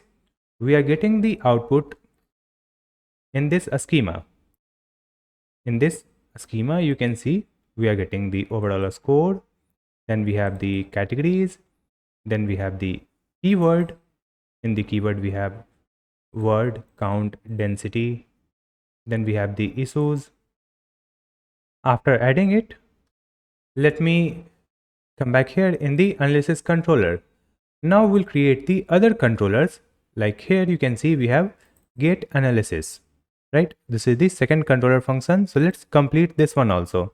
So in this get analysis, we'll add the try catch statement. In this try block, we'll add const analysis equal to await and use the analysis model. So let's add capital A and use this analysis dot find one. In this find one, just add the object with underscore ID.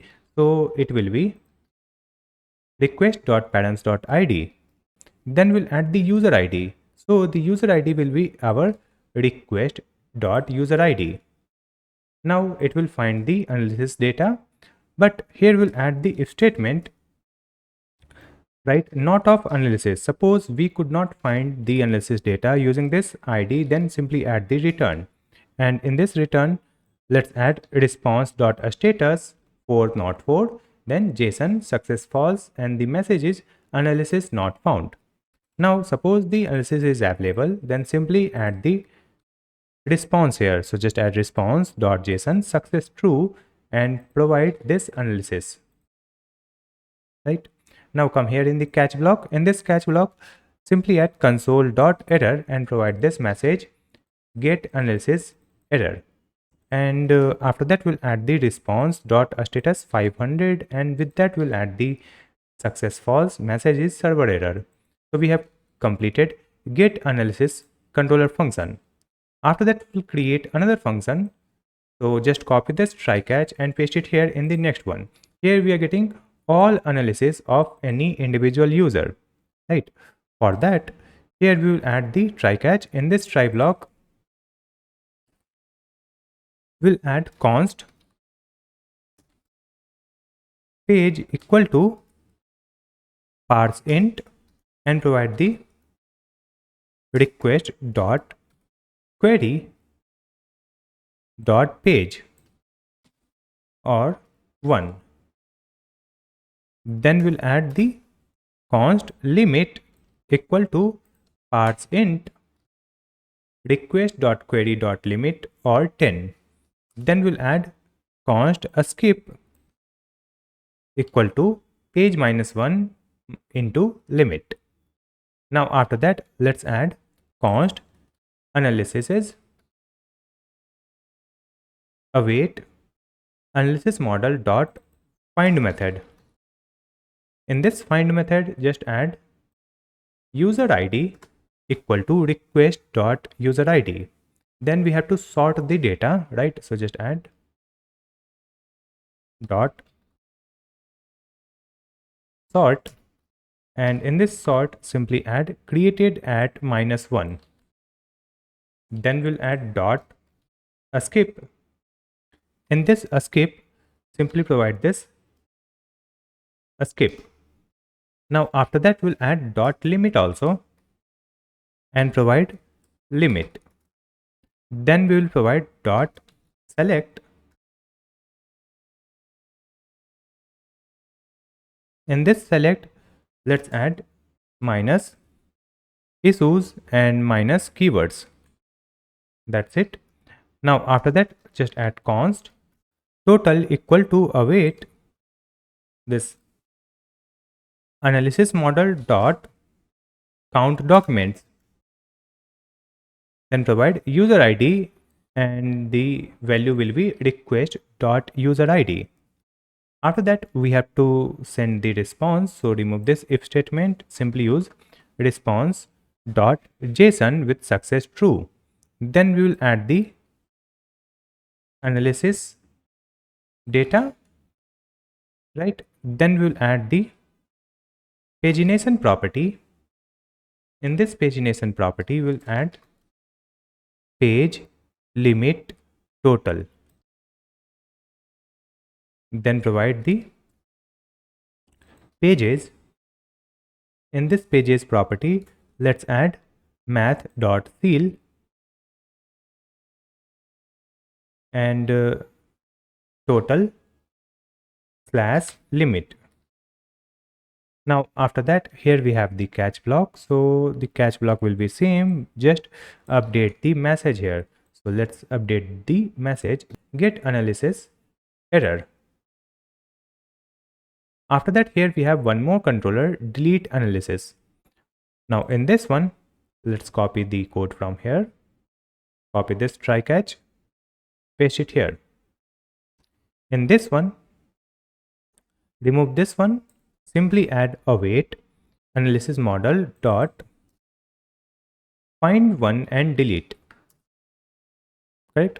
Then provide the underscore ID and user ID. After that, it will get deleted. So simply add response.json success true, and with that we'll add the message also. So in the message, we'll write the text called analysis deleted. Then in the catch block, we'll add the message that is delete analysis error. Save the changes. So we have created all the controller for analysis feature. Using these controller, we have to create the route or API endpoint. So we will open the routes folder, and in this routes folder, create a new file and write the file name analysisroutes.js.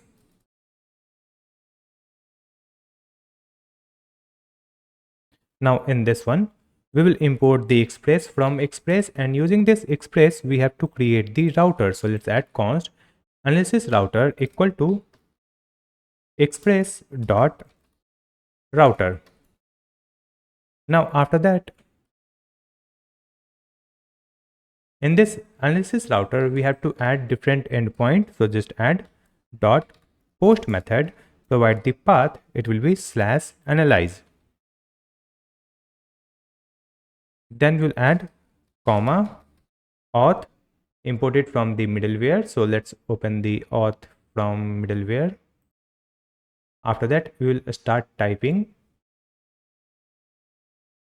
and we'll get the suggestion to import it. You can see auth has been imported here from middleware folder auth.js file.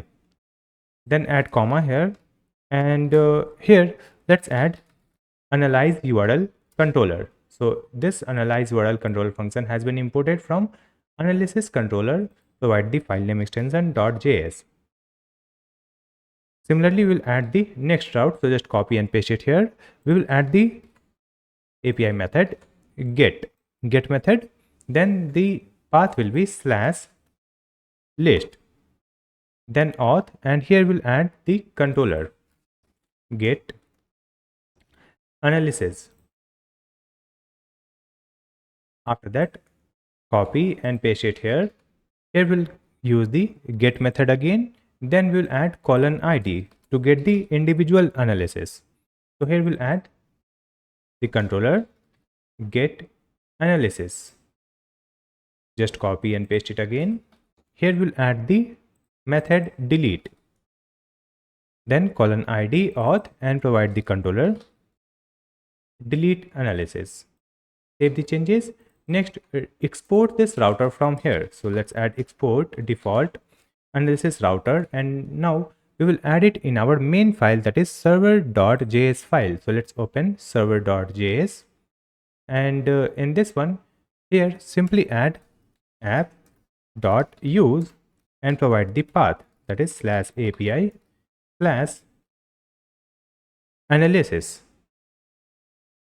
Then provide comma, and here we'll use analysis router.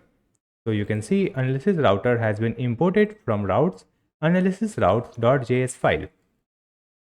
Correct. So we have created the API for analysis. Next, we will integrate this API with our client. So let's open the client folder. Let's close all folder, and here we'll open the client. In this client we have src. In this src we have pages. In this pages you will find analyze.tsx. so using this page we are analyzing the URL. Let me open the front end also on the web browser. So you can see this is the analyze page. Right here we have the input field where we can enter the URL.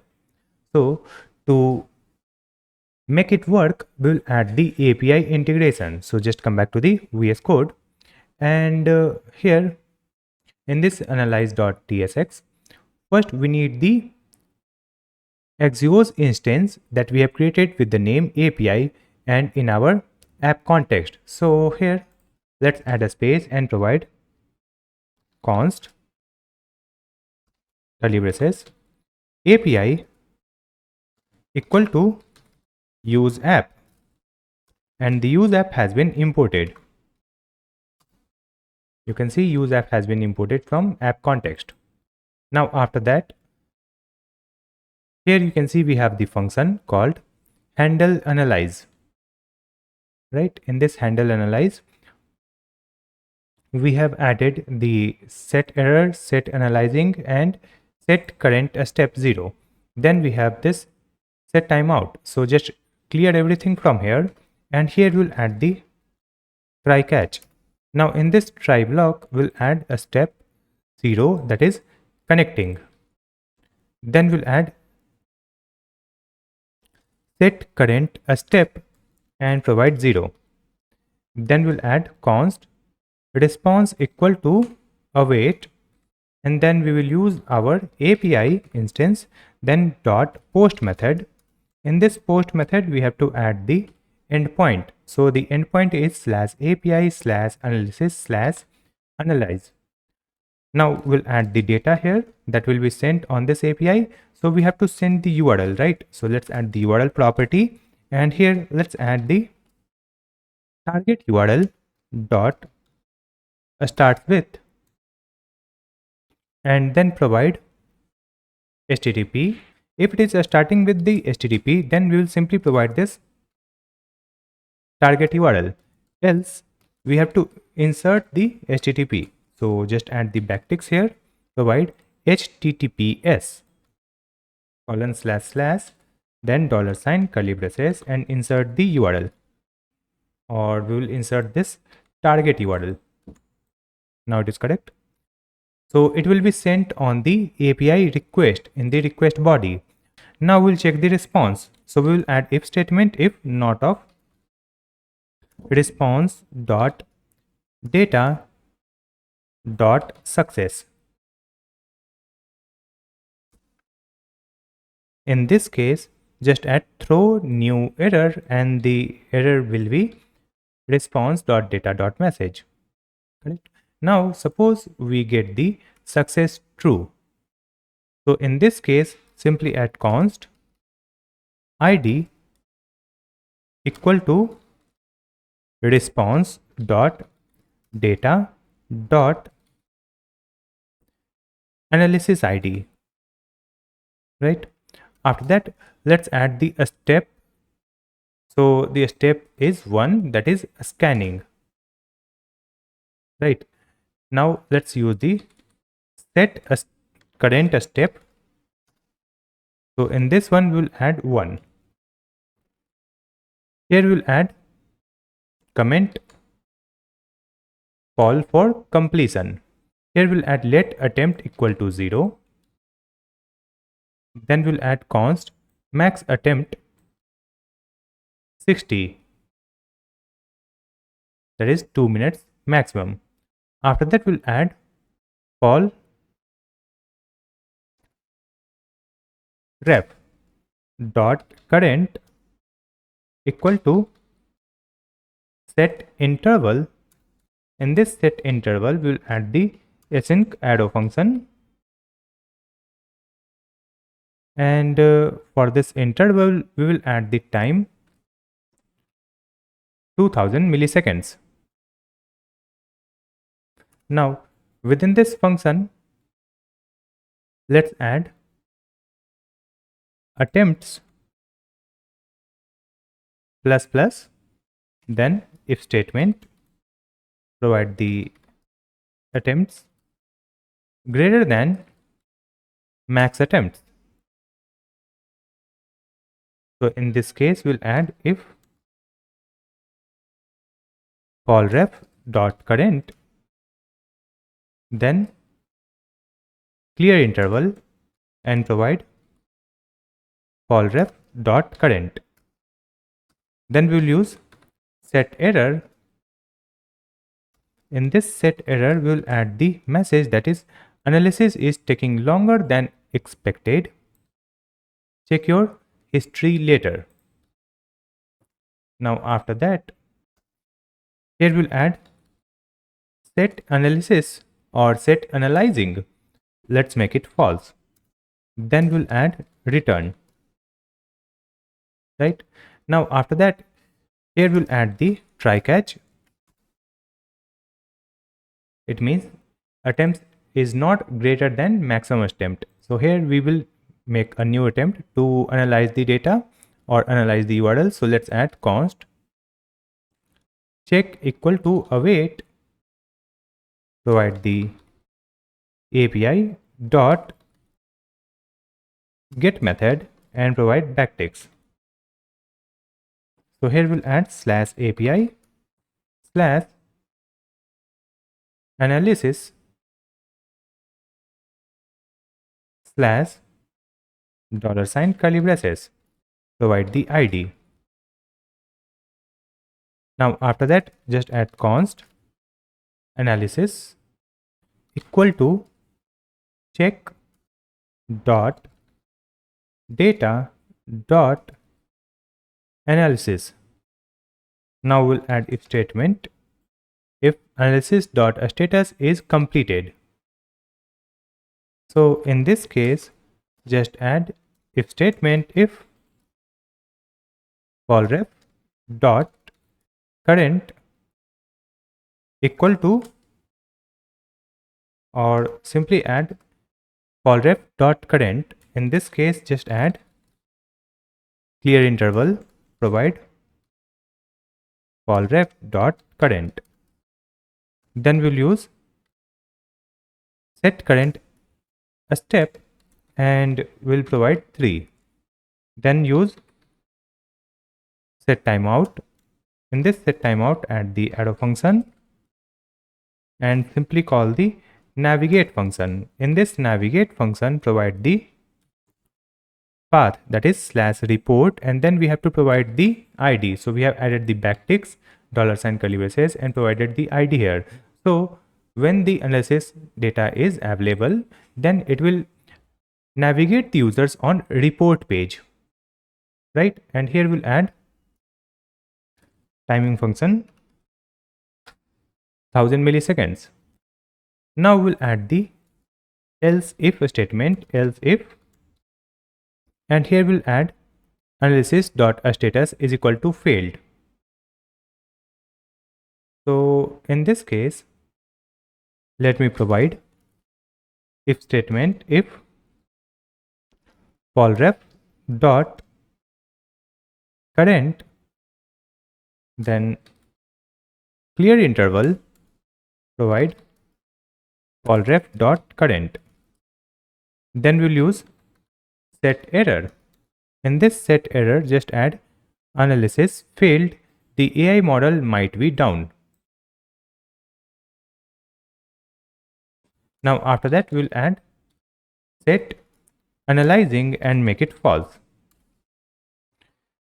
Now we'll add the else statement here. So in this else statement, we'll add the comment still processing advanced visual step. So here we'll add if attempts greater than 5. In this case, just add set current step, make it 2. Then we have this catch block. So simply remove this parameter from this catch. And here we'll add the comment ignore polling errors. And after that, we have another catch block here. So in this one, we'll add the error colon any. Then provide set error. In this set error, simply provide error.response.data.message or error.message or failed to start analysis. Then we'll use set analyzing and make it false. That's it. So what will happen here? When we will enter the URL here, it will start analyzing the URL, right? But it will wait for some time until it completely analyze and generate the result. Once the result is generated, it will open the report page, because here we have added this redirect using this statement, correct? So it will open this report page. So let's complete the report page also. Let me open the report.tsx file, and in this one again we need the API. So here in this function, let's add const curly braces equal to use app. Use app has been imported, and here from this use app we will get the API so that we can make the API call, correct? Now in this one, you can see the statement here, that is use app has been imported from the app context. Now let's scroll down. Here you can see we have fetch analysis, right? So let's update this fetch analysis function. Just remove this statement, clear this function, and here we'll add the try catch block. Now in this try block, we'll add const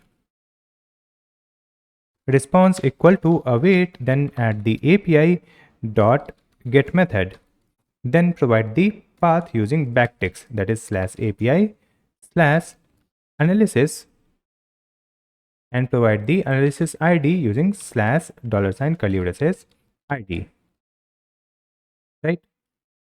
Now after that, we'll add the if statement where we'll check the response. So just add response.data.success.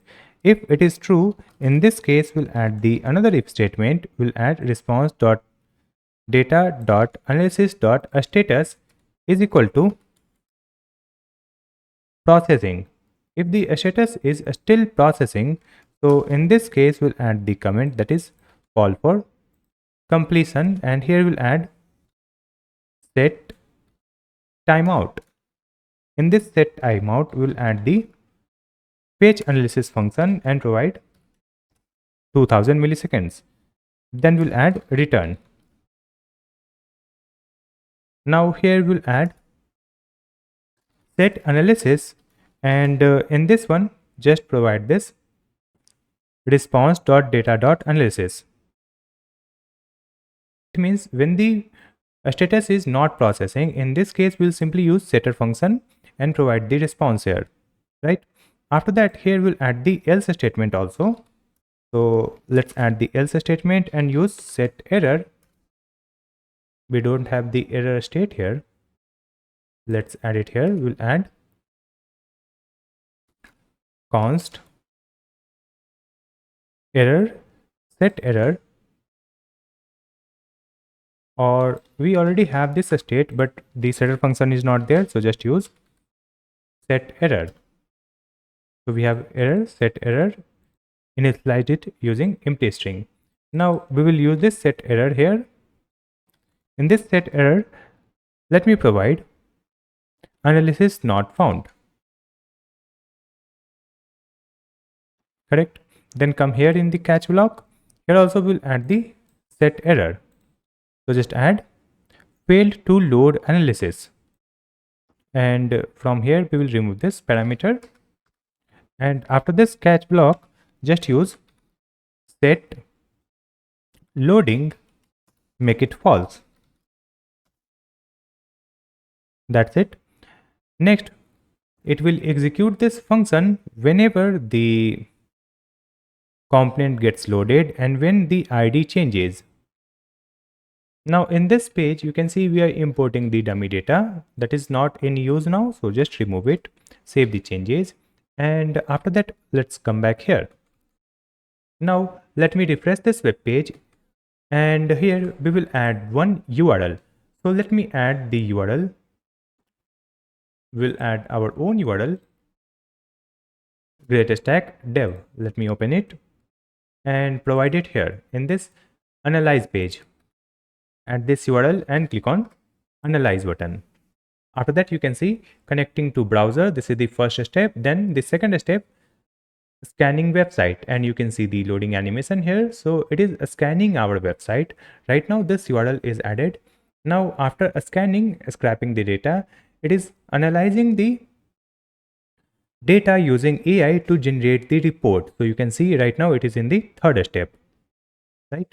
So it will take few more seconds to generate a SEO report. Now you can see the SEO report is ready, and now we are redirected to this URL, that is the report URL. And here you can see we have the complete report of this website, GreatStack dev. Then we have the date and time when we have analyzed this URL. Here we have the overall score, then SEO score 72, performance 90, accessibility 65, and best practices. Here we have the total load time, total page size, and words. Then we have the overview, like we have one critical issue, warning, and information. Then let's click here. We have the meta tags, like this is the title, description, canonical, robots are missing, viewport is this one. Then we have cat set, OG title, description, OG image, and Twitter card. Then we have this content here, and here we have the issues on this website. So we have the complete report, that is the SEO report. Here we have the link analysis also. So we have 56 internal links, 4 external links. So total 61 links are there. It should be 60. We will check that later. Then you can see we have the images audit, where we have total number of images and images with alt tag and with missing alt tag. So we have total 62 images. Then we have the headings here. We have one H1 tag and 35 H2 tags. And then we have the H1 text here. Then we have top keywords also. So this is the entire report or entire SEO report of this URL. So we can click here to analyze this website. We can also add the URL on the home page. Let me add the same URL. I'll come back to the report, copy this URL, paste it here, click on analyze. So it will come to the same URL like analyze URL, and it will start analyzing this website.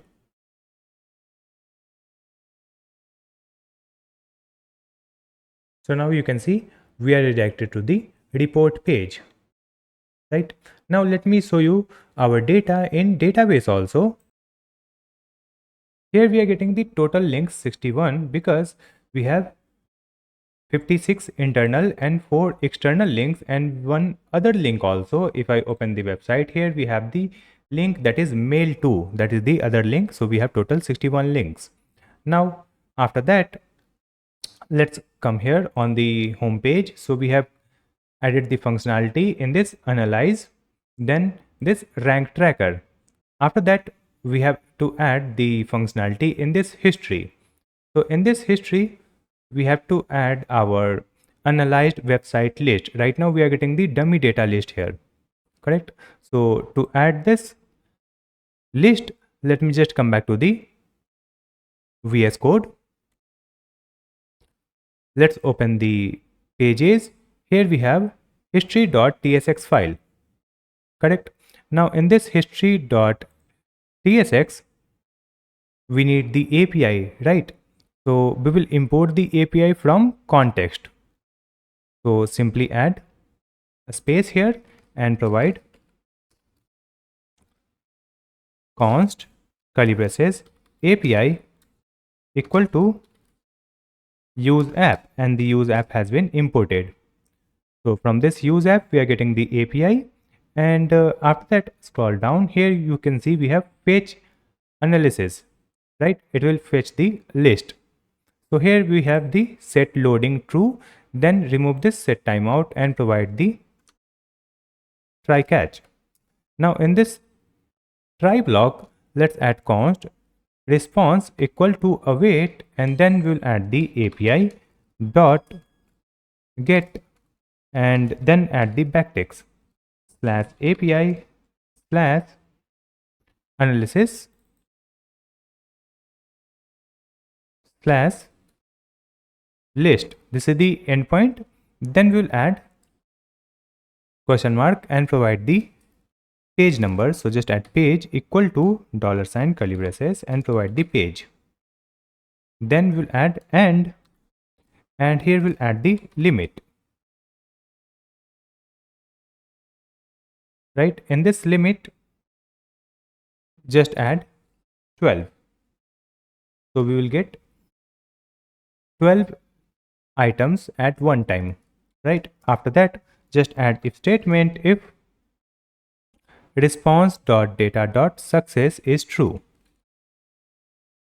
In this case, just use set analysis. In this one, just add response.data.analysis. Then we'll use set total page or pages, provide response.data.pagination.pages. Then we have the catch block here. In this catch block, just add error and provide console.error and provide the message failed to fetch. Then we will use set loading and provide false. That's it. Next we have the function handle delete. So in this handle delete, remove this set timeout, and here we will use the try catch. Now in this try block, simply add await API, then dot delete method. In this delete method, provide the endpoint in the backticks. So slash API slash analyze $ curly braces and provide the ID, right? Then we'll add set analysis. We will create the arrow function here and get the previous data. And from this previous data, just add filter and remove the deleted one. So let's add arrow function in this filter. Use this a, then a dot underscore ID not equal to ID. So it will filter this data. Then come here in the catch, just add the error, and after that we'll add console.error failed to delete. Then we'll add set deleting and make it false, or we will make it null. In the set deleting we have added the ID, and here set deleting null. That's it. Now after that we can come back here on the web page. So you can see here we have only 2 results, right? Because we have analyzed the same website 2 times, and here we have the delete option also. Let me open the database. In this SEO you will find this analysis. Here you can see we have this data. We have 2 entries, right? Let me fold it. So this is the first one where you can see the overall score is 71. After that scroll down. Here you can see this is the second entry where overall score is 72. Now let me delete it. I'll click on this one. Click OK. So it is deleted. If I come here and click on this refresh, you can see we have only 1 entry, right? So this delete feature is working.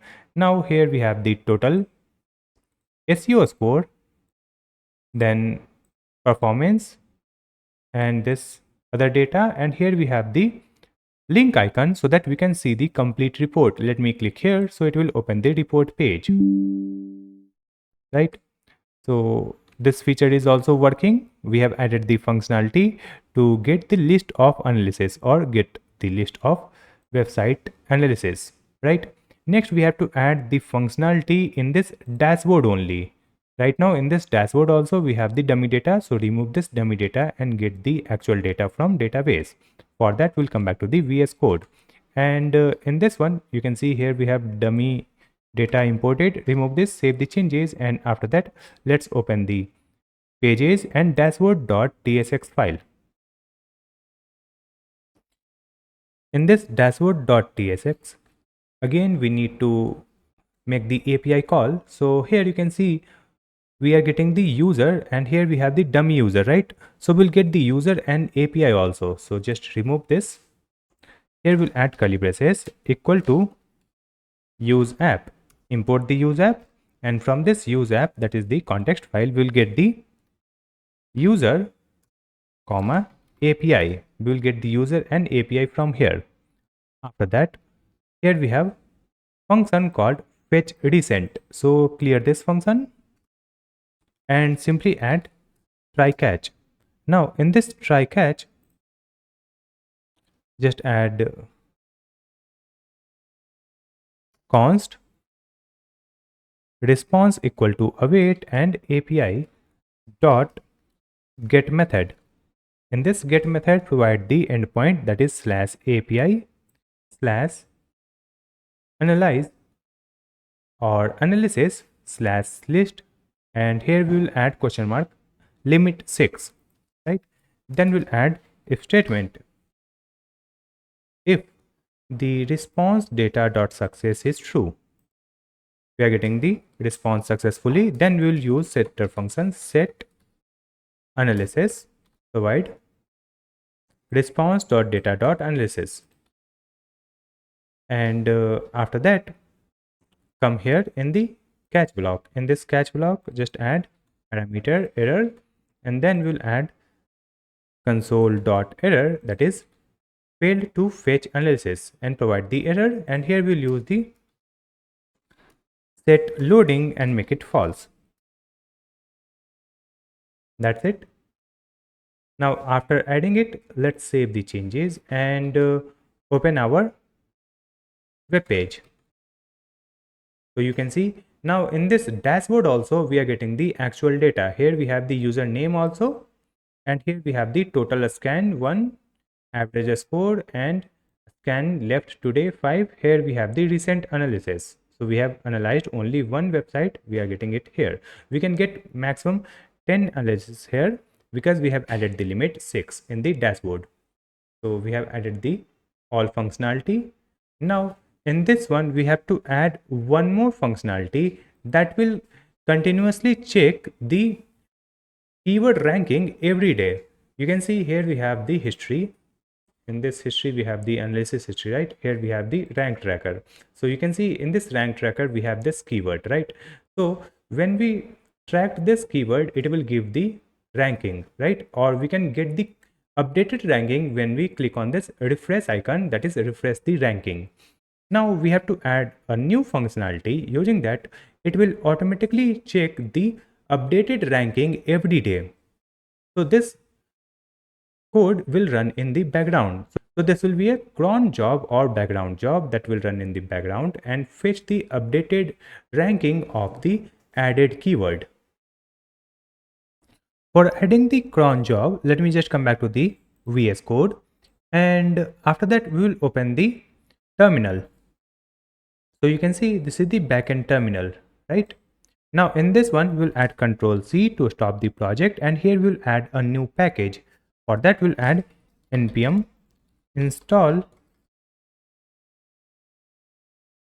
and the package name, that is node-cron. Just add this npm install node-cron, press enter. So it will add this package in this backend server, and after adding it, start the project again using npm run server. So it will start the backend server. Let's hide this terminal. Now after that, let me come here and close all the folders and come to server. In this server, we'll create a new folder and write the folder name cron. Now in this one, create a new file and write the file name rank tracking cron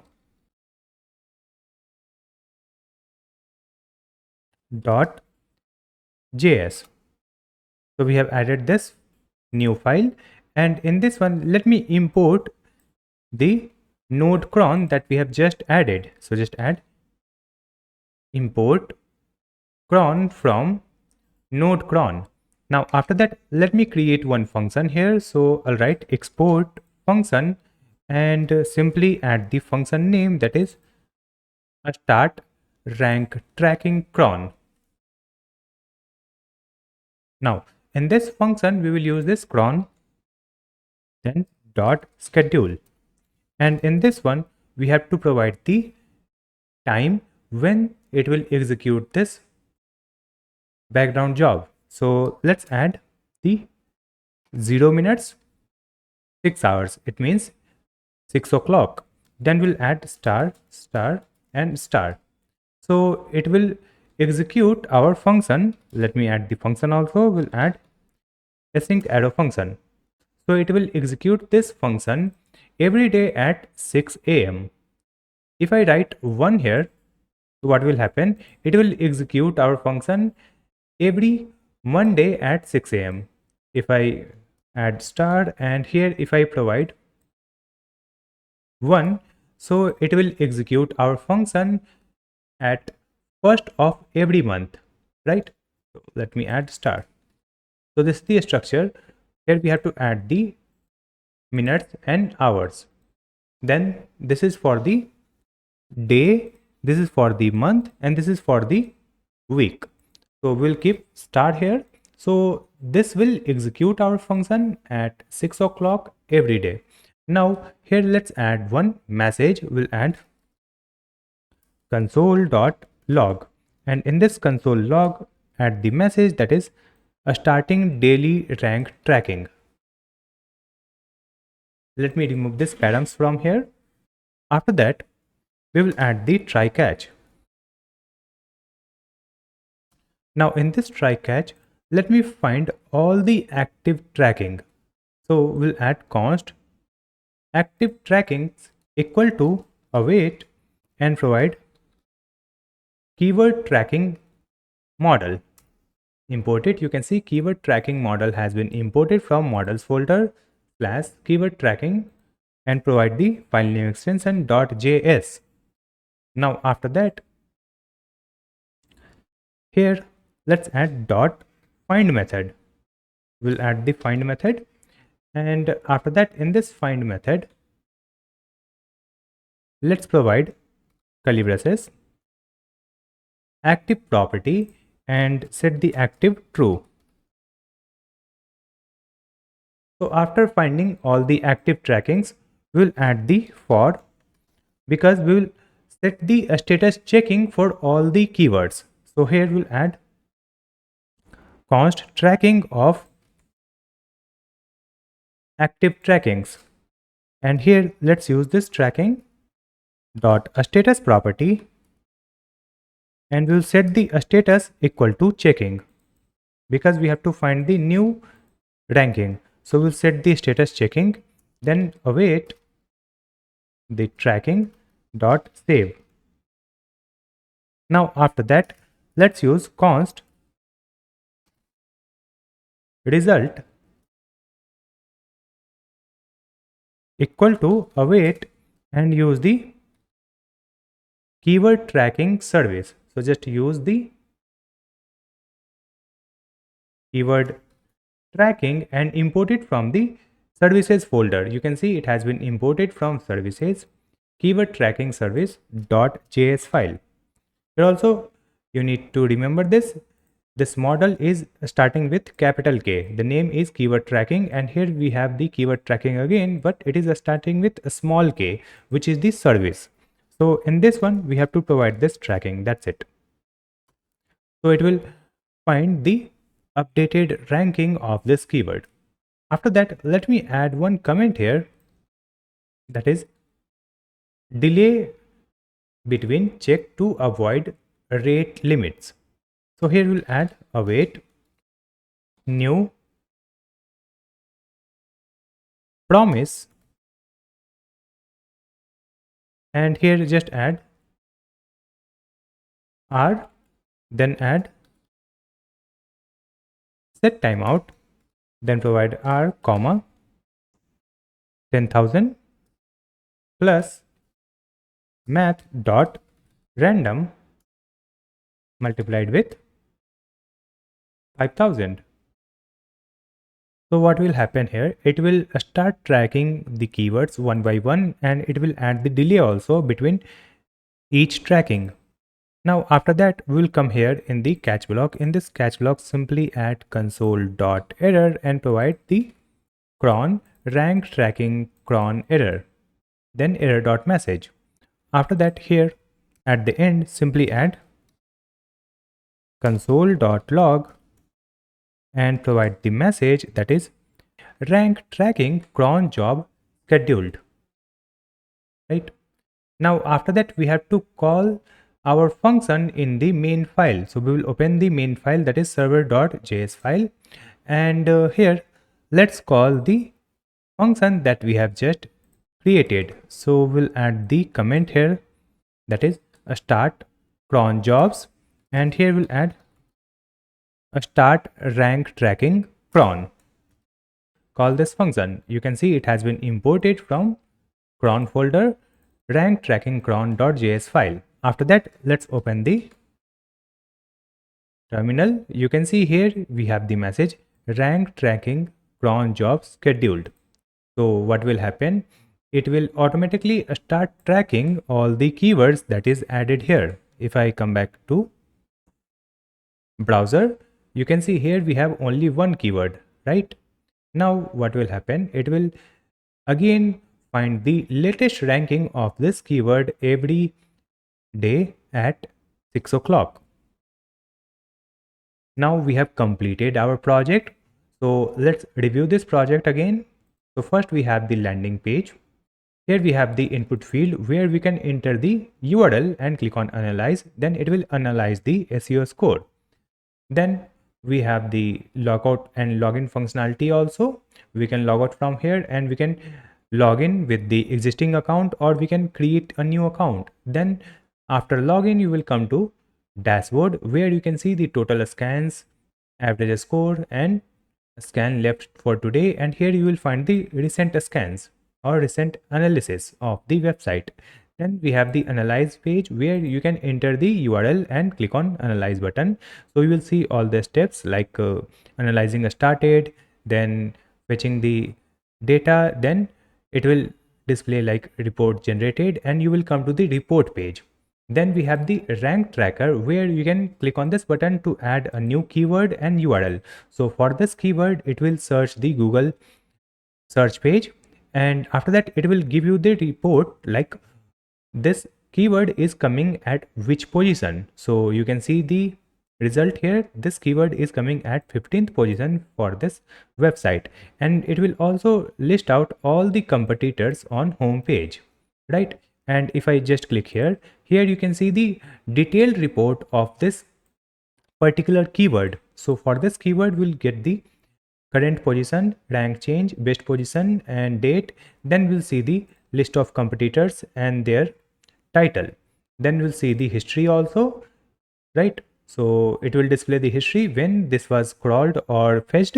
We will see the ranking and date also. Then we have the rank tracker page where you will see the list of keyword that is being tracked, or you can add a new keyword. Then you can toggle this so that you can pause the auto tracking. It means when it is paused, it will not auto track the keyword every day, and if it is active, it will automatically track the keyword. Then we have the refresh button so that you will get the latest ranking report, and you can also delete this keyword. Then we have the history. In this history, you will see all the website history that you have analyzed. Now, after completing our project, we have to deploy it online. For deployment, first we have to add the project on GitHub, and we are going to deploy on Vercel, right? For deployment on the Vercel, we have to add Vercel JSON configuration in our code. So let's open GitHub/GreatStack dev, and then open this notes. In this notes, you will find Vercel JSON config for MERN, where you can see the file name vercel.json. Just copy this file name and open the VS Code. Let's close all the files. Right click here and close saved. Then open the sidebar, close this, and in this server folder, create a new file and write the file name vercel.json. And in this one, we have to add this configuration. You can see Vercel JSON config for Express backend. So just copy this entire code and paste it here. So you can see here we have added this code where we have the main file name server.js, right? Let's close it. After that, close all the folders also and come back here. Here you can see we have the Vercel JSON configuration for front end that will support the React router. So again, copy the file name vercel.json, and in this client, create a new file, write the file name vercel.json in the client. It's already there, vercel.json is there, and here we have this same configuration, right? If it is not there, you can add it. So we already have the Vercel JSON in the client. Next, we have to commit this project on GitHub. But before that, in this project folder, that is SEO rank tracker folder, we'll create a new file, and here we'll add the file name .gitignore. Now in this .gitignore, we will add the folder name, that is node_modules. Add this folder name. Then we'll add the file name also .env. So it will ignore this environment variable file and node modules folder. After that, let's click on this source control icon, then click on initialize repository. So here you can see the total number of pages 62, right? Now here we'll add the message project completed. Click on commit. Then publish branch.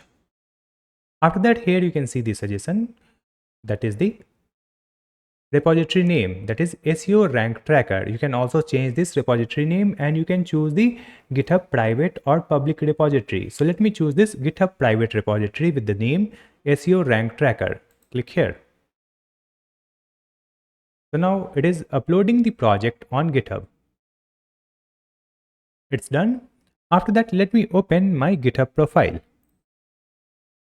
So on this GitHub profile, you can see we have this repository SEO rank tracker where we have the client and server, correct?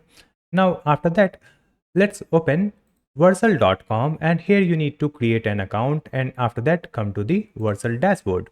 Now in this dashboard, we'll click on add new project, and here we need to choose the repository. So we'll choose this SEO rank tracker repository. Click on import, and after that, first we will deploy our backend server. So let's add SEO rank tracker server.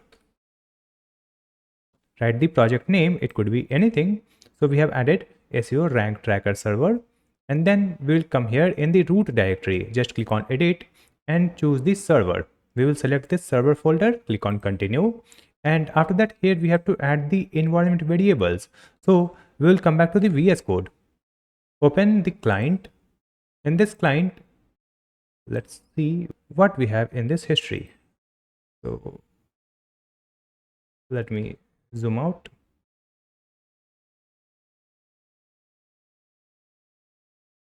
I think everything is correct here. Let's open .env file in this client. So here you can see we have wheat backend URL in the client. So first we are deploying this server, right? So we'll come here in this server only. In this server, we have .env, and here we have these environment variables. Just copy everything and come back here. Let's paste the environment variable. So we have added JWT secret, then MongoDB URI, then Browserbase API key, then Gemini API key. Everything is added here. Simply click on deploy. So you can see the deployment status here. Deployment started 1 second ago. So first we are deploying the backend server. Once the backend is deployed and running successfully on Vercel, then we can deploy our client project also. So now you can see it is successfully deployed. You can see the message congratulations and server is running. Let's click on this continue to dashboard.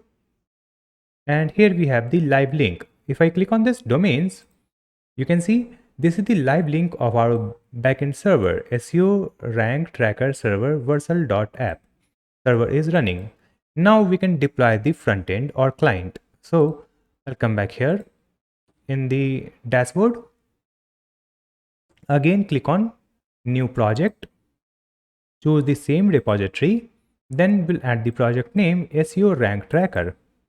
Then we will choose the root directory. So let's add edit. Then we will choose the client. Click on continue. So we have selected the client, and after that here we have environment variables. So let's just clear all the environment variables and click on environment variables and add the new one. So click on add and copy the environment variable from the client. Now let's open the client, then .env. Here we have only one environment variable, that is wheat backend URL. Just copy and paste it here. Here you can see we have this localhost URL. So just remove this localhost. Here we will add this live link. Just copy this, paste it here. So this is the live link of our backend server. At the end, you can see we have /. Just remove it. So now we have this backend server URL in the wheat backend URL. Then click on deploy. So it will start deploying our client project also. So just wait for that. You can see deployment started 1 second ago. Build logs. After that, it will display the deployment summary. So let's see, it will be deployed soon. In the deployment, we are getting some error in the asset file. Let's scroll. You can see we are getting the error in src app.tsx. That is, loading is declared, but its value is never used. Then we have the error in assets Gemini assets.ts. So what is message here? That is, it is declared, but it is value is never used. Okay, done. Then we have the error in the Gemini.assets.ts. So we have added this assets just for help, right? So we will remove this, and then we have dashboard.tsx and rankdetails.tsx. So let me fix it. We'll come back to the VS Code. Open this client. In this client, we will come to src assets, and in this assets we have Gemini assets.ts file, right? And let me just delete this file. I'll delete this one. After that, here you can see we have pages. In this pages we have dashboard.tsx. In this dashboard.tsx we have this import statement that is importing dummy analysis data. Let's remove this. Save the changes. After that, let's see this message. We have rank details. Just open rank details.tsx. Here also you will find some import. You can see dummy website ranking imported. Just remove this. It is unused file. Save the changes. Just come back. We have fixed it. Then we will scroll up and see the first message, that was app.tsx, where we have the loading. So I'll come back to app.tsx, and in this one you can see we have the loading. So we have declared the loading, but it is unused here. So let me fix this one also. After this hide navbar, let me add if statement. If loading, then we'll add the return and provide the loading component from this components folder. You can see it has been mounted from the components/loading. Save the changes. After that, let's commit these changes. So I'll click on this button. Here we'll add message, that is added loading component.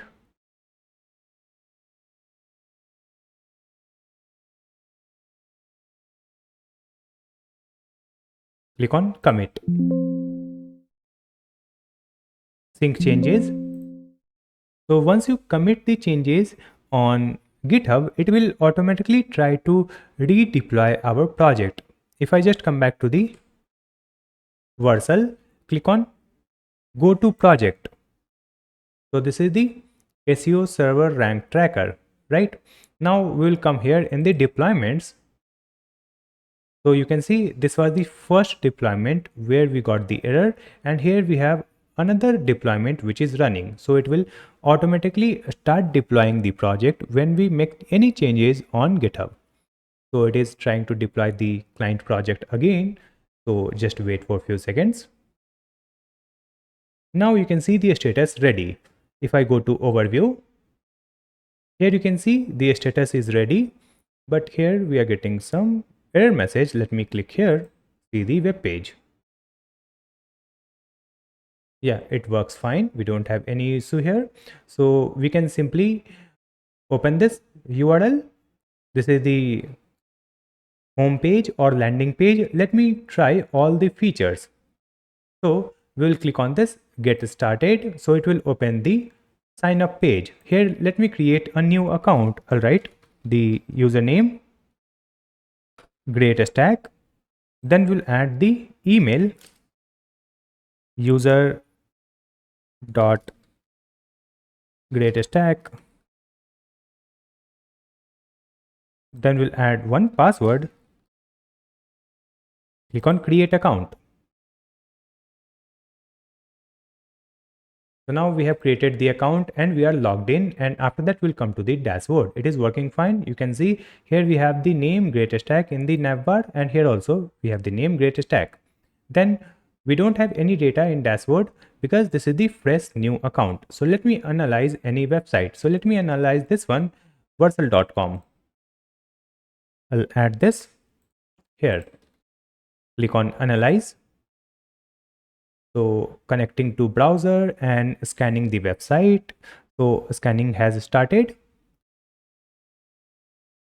Now you can see after scanning, it is analyzing the SEO related data to generate the SEO report. Here we are getting analysis failed, the AI model might be down. So let me try again. I'll click on this analyze button again. It happens sometime because every time you won't get the result from AI. Later, when I tried analyzing the same website, versal.com, you can see it is successfully working. And here you can see we are getting the overall SEO score. Then we have the SEO score, then performance, accessibility, and best practices. After that, here we have more details like issues, then meta tags, content, and issues. So here we have the load time, page size, and words. So we are getting the report successfully. And if I come here in the history, here you can see we have the same website. The first time it got failed because of the AI server was down. And now we have the report here. So here you can see we have the summary like SEO score, performance, and here we have the link. Let me just click on this link. So it will open the report page or detail page. So here we have the SEO report of this website. After analyzing this website, let me come back to the dashboard again. So now in this dashboard, you can see we have the details like total scan to average score, then scan left today, and here we have the recent analysis, right? Now after that, let me try another feature. Here we have the rank tracker. Let me open this. We will click on this track keyword. Here we have to add the URL. So let me add the same URL. And for this URL, we will track any keyword. So let me add the keyword. Full stack project deployment. Then click on start tracking. After that, this keyword has been added. And after that, it will make the Google search for this keyword on Browserbase cloud browser. And after that, it will list out the ranking of this keyword if it is available in top 5 pages. And it will also list out all the competitors for this keyword. So we have to wait for the response. So now we have received the response. You can see this keyword is coming at 22nd position of Google search result, right? So here we can track the keyword ranking. And here we have added the background feature so that it will automatically check the ranking every day at 6 a.m. And here we have the keywords list also, I mean competitor list also. So let me click on this link to see the report. I'll click here. So here we have the complete report of this keyword. So this is the current position. We don't have the position change right now because it is crawled first time. Then we have the best position and date. Here we can see the ranking history also. And here we have the competitors list. So this is the keyword rank tracking feature, and this is the website analysis feature in this analyze page. So we have successfully completed our full stack SEO rank tracker project using MERN stack. I hope this video will be helpful for you. If you have any question, you can ask me in the comment section. Please like and share this video, and also subscribe my channel GreatStack to watch more videos like this one. Thank you so much for watching this video.